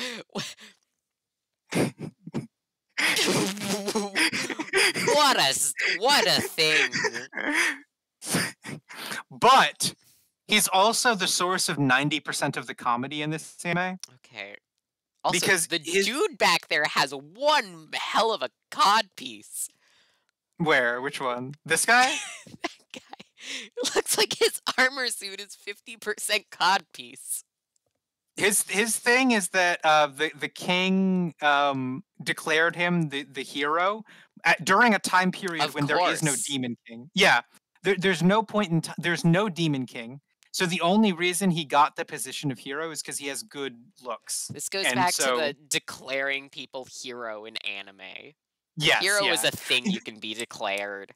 But he was declared hero just for aesthetic. Like it's purely for aesthetic. His aesthetic of being he doesn't do anything. Yeah, and he's not even strong. He just has a big codpiece. That's it. Yeah. The king saw that and is like, "Oh wow, if you have to protect that, it wasn't the king. I'm sorry. No, I apologize. It wasn't the king that said it. It was a random group of advisors. It's called. They're the hero advisors. All inspected his loins. They didn't. They literally went, okay. It was like an interview process. They had a bunch of pieces of paper in front of them, and they looked at a couple of them, and they were like, "This guy looks young and attractive enough. He's probably going to be good enough. We don't need someone strong. We just need someone who looks the part." And then this is his wizard, who was picked just because she's a local idol. So she's just a pretty girl. Yeah, and they're entirely a PR team. Yes, and this guy is his bishop or his priest or whatever. The reason he was picked is because he is the nephew of one of the judges. So it was political. Nepotism. Yeah. Nepotism. And this is the heroes' party, and they are completely useless, and they never do anything useful. But as time goes on, they eventually get to the point where they're at least not assholes. So they go from being assholes who are useless to being okay people that are useless. With the exception of her, she's pretty much always an asshole. Fun. But like, Why does Big Axe down there seem to be way more designed than everyone else? I have no idea. She's a minor character. She just seems to have way more design in her. Like, you know what Yeah. I'm saying? No, I know exactly what you mean. She's also a minor character. She like, honestly, They put her in front. they gave her one major plot line, and then after that major plot, by the way, I should say the plot line was like 1/4 of an episode. So they gave her one major story, and then after that story was done, she basically acts as like a tag along for this character whose main thing is that he's gay. Cool. But no, these are the main characters, these four. The fairy all the way to over here. He's terrible, but he's funny, and that's his whole thing. There is a minor arc where he gets some backstory and development, but because part of his backstory is that he forgot his backstory, you'll never see him act like the person he used to be. He used to be this cool, awesome wizard, but he's just not that anymore. Now he's some stupid, forgetful old man, and that's all he is right now. Mm-hmm. These two are the major main characters. This is Raelza and this is Saito. Saito came here from another world, and he was a handyman who was completely unloved in the Is other there in our world. a purpose to him being from our world? Yes. What is the point? This is one of the point is that there are things that he can do because he's from our world that simply no one else in this world has access to. He's a handyman, so his job was doing odd jobs. He has the ability to pick locks. He has the ability to make makeshift crossbows. He has the ability to. Speaking of Mhm. picking locks, I had to get into a fucking filing cabinet today, mail filing cabinet at Yeah. some government property. Yes. Genuinely government property, and it was locked. I didn't know the combination, so I asked someone, and they just completely agreed to help me pick the combination lock. It was a master lock, so it wasn't that hard, and we did it. Yeah. Um, You could open it with another master lock, honestly. you could open a master lock by looking at it too hard. Yeah. But yeah, no, that's how I got into a government filing cabinet. Mm-hmm. You broke in. Yep. Okay, so Fluffy did Watergate.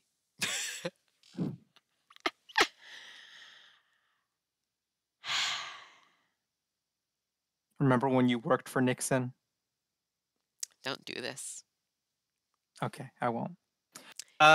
No, but the reason Saito is from Trying to our lead world. my chat astray. This is what you always do. It's in the name. I'm literally the golden calf. I lead people astray. That's my whole job. Anyway, let's listen to some more of your opinions for No, the no, next hour. Yeah. This is the end, though, I think, with Kyuketsuki. I don't think that it goes past that. It does not go past that. There is this is one of the only isekais in the entire world where there's a genuine, real reason why he would be from another world.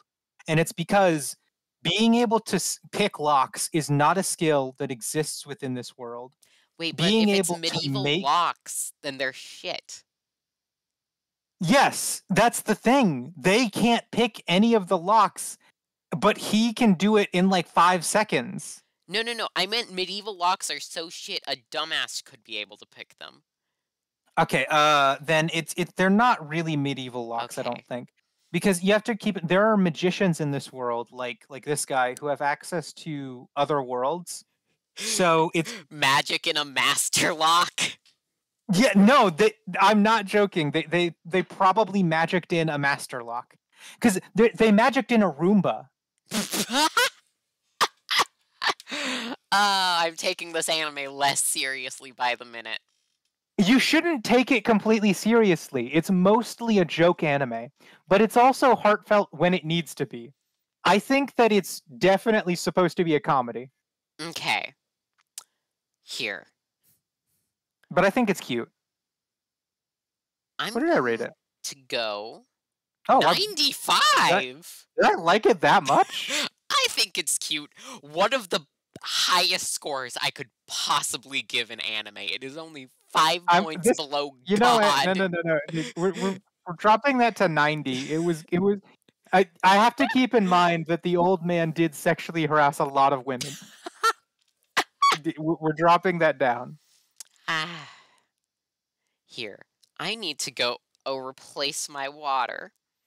I need to replace my water. What the hell?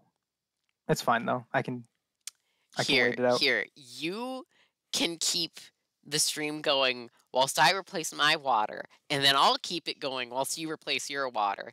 Here, what's the next one? Click on the next Oh, one. the next one.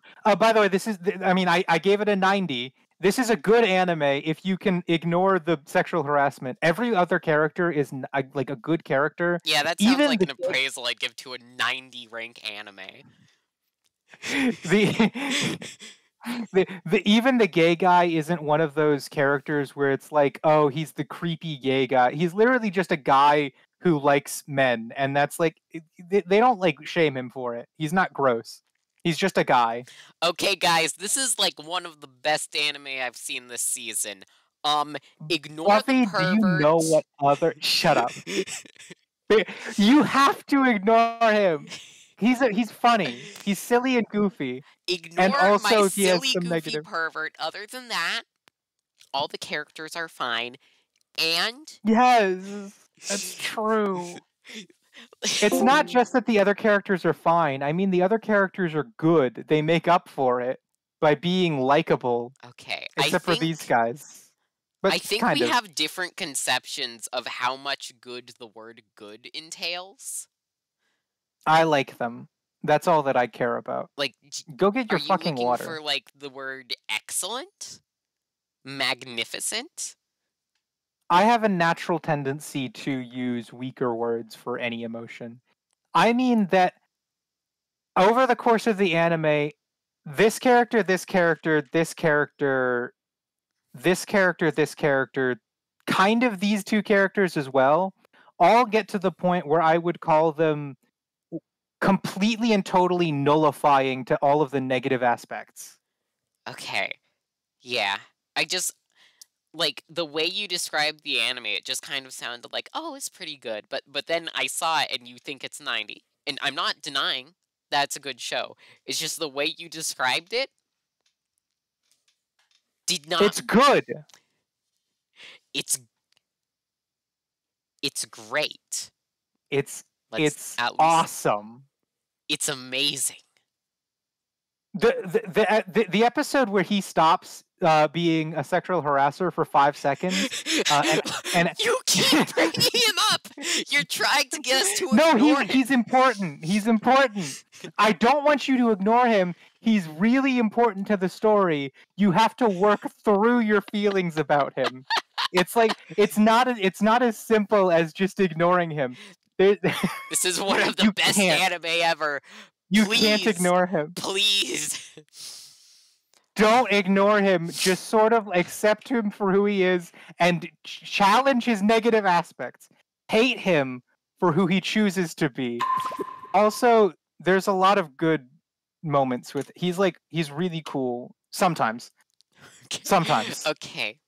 Just click on the next anime. You can talk about that.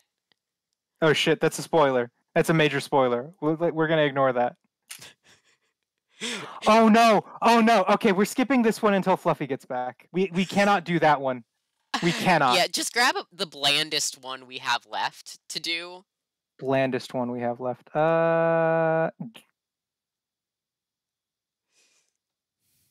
This is pretty. Didn't we already talk about that one with the monkey on stream before? Which one? With the monkey? Right before Yes, that. we have actually talked about this one. Yeah, you can just do like a recap of that because I don't need Okay, to be here for so that. Yeah. yeah, because I already talked about it with you. Yeah. Okay, go ahead.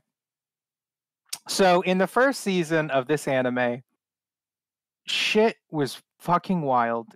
The main character used to be super duper fat. Do we still have that image from way back when, where it, like him with his like ugly? I say ugly, but that's what the anime wants you to think, is that he was ugly. Really, he just had a bit of chub on him. That was all that it was. It'd be hard to find. I really hope I can find it, because it would be great visual aid. If I cannot, then I will just keep going. Ooh. Yes, here we go. Visual aid, visual aid. Yes. Why is my mouse not showing up? Copy link, and that way I can go in here. And my mouse not existing is causing problems for me. I need to figure out why my mouse has disappeared.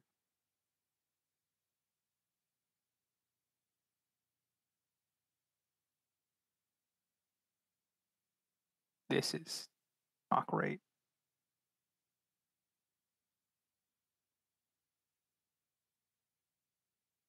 For the love of God. Oh, there we go. Okay. I can't see my mouse, but I at least can kind of tell where it is. Okay.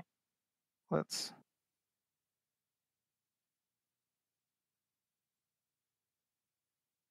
There we go. So this is a picture of what he used to look like. And then obviously we can look at what he looks like now. Here, let me pull that. There. So he starts off the anime looking like this, is what he does. And then he eats a fruit of evolution, which is the MacGuffin for this series, and it's in the title, I think.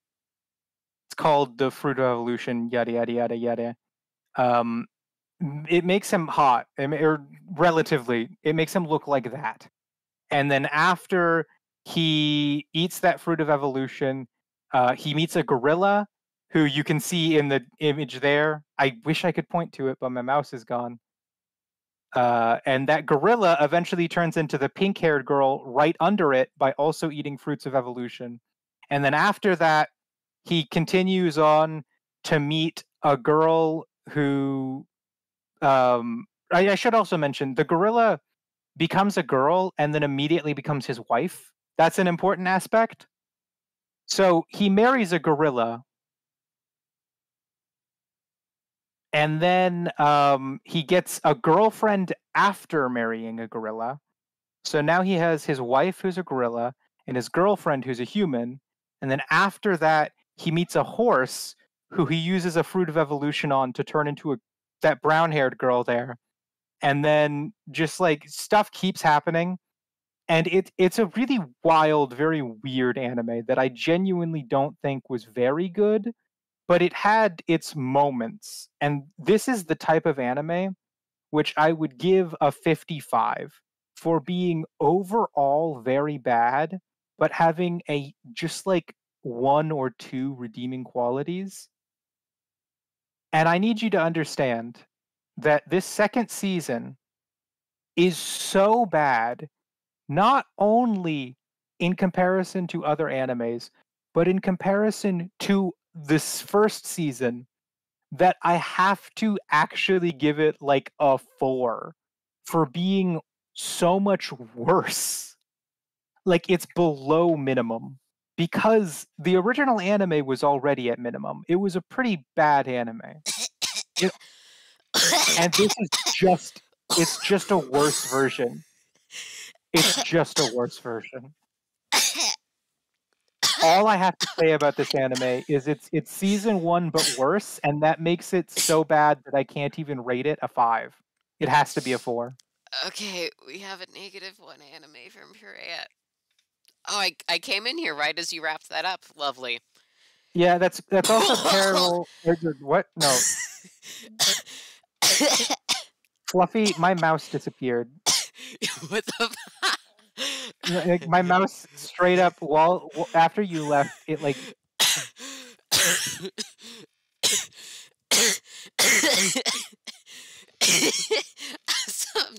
Said help, Jesus. I'm going to close my thing for a second. But if you close your eyes. Oh,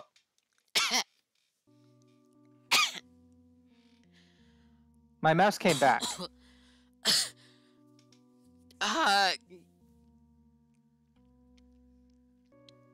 God. I got my mouse back. That's great. Damn it, I hate breathing. Hello, ass. One moment. I need to... Ass? Where? Oh, over here. Okay, never mind.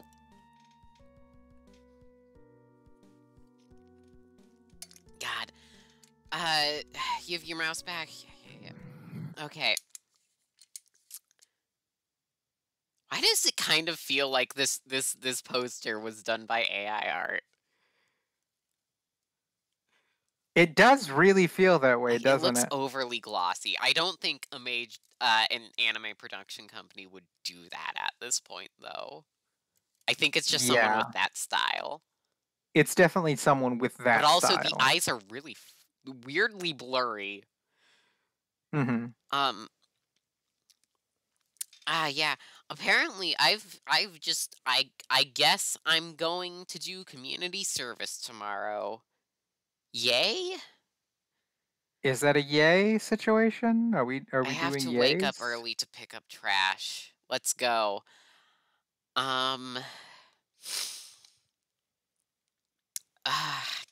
Okay, sorry. My fucking sinuses are blocked. And yeah, apologies for sounding awful. Mostly to any viewers, not to Purea. You don't deserve any apologies. Go fuck yourself.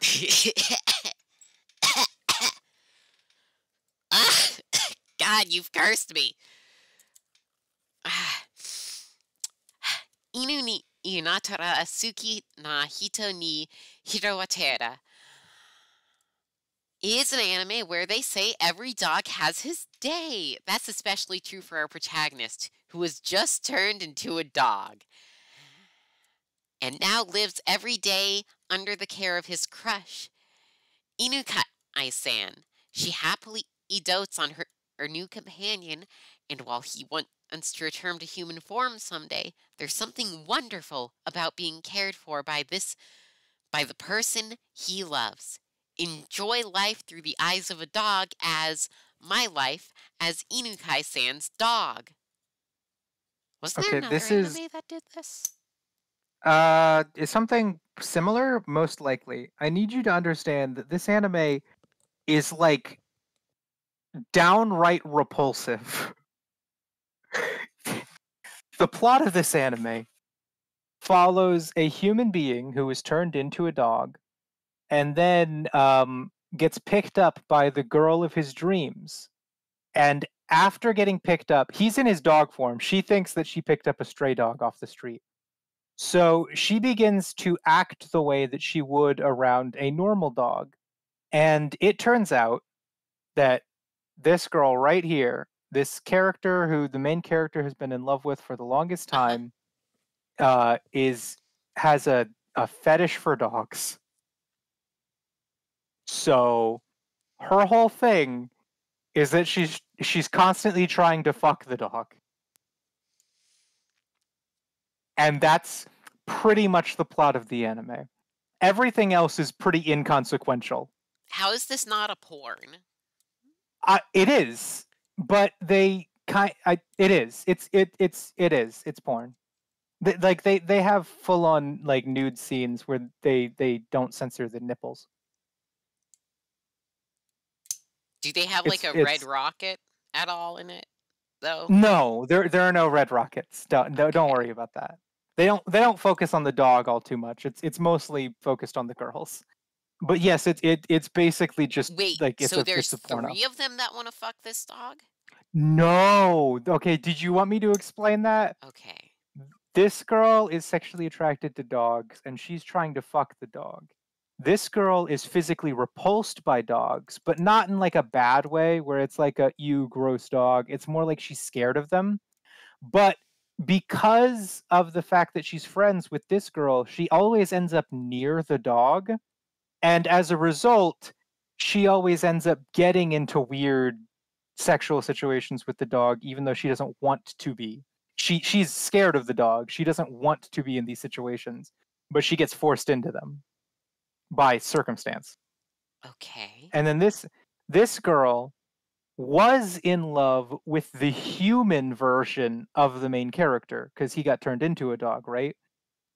When she finds the dog, she owns the dog. At like this is at the point when she owns the dog. When she finds the dog, she goes, "Oh, you remind me of that human boy that I like. So I'm going to take out all of my frustration of not being able to date that guy on you, the dog." And that's her thing. She's the person who comes in to try and steal the dog from Inukai. And she does so simply because the dog Is this take out reminds her. frustrations in like an elfin lead dog scene kind of way? It's mostly that. Does she want to punt the dog? No. Okay. She doesn't want to. She does not want to punt that. What she want? Okay, so you know how Inukai wants to fuck the dog? Yeah. This girl thinks that if she does a similar thing, it's like a proxy for her doing the same thing with the guy that she likes, who is this dog, by the way, just like his soul, right? So because the dog reminds her of her human crush, she does very similar things with the dog while thinking about the human boy.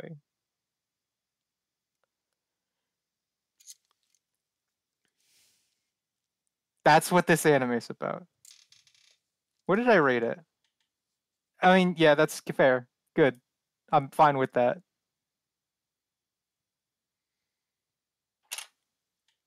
That's what that was this anime.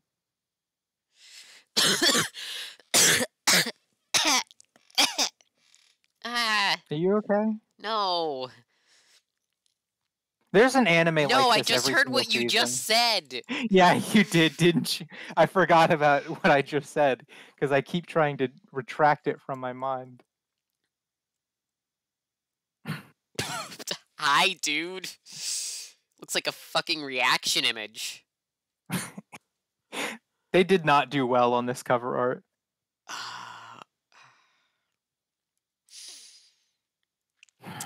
Okay. Kaiko sareta ankoku heishi 30 dai no slow na second life. Second life? Oh my Yes. god, I'm going back to the mid 2000s. You ever heard of Second Life? It's gonna replace the real world one day. It's just like is. the Matrix, man. Yeah. It was the original metaverse. Dude, it's the metaverse. Wow. Wow. I remember that. I remember when people. I don't actually remember when people thought Second Life was going to be the next big thing. I just remember my dad installing Second Life on our fucking family computer, and then I played it sometimes, but it wasn't that interesting. Because my dad worked in IT, and he convinced himself that it was going to replace reality eventually. He was one of those fucking early metaverse tech bros. He was like, Second Life will definitely replace everything. I know this because of how fucking Mr. Dolinson thought this? Yeah. That was Mr. Dugganson. Dugganson. Yeah. Evan Dugganson? No. It was Evan Dugganson. Bob Dugganson. Mom, wasn't it? My mom was something like Elijah Dugganson or something. Who's Evan Dugganson? I don't think there ever was an Evan. I was Earl Dugganson. You were Earl Dugganson. You're Earl.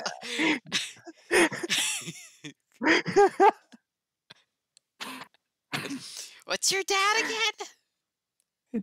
Bob Dugganson? That honestly, I'm looking at this anime character's face, and that looks like a Bob Dugganson to me. That does look like a Bob Dugganson. Oh my fucking After god. losing his job as a dark soldier of the Demon King's army for his lack of magic ability, 30-ish-year-old Dario has found himself in a village of humans to spend his early forced retirement. But this unemployed, magicless demon has found a new calling as an adventurer. His second life might just not be so bad after all, as long as the villagers don't find out he's not human. Source: Crunchyroll. No, this anime is mostly about this guy who grew up among demons, being. I was so scared when you. He grew up among demons, and he gets forced out by those demons. So he takes up settlement in a human village, and he slowly grows And to. he It's basically pretends just to be an inhuman. yeah. He's an imposter. Could you say? Yeah, I think that you're there. You are slightly missing the point, but slightly getting to a different point. He is an imposter, I I like how would he's just say. wearing like just one of those shirts with the little things on it that the Western Yeah. peoples do. Yes, he Western is. people, I say in Oregon, west of most of This them. anime is very much just the basic story plot line of guy moves to small village and falls in love with it. He also falls in love with the village mayor's daughter, and then he Yeah, tits decides over here. he's yes. He's going to become the new mayor once he marries her. That's like That's kind of the plot. not how mayorships should work. Oh, the father also accepted him as his son, and then went like, "Okay, you'll be the next mayor after that. After I give up." And then he gave up instantly because he was Hey, like, "I'm getting too old for this shit." if the father took him in as his son, isn't it a bit weird to be marrying his now sister? No, okay.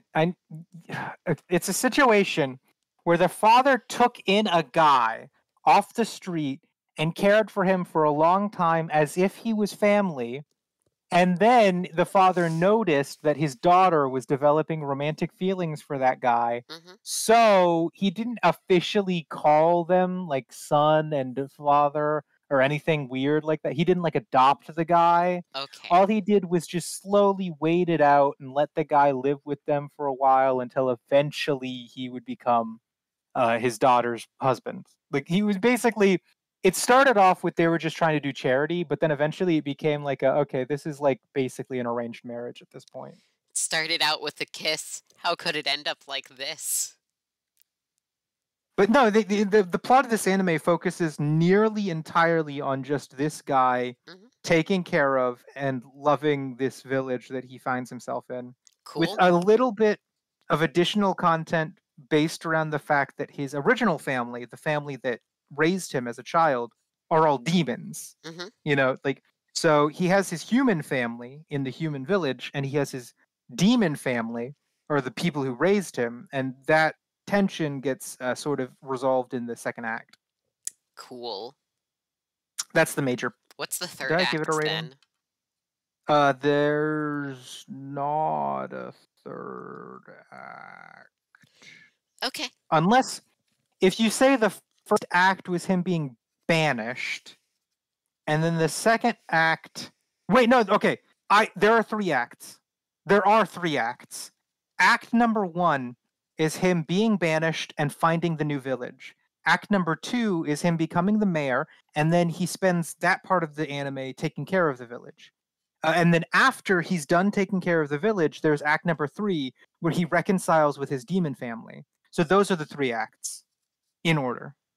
Mm-hmm. Okay. Well, bland fantasy anime? It's pretty bland, Cool. but Let's it's move not on, too then. bland. I'll give it a 70. It's one of Start those. state 70%. One of those animes. Oh, this is the second season of By the Grace of God. By the grace of God go I. What?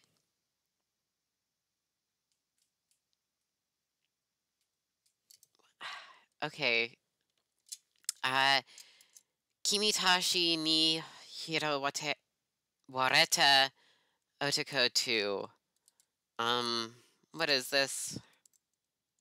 This is the original was an anime about a guy who makes anime figurines being overworked to death by a very evil boss. And then when he reincarnates as a little 6-year-old boy, he just tries to live his life peacefully since he spent his other life doing nothing but working for the man. Okay. Like he died a worker's death. Yeah, He overworked himself. I remember this. And then yeah, it's like and then budget, this is the bookworm one. yes, yeah. It's very much like that. And then the second season follows him starting his own business and being really worried about being nice to his employees because remember, he used to be the guy who was overworked by his boss. So when he becomes and then the boss, third season sees him becoming the vile capitalist as his class interests change. Mm-hmm. Oh boy, if only there was Marxism in these animes. Yeah, but no, this is definitely just the major focus. Hey, what? We're getting raided. By who? Annie. Annie's raiding us? Okay, well we're close to the end, so it won't be too bad, I think. Thank God, I hope we don't bore them. Hey everybody. We're reviewing animes. I can't believe you. You don't know how much anime I watch every season. Purea watches so many anime. Right now, I counted it was something like 24. Oh Probably. my God. I think I'd die. I'm trying to watch every anime ever, and I will never watch as many anime as you. Fluffy dies. Yep. Also, yes, welcome. True. Who was that? The High Valkyrie of the North. What happened to the Valkyrie of the East? Or the West? Or the Seast? Crushed under a building. Crushed under a building. Mm-hmm. Damn that fucking Dorothy. Let's just start off with a new show. Just to give him what the fuck. Yeah, no. New show. This is a good anime. It's a continuation of its season 1, and it just follows him running a business. Selling literally. Condoms? No, he's not. He's it's a laundromat. Okay, episode 1. He opens a new laundromat, and the last episode is that laundromat becoming a successful business. Like I'm telling you, the entirety of this season is him opening and then running a laundromat the entire way through. It's about making a laundromat. That's what this season is about. Okay. It's the laundromat anime. Wait, can we take a look at the banner image for this one too? This is one of my favorite animes. Okay. Hands down. Let me try to figure out how to pronounce this one's title. Kiddos. Okay, Tsundere Akiyaku Reijo Lisa Lot. What? Lisote. Lisote. Liselote. Sorry. Ravioli. Pasta pizza meatball. It's pronounced Tsundere Liselote. Akiyaku Reijo It's pronounced Liselote. Noendo kun tu kaisetsu no Kobayashi-san. Hey. Yeah. So Pizza it's Lisa pasta. This is Lotta. my Yeah. great Italian You accent. you were making a joke earlier about how when they try to do Western names, that Lisa Lotte is actually a pretty common one. Yeah. No joke. Like, not only did Lisa Lotte come up in this anime, there's another anime. I think that might just be an actual like Italian name. Yeah, probably. But Lisa Lotte comes up a lot in isekai animes. They Interesting. just actually do Lisa Lotte a lot as a name. God, they shit out so many fucking shows. How? Okay, so Endo and Kobayashi love to bicker about their latest video game fixation. They think they're simply providing color commentary. Ooh, the spelling of color is wrong. It's American, But one of the and you game's are wrong, characters, you British bastard. Siegwald, can hear them talking about his fiancée, the villainess Laessi Lot. Say it right. Lisa Lotte, yay!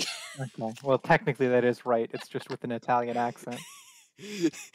Okay, so this anime is actually fucking awesome. This is this is the story of a video game that allows you to talk to the characters. These two characters they live in Japan. Hey, They're in our world. Sucks.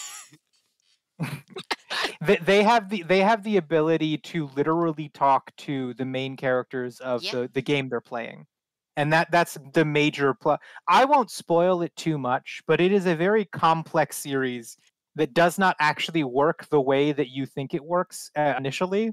When you watch episode 1, you get an idea about how this world works. It is much more complex than that, and I personally really like it. It manages to do everything that a romance isekai anime, I guess I should say romance fantasy, because it's not isekai, not really. It does everything that a fantasy romance anime should do, but it manages to do it in a way that feels kind of nice. Whereas a lot of them feel stale, I think. I like this anime, and I think it does everything it tries to do well. I don't know what I gave it, but it's probably 100. I just think that this is one of the best animes. I like it a lot. This is I like think one it's of the really best good. animes of all time. Yes, but the thing is, it's like really a romance anime set in a fantasy world. So you have to square up Vinland to that. Saga yet? Is that this No. season? It might have been. I don't know. Did you watch it?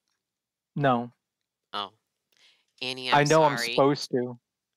Is Vinland Saga popular? I don't watch popular animes. Unacceptable. Are you an anime hipster? Purea? I'm not an anime hipster. It's like I've told you about how it works before, right? It's not that like I'm adverse to watching popular animes. It's just I never get around to watching popular animes. If an anime is popular, the laws of fate dictate that I do not watch it. Purea hates fun, I see. Yeah. Meanwhile, for some reason, I always watch the anime where some weird guy has a weird fetish. I always watch those ones. You have seemed to have watched most fetish anime. Yes, if there's a fetish anime, I have watched it. If there's a good anime, I have not. That was a little facetious, but you really should complete Cutie Honey then. That was the first one where the fetish was that was the simply first fetish boobs. anime. Oh man. And also her flat fucking ass. Modern animes do it reverse now. They have flat characters who have like just gorgeous asses. There was one of those in the one anime that we talked about. I don't remember its name. We've talked about a few animes. Yeah, we've talked the about one a couple anime. You know the one anime we talked about that anime. The one anime. Anyway. Okay. This is a great anime. You should absolutely watch it. It's a favorite of mine. It's wonderful. It's Wonderful. Oh boy. Ooh, that's some style there. It's definitely got style. I'll say that.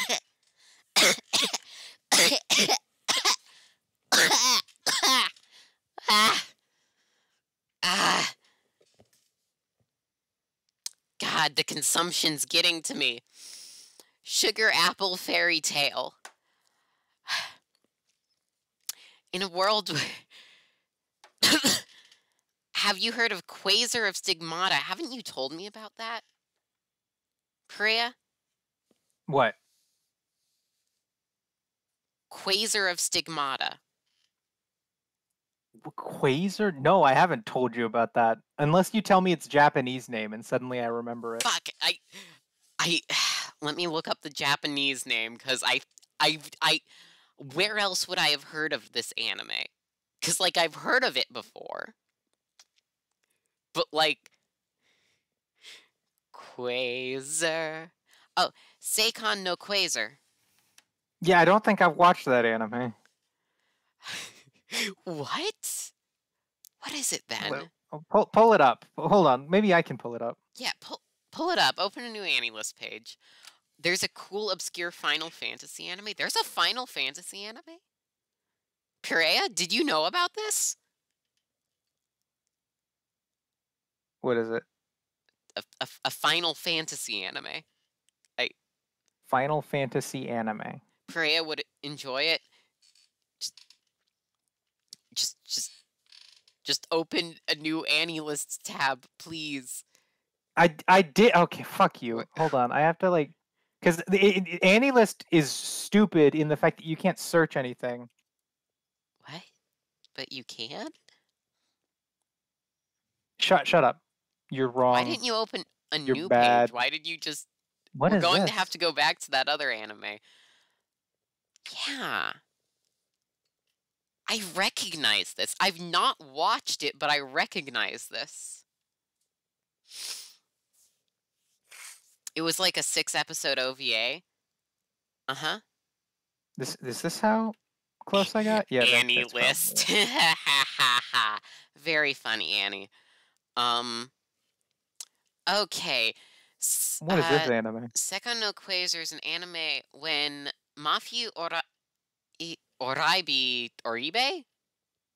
When Mafiu and her adopted sister Tomo rescue a strange wounded man, they have no idea what they're getting involved with or what the consequences will be. Alexander Nikolaevich Hell is an iron quasar of many opposing factions of super warriors who can each draw upon the power of an element and wield it as an almost unstoppable array of weapons. And unfortunately for Mafiu, Alexander's faction is there to gather the mystical relics known collectively as the High Circuit, which puts her friends, family, and school at ground zero in a battle for a fate of all mankind. But there's an even more disturbing twist, as quasars require a special liquid diet to manifest their powers, one provided by the women who serve as a quasar's partner. And that means that the nursing Mafiu's already given Alexander isn't the only kind of nursing he needs. Oh, that's this anime. How the fuck do you not know about this one? How do I not? This sounds like it would be. This sounds. Anime. This sounds like if this came out. Oh, it's because it came out in 2010. That's the reason. Yeah, if this came out today, I would have watched it. Oh my god. It's this anime. Yeah. Wow.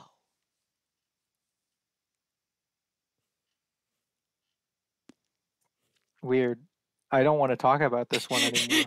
You need to watch it though, Purea. Maybe I will. Maybe I won't. Anyway, what's going on? Sugar apple, fairy tree, whatever. There's fairies. Wrong on every front.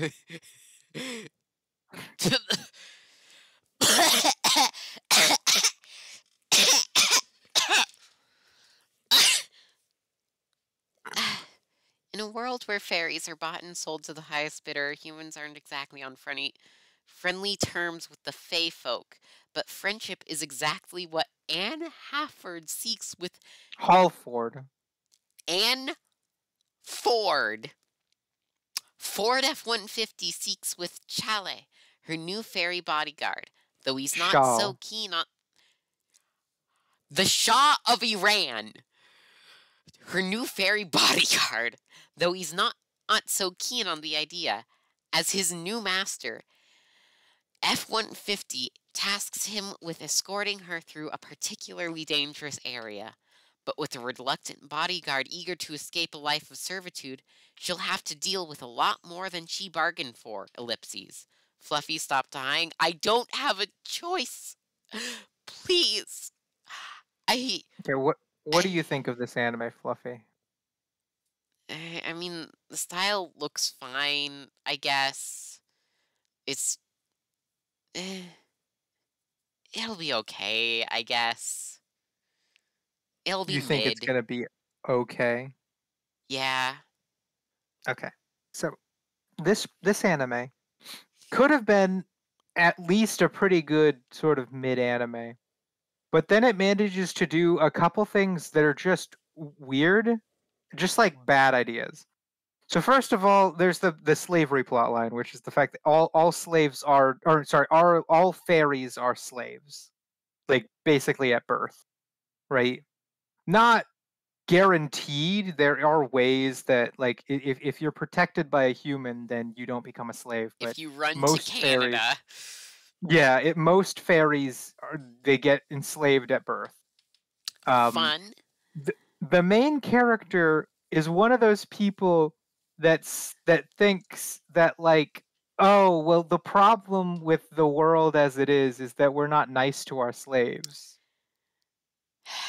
Oh no. So she starts off the anime with 0 slaves. She doesn't own any slaves because she thinks that slavery is just not that nice. It's a little mean. Oh. Is what she thinks.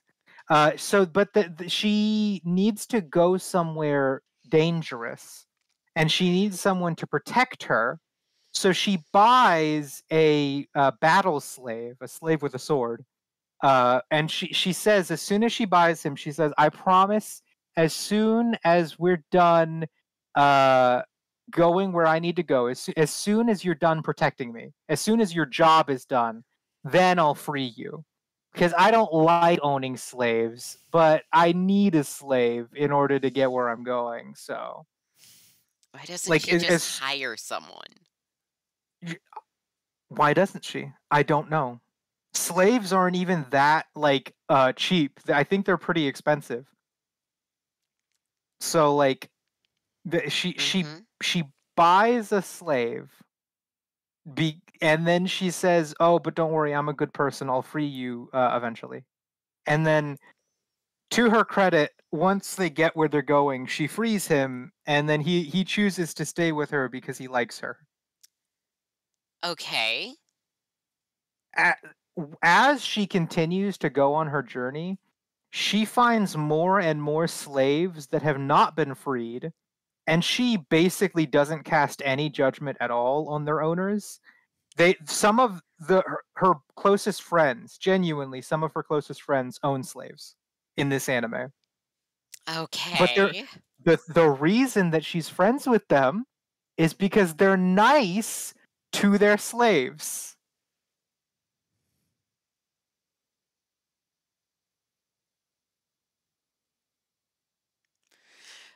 And that's a huge part of this anime's plot, is that whole subplot. That's part of what makes it difficult. The second thing, which baffles me even more, is that this anime comes from the Steven Universe school of thought. No, I'm not joking. This anime comes from the Steven Universe school of thought when it comes to punishing villains. There's a character that attempts to murder Anne, the main character, and the punishment that he receives as a result is he gets a slap on the face, and then Anne says a mean thing to him. and then for the rest of the anime, she treats him with like a minimum level of respect, even though he tried to murder her, and eventually they start to become more on good terms with each other again. She instantly forgets about his attempted assassination plot. What the fuck? I know, right?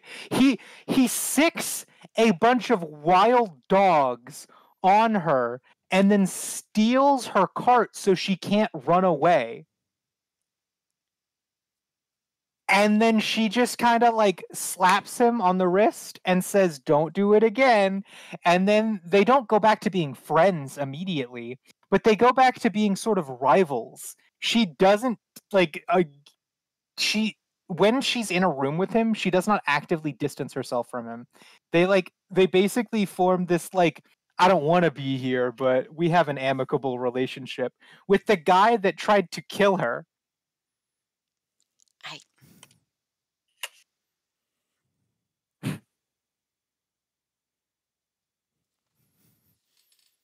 What the hell is up with isekai and slavery? Yeah, I know. Is this slavery Hamilton? and- Start rapping. I think that this anime could have been very good, but it is weirdly uncritical of a lot of people. It's like it really doesn't want to take a hard stance against murderers or against slavery. It's just like, well, everything in moderation, right? I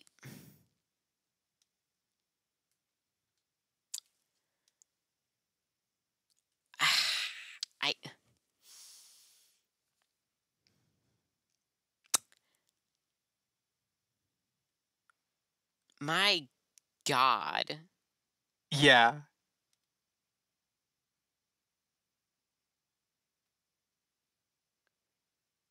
I don't know what I rated this anime. I probably What the I didn't give it a fuck? rating. I don't know. I can't even be funny about I this. I don't want to give this anime a rating, I don't think. It's just like, I think that other than what I described, it's like fair. Like you said, you thought it would be a good enough anime, like passable.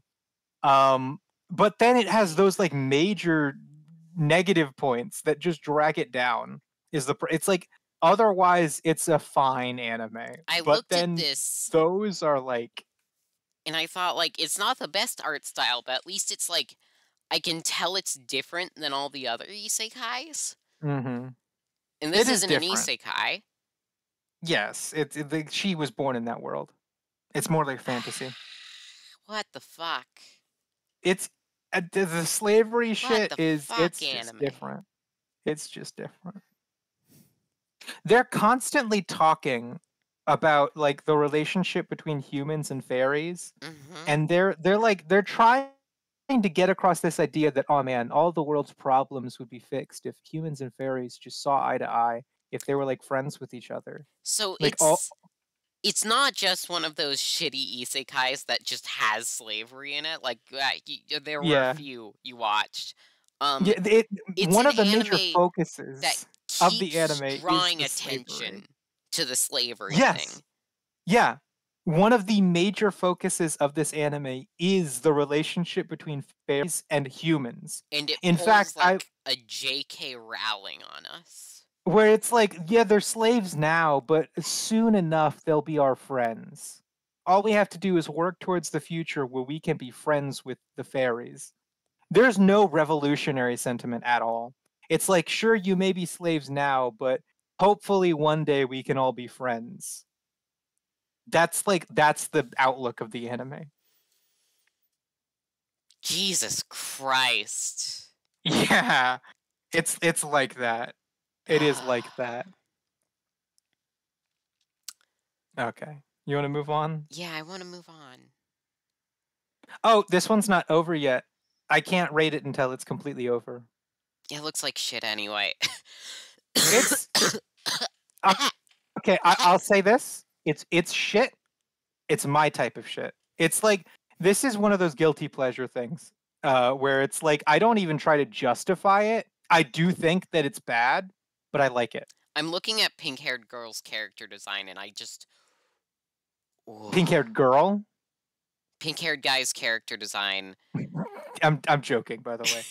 It's a situation with like you remember how that one Oshimai had a gender transing serum? Yeah? In that anime, it's gender transing magic. Yeah, okay. Rugo ni sonaete isekai de 8 monmai no kinka wo tamemasu is the next anime. Okay, I need to... There are two worlds in this. One is modern-day Japan. The other is a fantasy world. Already not looking good. But the animation quality seems fine. I'll read the description. Mitsuha is an 18-year-old girl who's often mistaken for a middle schooler due to her childlike face and small stature. The story begins when she loses her parents and her older brother at the same time in an accident and winds up all alone in the world. She fails her university entrance exams due to the shock of losing her family. Nope. Valkyrie of the North is yelling nope. Valkyrie, what do you know? Whatever. Annie is cowering. Purea, are you seeing this? I am seeing What this. the fuck is happening? They seem very upset. I don't know what the problem is. Anime was a mistake? Is this just like... Oh, is the latency that bad? Or they might be talking about the other anime? Yeah, they might be still on the slavery thing. I don't know. Are you guys still on the slavery thing? Say mango if you were, but say banana if you're right here with me. Mm. No one's saying banana. Yeah, there's definitely some latency. There's... Oh, wait. Oh, Annie's saying banana. That's at most like Okay. adult that looks young. Okay, yeah. She's just small. She is. Yeah, I get what you. She gets described as a middle schooler. That doesn't happen in the anime. That was only in the description, by the way. Yeah, I want to that's be only clear. whoever wrote this, I guess. Then. Yes. Like, hold on. Who did write this? Crunchyroll. That's Crunchyroll. Also, in the anime, what happens is she's 18 years old and she goes to university. Well, she tried to go to university, but when she ends up in the other world, get to finish reading the description. Don't worry. This is just simple explanation. When she goes to the other world, people sometimes mistake her for a high schooler. I don't think they ever go as young as middle school. Maybe, I don't know, but like it doesn't happen often. She definitely like there's not a huge focus on her being childlike. Okay. That was the description so, here. So yeah, they're not making it like a creepy thing. It's just a very slightly creepy thing. Thanks, anime. God, I have a friend in real life who's like 21, but she looks like a 10-year-old boy. Genuinely. That can happen. That can happen. Yeah. That's why I was saying that she's just short, like Misaha. It's like if you end up just like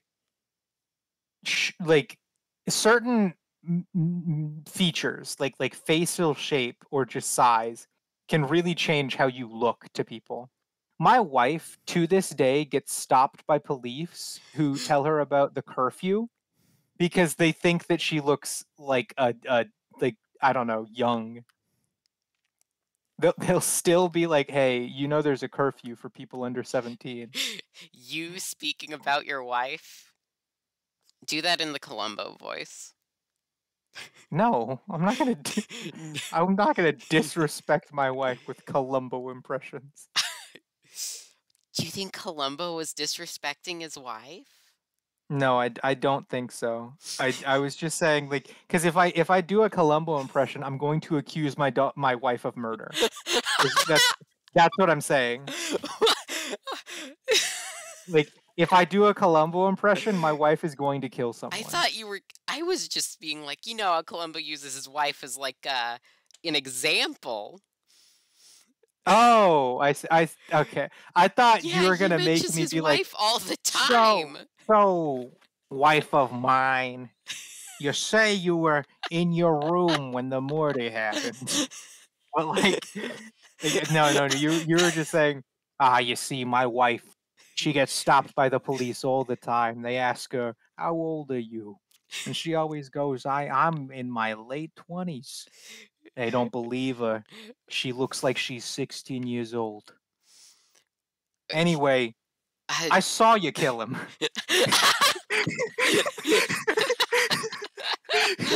Completely unrelated. Very cautious about things like 1,000-year-old characters and whatnot. Yeah. No, that fair enough. She's Fair enough. 18. She's not 1,000 years old. No, I get what I you get mean, the though. sediment. I get the sentiment. I get the I sentiment. get the sediment. I get the dirt you're throwing our way. How do you selectively mishear what I say? No, I mispronounced it. Oh, I'm okay, laughing okay, at okay. myself. I said I Fair get enough, the fair enough. sediment before you said your thing. I do get the sentiment. Ugh. Yeah. Oh, cool thing. If you watch old anime like before Urusei Yatsura, we don't have to deal with that much. There's lollies weren't invented until 1980 something. Weren't they invented too because of a law that literally made it like illegal to show women with shapely features in sexual contexts? I was So just if you talking about how like the one girl from Urusei Yatsura was referred to as Oh, yeah, the yeah. first lolly. Yeah. Yeah, okay. Fair enough. What the fuck's her name? What I was talking about was a different thing, I guess. Okay. Cool. Lollies were invented because of the government meddling. I guess. What are we getting from this? And how is that how that started? Good gosh. At least from what I understand, or from the stories I've heard, mangakas got to the point where if they wanted to show a girl in a sexual context, it was illegal to show one with like big breasts, so they made them small. And then I'm going to need a source on this.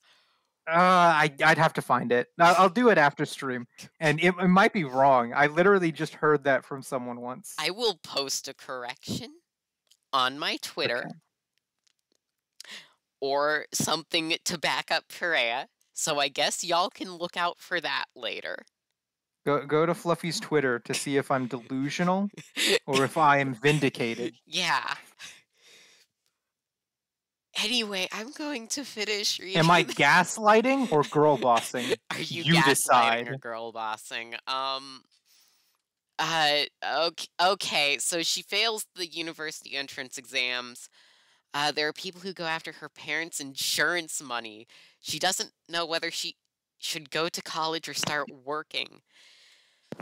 There are also lots of expenses to worry about, including living expenses and the cost of maintaining the house.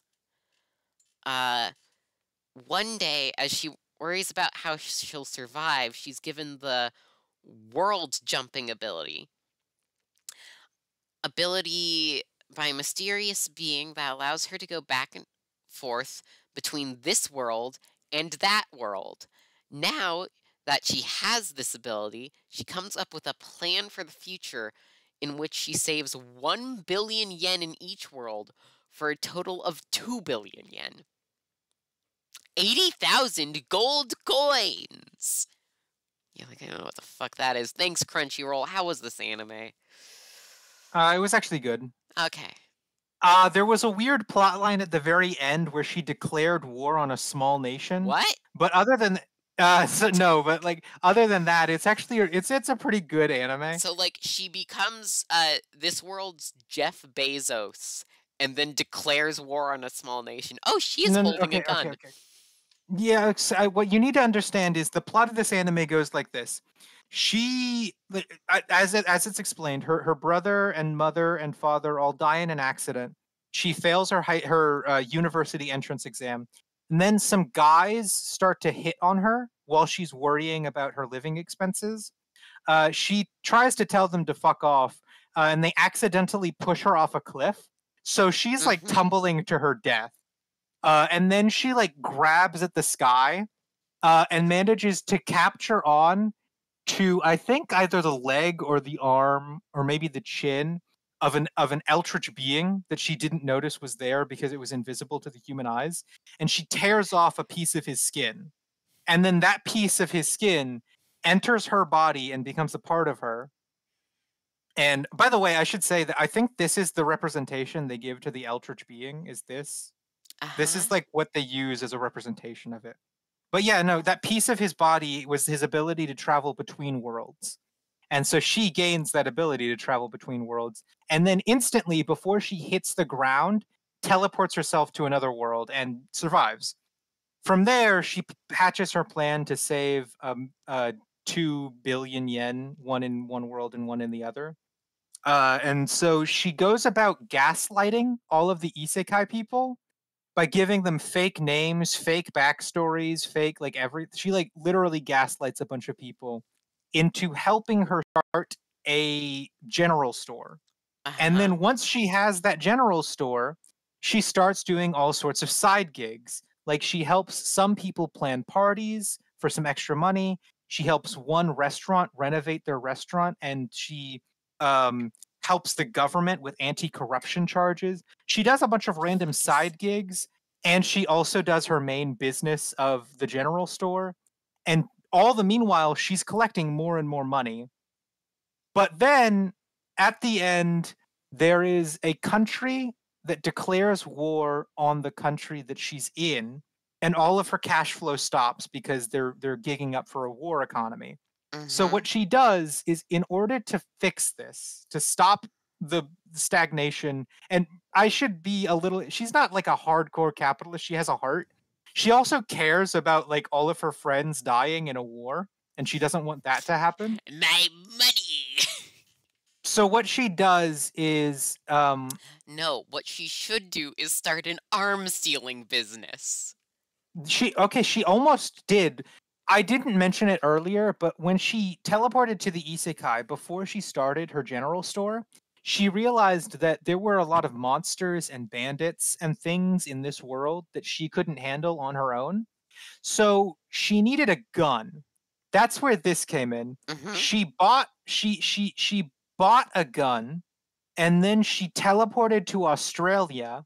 And in Australia, she met up with a group of Black Ops mercenaries, like people that are literally like they get contracted by random world governments to commit war crimes. So she can go to three different worlds? Yeah, she can go to world, Australia, the real world, and the and fantasy world.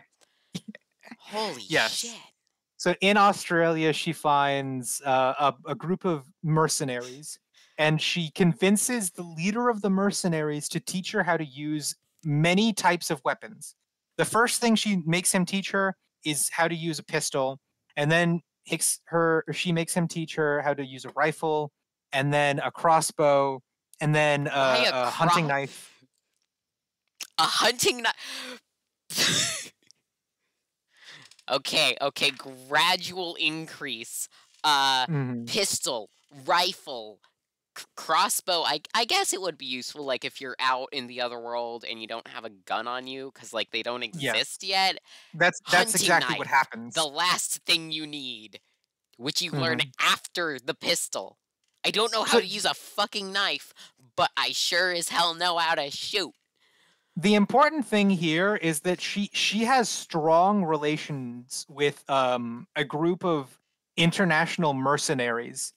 And so when it comes time for her to commit war crimes on the nation that they started the war, she just teleports to Australia, tells all of her mercenary friends that she needs them to go do some war stuff, and then teleports them in like tanks, anti-air artillery into the isekai, and just rolls it forward. This is like, you know, that anime Gate, which is all about the Japanese military, like this Japanese special defense force, I should say, Yeah, the Japanese wrecking. military. Yeah, the completely wrecking an isekai. This anime started off very grounded. I want to start a business in another world and make a bunch of gold coins. And then it becomes, okay, come on, mercenary friends. Let's go shoot them down with our fucking anti-air artillery weapons. Like, literally.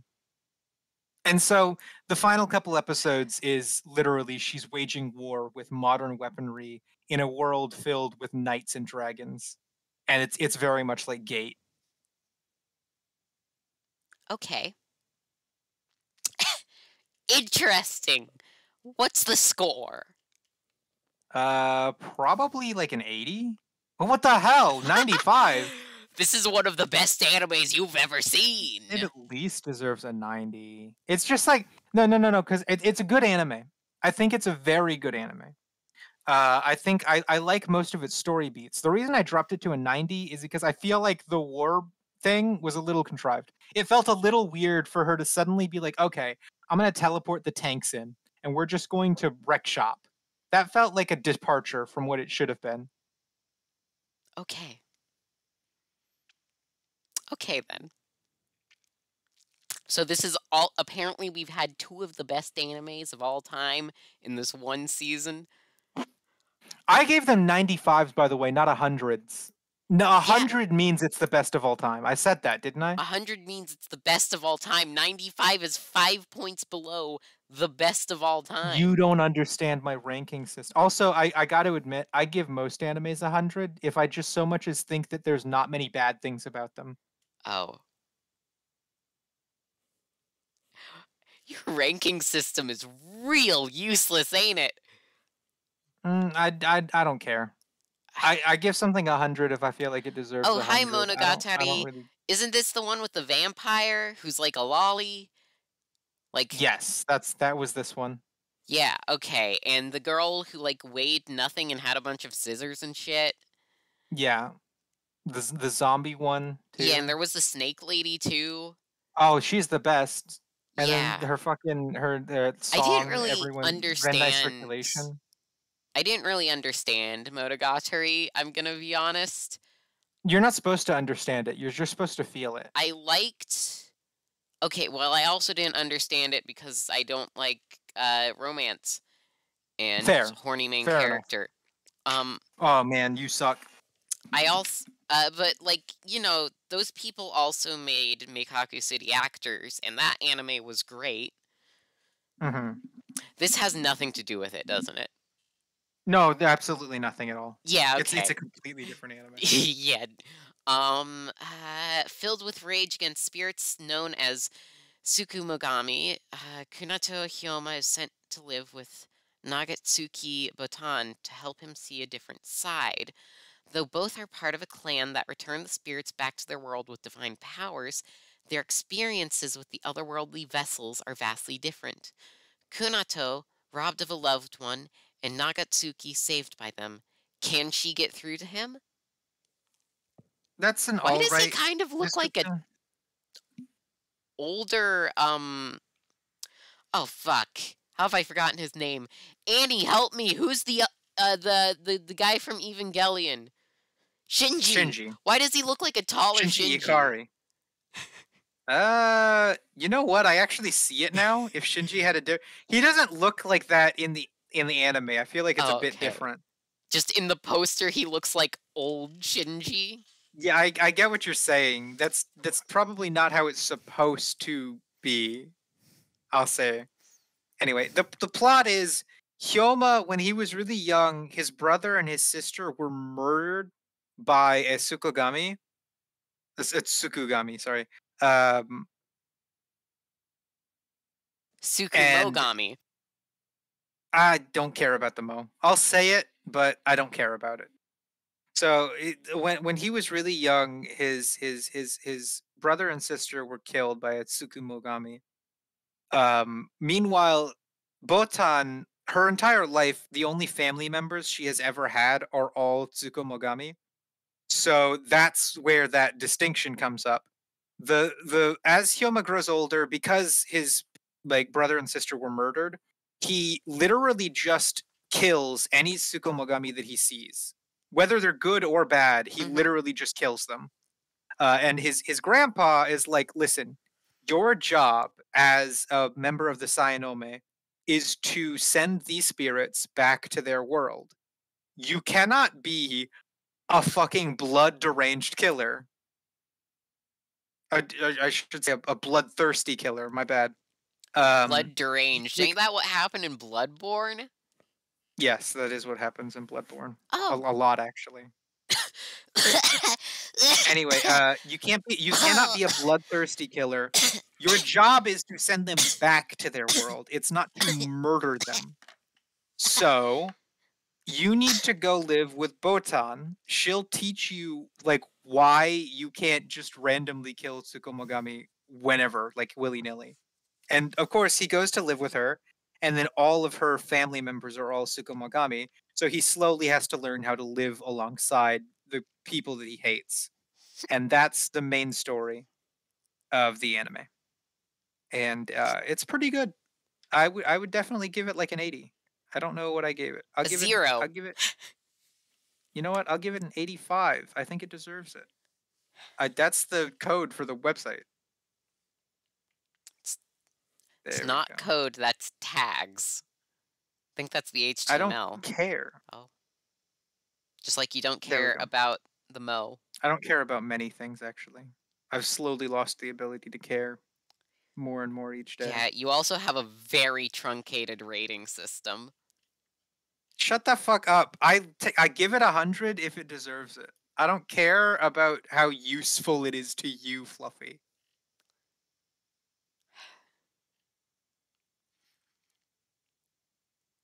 Okay. The last one. Holy shit. What's it gonna be? You just want to move on? Yeah, it's that one seemed kind of bland. Certainly has an art style. Yes, it does. Kyuketsuki Sugushinu 2. Yes. Okay, so this is the continuation of Kyuketsuki Sugushinu Season 1. It definitely holds up to the first season. I think I gave it 100. I give it a 90. That does not deserve a 90. That's at least a 95. This is one of the best comedy animes I've seen, I think. Personally. I just think it's funny, and that's literally all that it's for. Is it's a comedy anime that doesn't get sidetracked with other bullshit. So it's a comedy anime. And I think it's funny, so it's funny. That's all it needs to be. The moral of the story is watch it if you want to watch something funny, and if you don't think it's funny within the first couple of episodes of this one, I don't. It might not be your sense of comedy, and you really should not continue watching it because that's the comedy. I'll figure that out in 30 years. Season 2. It does. It continues unchanged into season 2, exactly the same as it was in season 1. I think it's funny, and I like it. I love this series because I think it's hilarious. Okay. And that's it. That's the last anime, I think. Oh my god. We're almost at 5 hours. Oh boy. That's something. Damn. My god, you watch a lot of anime. I do. We should not have been sidetracked with the Rubik's Cube bit. We would have been done an hour earlier. Thoughts on Shinchan Funimation dub? Purea, what's Shinchan? Shinchan? I know what Shinchan is, but I don't fucking... Here, let me show you. What's the Funimation dub? I'm pretty sure it's an adult dub of Shinchan. So, yeah, here's Shinchan. It's Crayon Shinchan. I think it's very popular in Japan. I don't know if this is it's the wild Funimation dub. yeesh.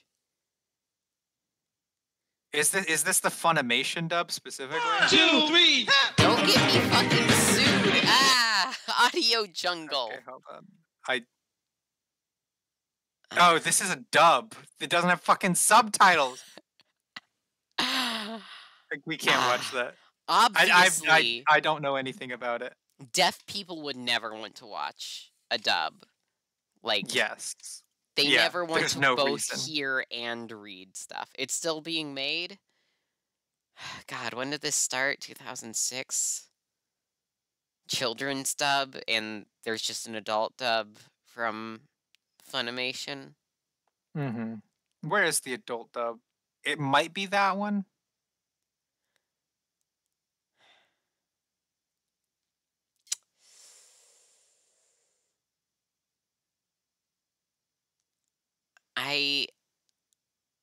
I'm going to say I think the dub is the one labeled dub.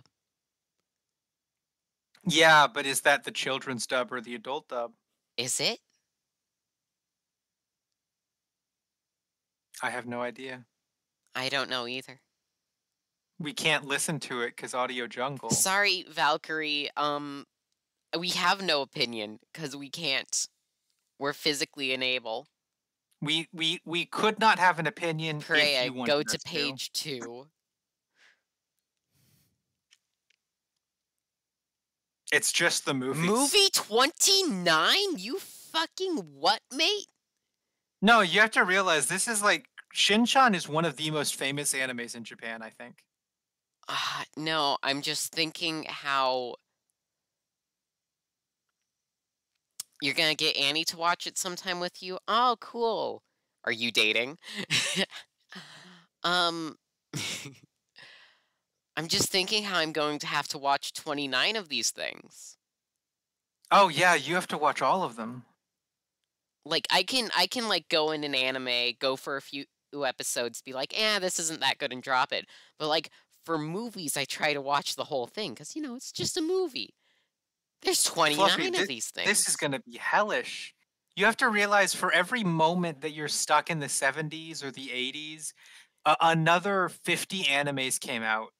50 animes is roughly like half a year's worth of animes coming 50 out. So, animes is like more than the amount of animes made in 1970. Yes, but I'm saying that in the amount of time it takes you to finish a single year, I would say that about that many animes gets finished. Oh my God. Completely all the way through. Oh my God. I'm gonna have to edit the next one into like a video. That's gonna take even. Did any of us watch Belle? Oh, that's the anime version of Beauty and the Beast, or like the retelling. No, I haven't. I've heard of it though. I saw your Twitter post about it, Annie, and you seemed to be Oh, Annie has a upset Twitter? with it. Yes. I didn't know. Wow. Is their Twitter good? I mean, it's Twitter. You want me to judge it based on other Twitters or based on objective quality of content? Objective it's a quality.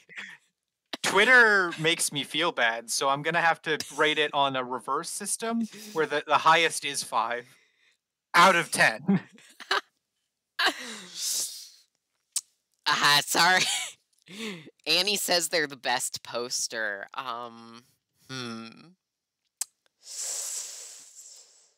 Oh no, people who can't get at least a 6 out of 10. I don't follow on the Purea scale. This is why I don't follow anyone on Twitter. Where's the camera? Oh, there's the camera. Hi, camera. I would say that Annie's Twitter is good for the site, though. Just a bad site in general, really. I've not actually gone to many chat members' social medias. Does Sponsored have a Twitter? I don't Am I think supposed so. to be following chat members? No, you're not supposed to. Definitely not sponsored. Sorry, Annie, I'm not allowed to follow your Twitter, or even know You're allowed about to it. follow Annie's. It's just Huh? don't They're don't just a fucking. chat member. I'm not supposed to follow Oh yeah, chat yeah, member you're right. Twitters. Yeah, it's different. Annie doesn't even have mod in your chat. Huh? Annie's not even a mod. Follow me, please. Beg, beg for it. Grovel on your hands and knees. Anyway, yeah. Speaking of, oh my god, 1970s anime is so fucking garbage. Here, could you open Annie list for just a second? I closed all of my Annie list tabs. What the hell? Just type the name of the website in. You somehow opened Anime DAO without it being opened at the start. Hello, the void. This is because this is just showing you what Hey, I've done recently. Lupin. Yeah, no, this is literally just what I've done recently. God, You can see JoJo Part 9 for a second there. Annie, I'm going to have to stop you there. Hey, could you go to browse? Just select 1974 in the filters. Oh, in the browse filters. Yeah, so we can just see all of them in the list. Cause Annie,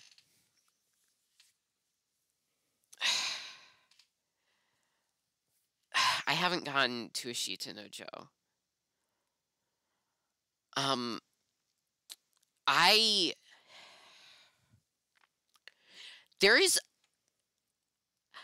I have been watching hours of anime. All of this shit.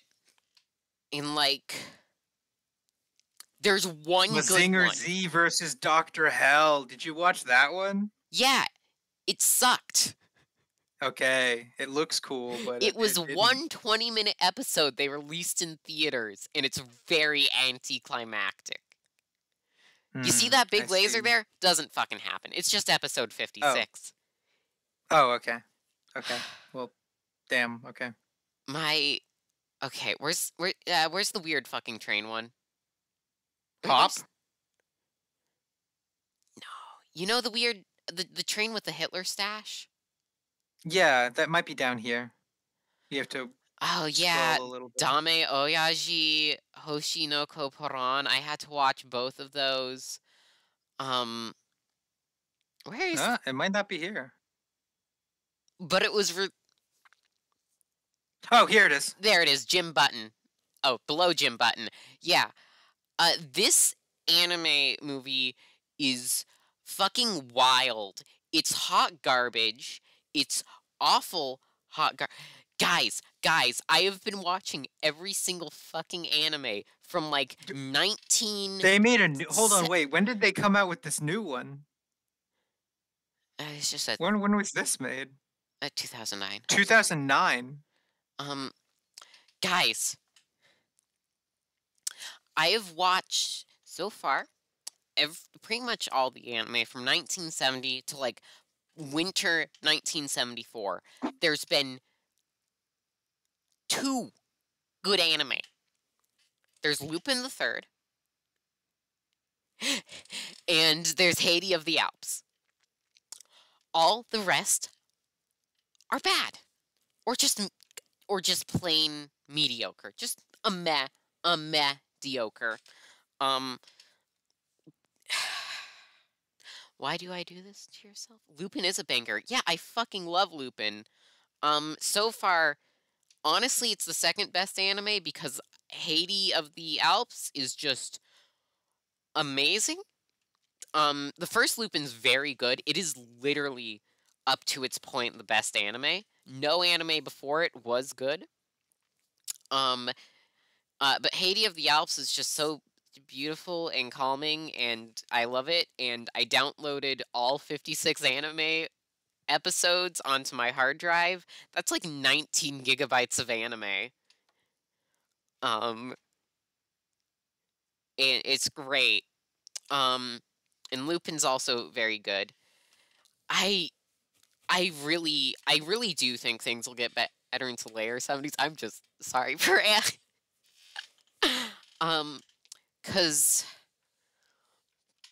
there were no good anime, and then there was one good anime one year. And now I think there's going to be 2 here in 1974. Can you go back to the main list? Yeah, just go to the top. Yeah. I've already watched Haiti, or 13 episodes about of Haiti. I haven't watched all 56 episodes. I think I will, though. But the only other anime I have any hope of being good is going to be Space Battleship Yamato. Because I've actually seen a few episodes of that, like, way before, and it's just a pretty good sci-fi anime. It's the first space anime, basically. Look at how much better it looks than all the other animations, except Haiti. Haiti's great. Oh, I'm so excited, but I have to get through like 50 other things. I watched that one fascist train movie, and it's garbage animation, and half of it's live action. Toei just dropped the fucking ball on that, and it wasn't even subtitled.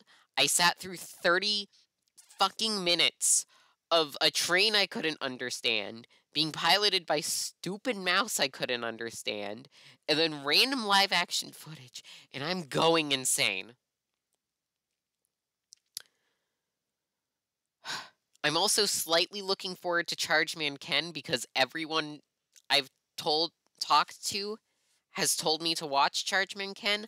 I think it's going to just be so shit it's going to be good. But yeah, I really hope things get better as time goes on. Because this is hell. There's 2 good anime. This might also be why I doubt you putting so many good anime. I'm like, anime can't be good. What? Yeah. I mean, by my standards, a good anime is definitely I like certain qualities that an anime has. It doesn't matter if everything else is lacking. Have I not seen Galaxy Express 999? I'm not sure that it's come out yet. What year? In your current year of 1974, it hasn't come out yet. It hasn't come out yet as of today. Galaxy Express 999 is from 1979. So I have not gotten to it yet. I'm in 1974. I know things will get better. But as they are now, the 70s is dog shit. The early 70s has almost no redeeming qualities. Holy fuck. Sorry, Prey, do you want to say anything? Oh, I have nothing to say. I just, like, you can go off. I mean, I did most of the talking up until this point. I'm gonna be honest. You need a hug? I'm gonna be honest. I haven't gotten a hug in, like, 7 years. I don't think. That's genuine. I'm not making a joke. I don't think I've been hugged in, like, 7 years. God.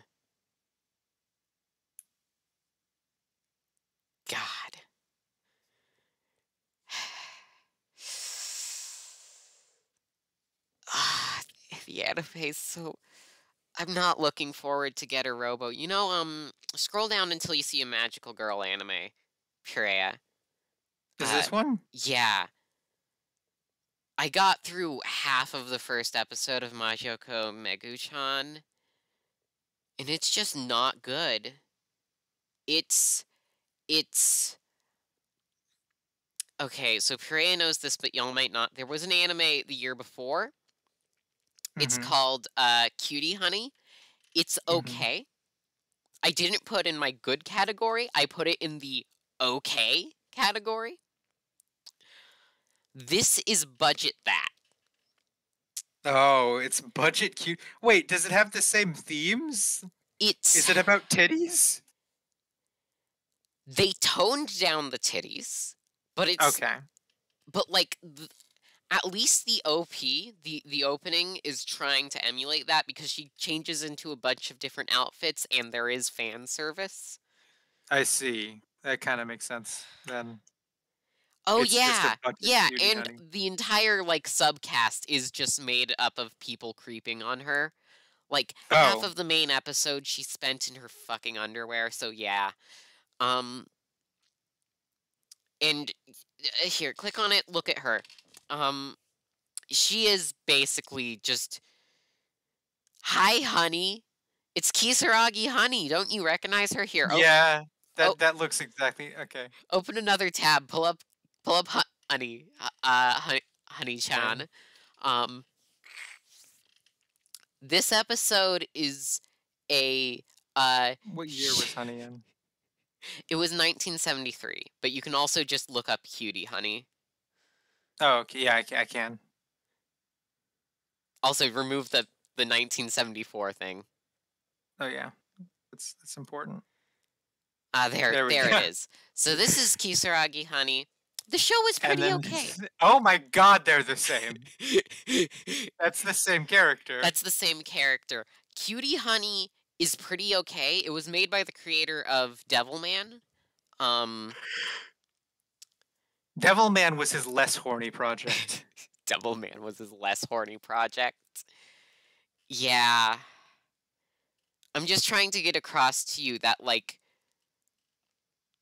I completely stopped, like, half a week ago when I got to a shit knockoff of an already not so great anime. Oh my god. Fuck, I need to keep going. Okay. Sorry, end of tangent. My tangent's over. It's not gonna go anywhere from here. Okay. Ugh. Let's, Purea, speak for like 2 more minutes. 2 more minutes? About what? About 1 minute 30 seconds, let's say. Anything. About anything at all. Okay, Anything. how do we feel about the concept of anime as a whole? Earlier in the stream, you guys were jokingly saying anime was having reviewed this season of anime and a bunch of random animes from the 70s. Do we really feel like it was fully a mistake? Because I feel like, you know what? That's not that difficult to argue, actually. Anime was not a mistake. You don't think so? It was created deliberately. What? In a lab? Yes, in the anime lab. Oh my fucking god. Why did they do it? It's a plot to take over the world. Annie, anime's not a mistake, it's an evil plot. Anime was created to control our minds. We're stuck inside watching 25 animes every season instead of being out there ending capitalism. God. Don't you see? It was always a trap for leftists. I don't touch grass anymore because I just watch too much anime. I need you to understand. Think about it like this. In the post-World War II era, Japan went through its largest leftist insurgents, or whatever you would call it. There was a huge wave of socialist sentiment in the post-war Japan. And what happened in post-war Japan right at that point, right at that cornerstone of Japan's history and politics? Anime comes into existence. They make the first manga and the first anime right when Japan was going through a huge wave of leftist ideology. Dude. It was designed to kill leftist ideology and momentum. Hey, you know, this is kind of funny, but you know my brother, he's a lib. Mm-hmm. So I got this brother, you see, he's a bit of a lib. I can't do it, Purea, I'm sorry. Well, you see, my brother, some people call him a lib. Okay, but yeah, he is genuinely scared that Mm-hmm. Americans are becoming fat anime obsessed people, and Why? um and this is bad because uh they're sitting in their rooms all day watching the anime and drinking the Mountain Dew. They're they're becoming too fat and unfit. So now the military won't be able to hire people because they'll all be fat weebs. There's too many fat weebs in this country. Good. I, I mean, did you see recently Renegade Cut made a video saying don't join the military? yeah, I haven't seen Just that video, but like, no. It's a good video. It goes over all of the problems with recruitment usually, and then also goes step by step on every reason why the military just doesn't fucking work okay, and here why you it should. sucks as an institution. Could you just send me What? a link to that later? Yeah. Yeah, I can. I can do that. God, what am. This came from a conversation where I was talking to him and he asked me, or I asked him, or something happened where the hypothetical was someone who just just makes enough money to get by, doesn't do any meaningful job, and just spends all their time sitting inside watching TV. And he was like, "Don't you think that's sad?" And I'm like, if they're happy with themselves and they're not harming anyone else, I don't see the problem. And then he went on this tangent about the military. My God. Cause he you see, I guess I'm more utilitarian in this aspect, where I think if you're not harming anyone and you're happy with yourself, that's fine. You've lived a good life. But he thinks that everyone should have to accomplish something, and the meaning of life is to accomplish things. That is the Um, worst way of viewing things I can imagine. is just a fundamentally different mindset than what I have. Why we're not born to be useful? It's as simple as that. Why were we brought into this world? It was surely not so that other people could stomp on us. I do not want ground that someone else walks on.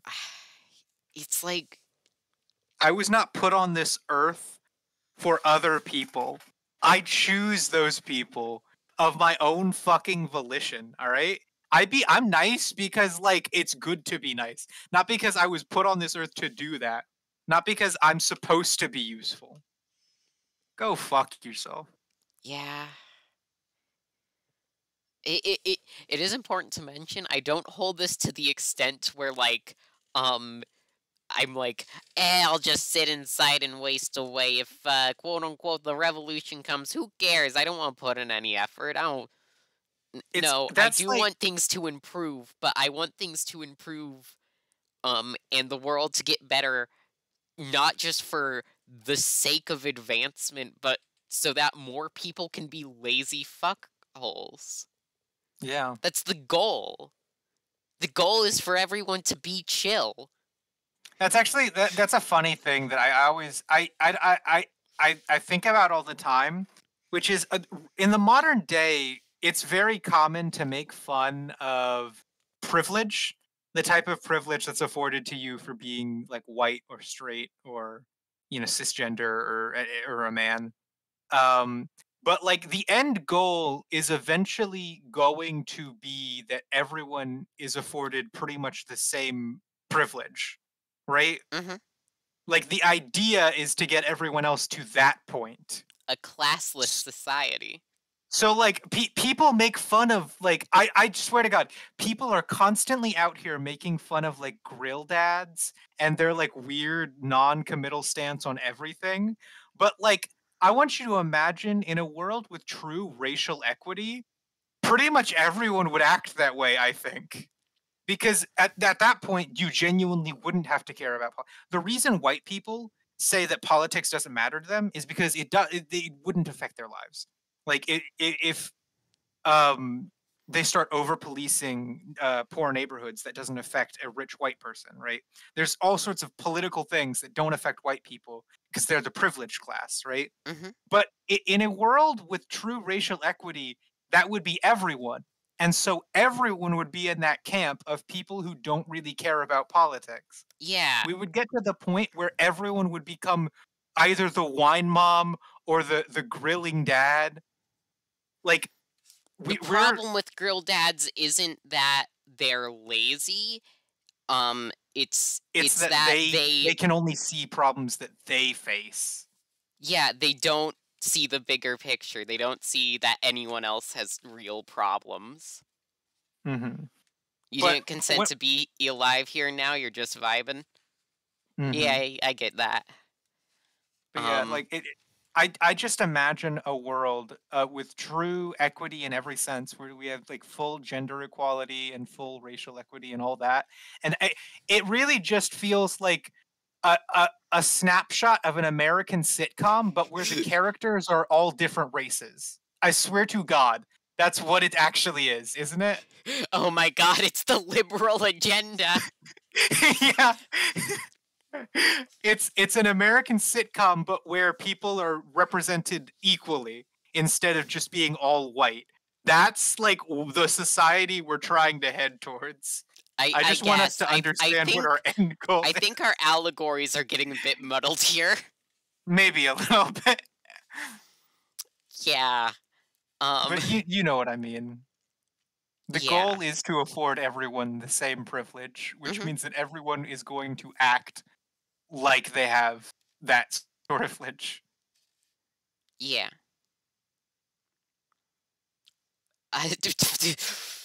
We did it. We passed 5 hours.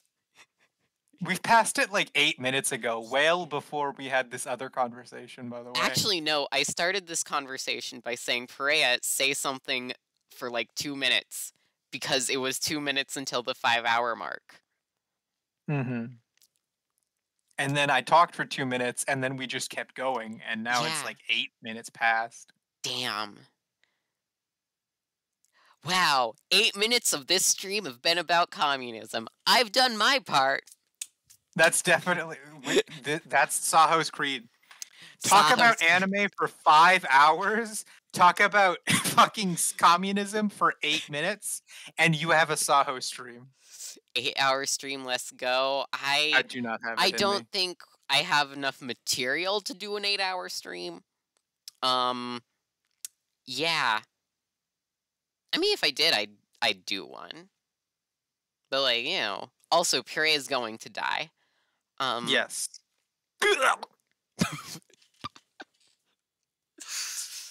Such a good death sound. Well, they're dead. Guess it's, just me here now. Well, good stream, everyone. Thank you all for showing up. I guess I'm gonna end it here. If you haven't realized, I'm ending it. Fun times. Yeah, it was fun whilst it lasted. Now I'm gonna fucking shoot myself. Goodbye from the other side. The ghost of Purea. I came back just to tell you goodbye and good stream. Yeah. Hi to anyone watching the VOD here, too. Why did you do this? If you watched the VOD? You looked at a VOD called Purea's Anime Roundup and said, oh, 5 hours? I've got time. Really? If you've gotten to this point in the VOD, I don't know, comment, just DM me the word, men's turnip. Thank you. Yeah, that's where this is ending. Yeah, men's turnip. Thank you, Ghost of Purea. Annie, you're not watching the fucking VOD. You're in the live chat. You're in the live chat. da- da- da- da- da- da- da- da- da- da-